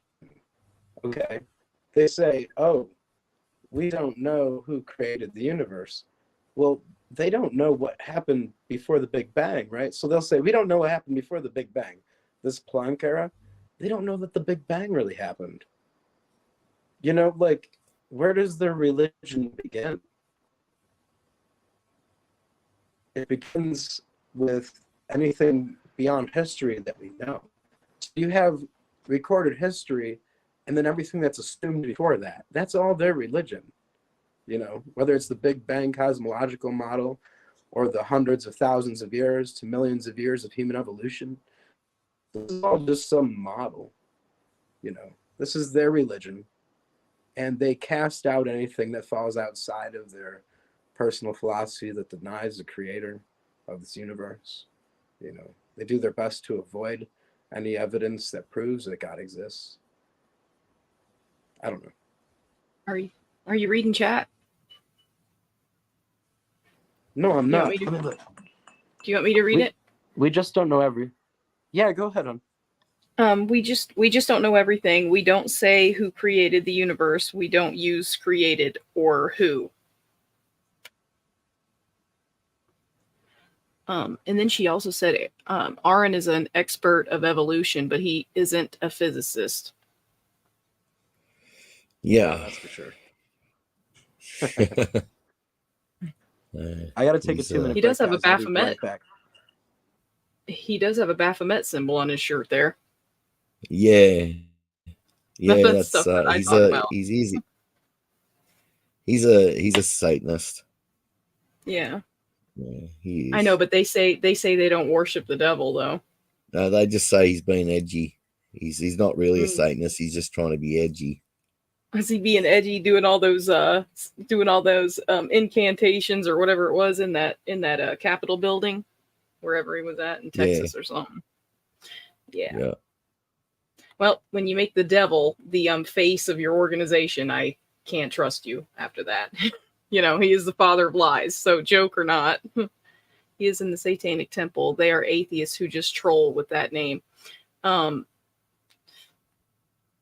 I guess, you know, I don't know. Yeah. It's a big troll to go dressed up to the capital of Texas. I think it was in Texas. I'm not sure. And call a demon as a troll. That, you know, I believe they're atheists. I believe that. But I believe Aaron Ra's a theist. He's a Satanist. I believe he knows, or he believes Satan is whatever. Well, they say he's the creator and the light. And well, if they're doing it, she said they like the shock value. Well, you know, that's a really sad way. That's what I said. Shock value, because I believe it's real. It's absolutely real. And if he doesn't know what he's doing, that's really, really bad. I mean, that's not good for, you know, it just isn't good for anywhere that it's done, you know, like some kind of negative black magic like that done in a Capitol building where you live. I mean, that if you think about it, like if you believe that, you know it's gonna take everything, like, you know, it's gonna come in and do its thing, you know. I don't know. He does not believe I'll in be the right devil. back. I'll let you guys. Yeah. I know he's just. I believe that he is, you know, a Satanist. They say he is, and he's just trying to be edgy. But I believe he is. And it's anyway. Well, if you know, they can believe what they like. I don't really care. He's definitely doesn't know what he's talking about on just about every issue. If you get right into it and delve right into the things that he says, then you know. But you guys want to hear what he says here specifically? Yeah, Roll it let's back just again, quickly man. do this because We'll I've listen to- got to go for a second, for a while. All right.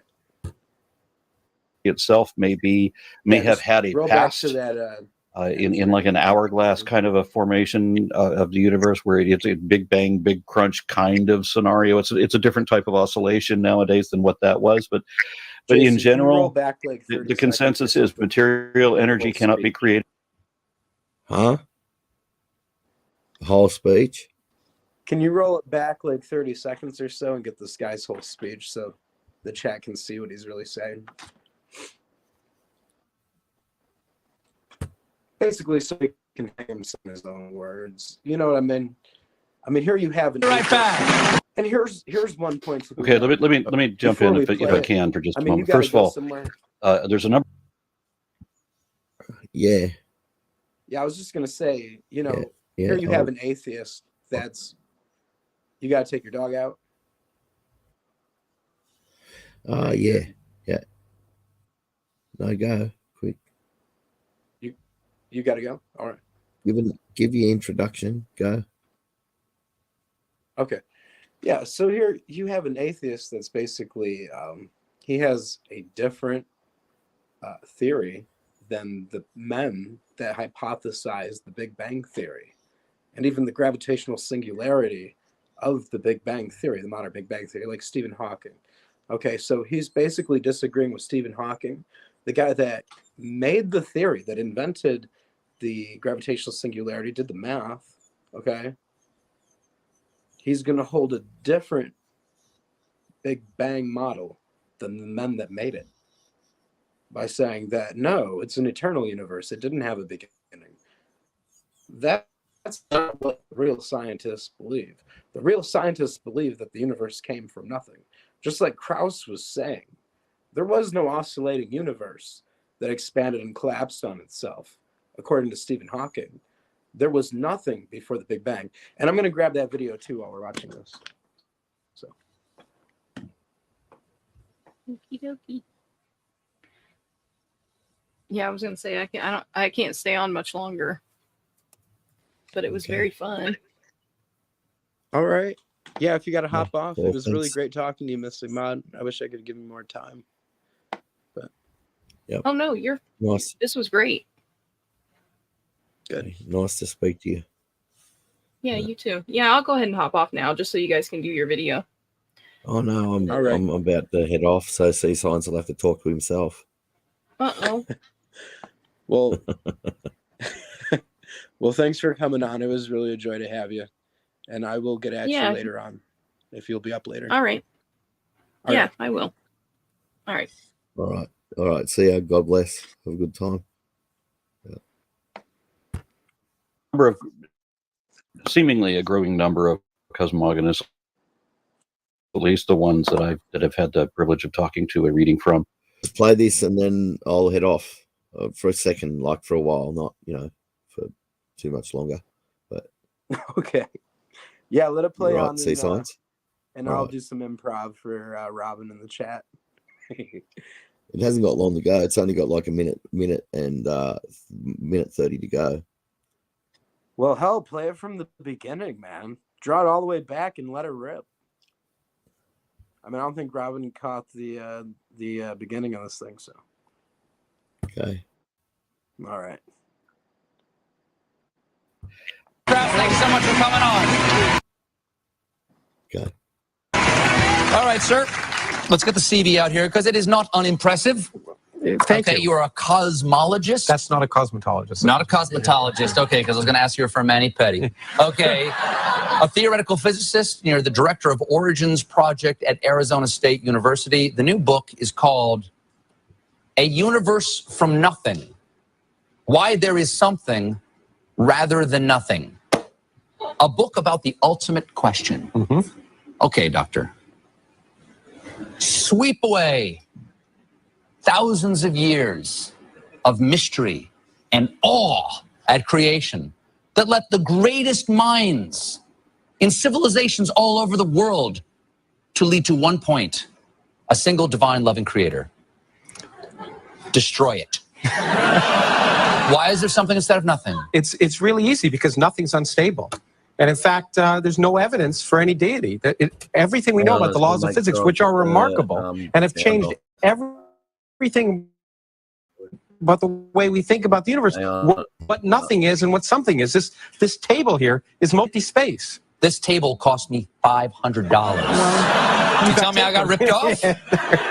Well, no, wait, let's go back a second, okay? Nothing is unstable. What do you mean that nothing is unstable? Nothingness is nothingness. Well, the physics has changed what we mean by nothing. In fact, nothing is a empty space, is a boiling, bubbling brew of virtual particles popping in and out of existence. Oh, wait, so no, fast, that's not nothing. That's something.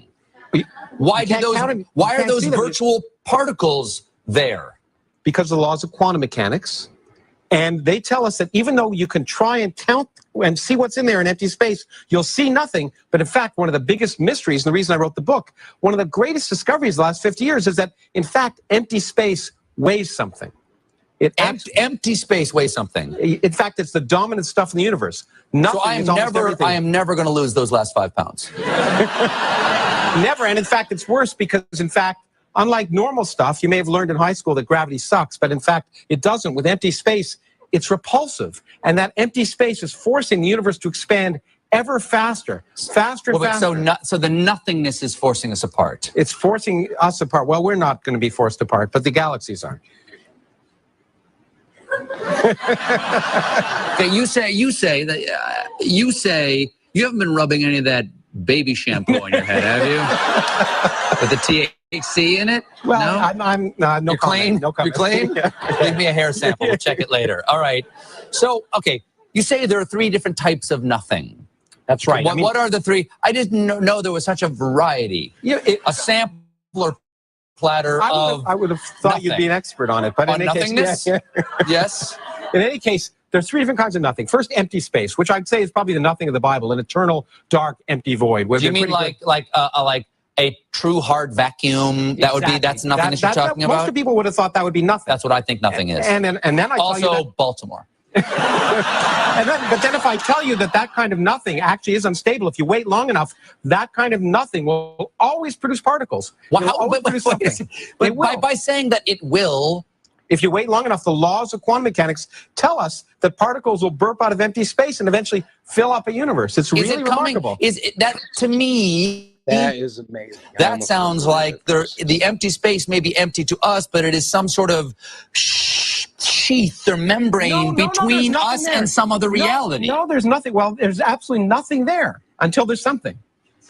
What's the second type of nothing? Okay, well then if you don't buy that, then I can say, well, you might say, well, that's not nothing because there's space. Yeah. Well, it turns out if you apply quantum mechanics to gravity, then in fact, space itself becomes dynamical and universes, spaces themselves and time can pop into existence where there was none before. So in some theoretical end space, before the moment of creation, there can be no time and no space and no energy? And no energy. Zero and then energy. Suddenly, from nowhere and from nothing comes something and somewhere. And all sorts of stuff. And it sounds like the ultimate free lunch. And yes, it is. It is. It is. And and what's remarkable is it's possible without any supernatural shenanigans. And listen, stop with that. Why? Why is what you're doing whatever this is. Because obviously, because I am not in the priesthood, I can't understand the scrawls on the blackboards you people down at, where are you? Well, that's why I wrote Where the are you? book, so you could. Where are you? You're Arizona State. Arizona Okay. State. Mhm. You priests of theoretical physics, you can explain to each other what you mean with your language of math, and I have to take that on faith. No, in fact, you should be skeptical. I am. And in fact, you should, I know. And that's why you should, that's why I tried to provide the arguments in the book. But I will never read it. So why other people should, you should buy it. Buying it is important. Buying is good. Yeah. Okay. But why does what you're saying have to be an attack on my God? It doesn't have to be an attack. But that's all you've done. You've attacked my God for the last 6 minutes. No, you have. All I've said is you don't need him. That's an attack. No. Of course we are here to love God, the universe, serve God. as we understand it, we've changed our minds about the universe. We've learned that the universe is more remarkable than anything we ever thought before.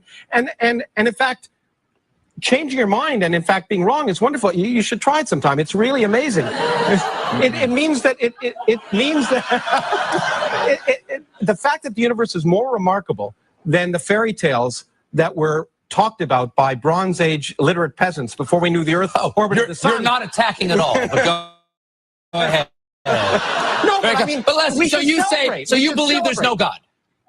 I don't even use the word believe. The point is there is no God. There's no need for God. Is there God? Is there God? It's what would you unlikely. say? There's no evidence for God. Okay. There's no evidence for So God. let me ask something. If there is no God, okay, if there is no thing called God, if he is nothing, can't something come from him? Lawrence Krauss, thank you so much.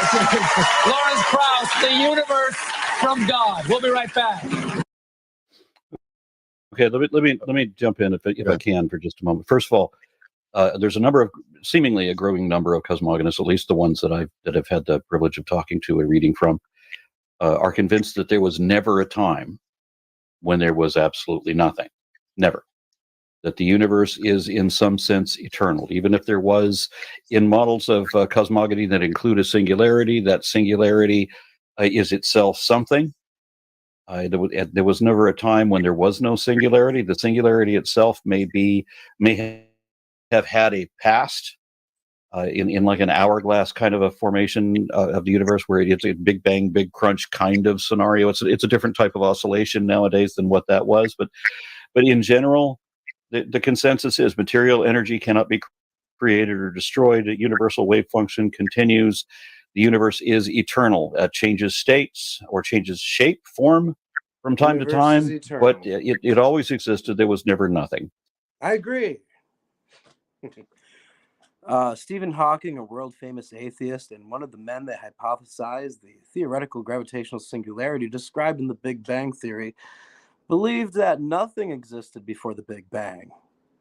Do you believe every effect has a cause, reader? I do.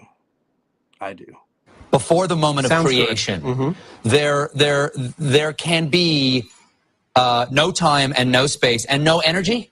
And no energy. Zero and then energy. Suddenly, from nowhere and from nothing comes something and somewhere. And all sorts of stuff. And it sounds like the ultimate free lunch. And yes, it is. It is. It is.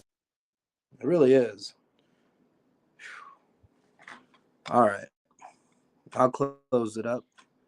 Unless Jason comes back here. Woo. All right.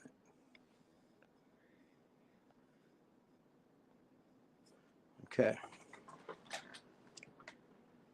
Yeah, so the topic of the night was abiogenesis. As I said, as a creationist, our model has it that life has to be intentionally created, artificially created. It could never happen naturally.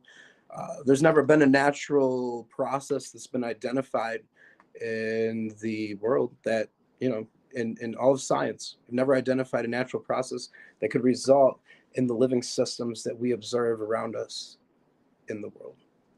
So Dr. Tor came on, he gave his opinion. He says they have no idea how life was made. They have no idea. And at the round table, the Harvard round table, he revealed that he thinks that, even if we do one day, hypothetically create life, that he believes that once we do, we'll realize that it would take an all-powerful, all-knowing God to intentionally design life and for the information, because information, data, takes an intelligent mind to appear. This doesn't happen naturally. So here we have the summary of the night. Abiogenesis is impossible. And if we ever do it in a lab where we can control the environment, these prebiotic conditions that are assumed, we don't know what it was like in this hypothetical era, this hypothetical epoch where life was supposedly arising. They don't know if there was oxygen or not. Okay, they have life forming in water in the deep ocean, near these hydrothermal vents in the seabeds.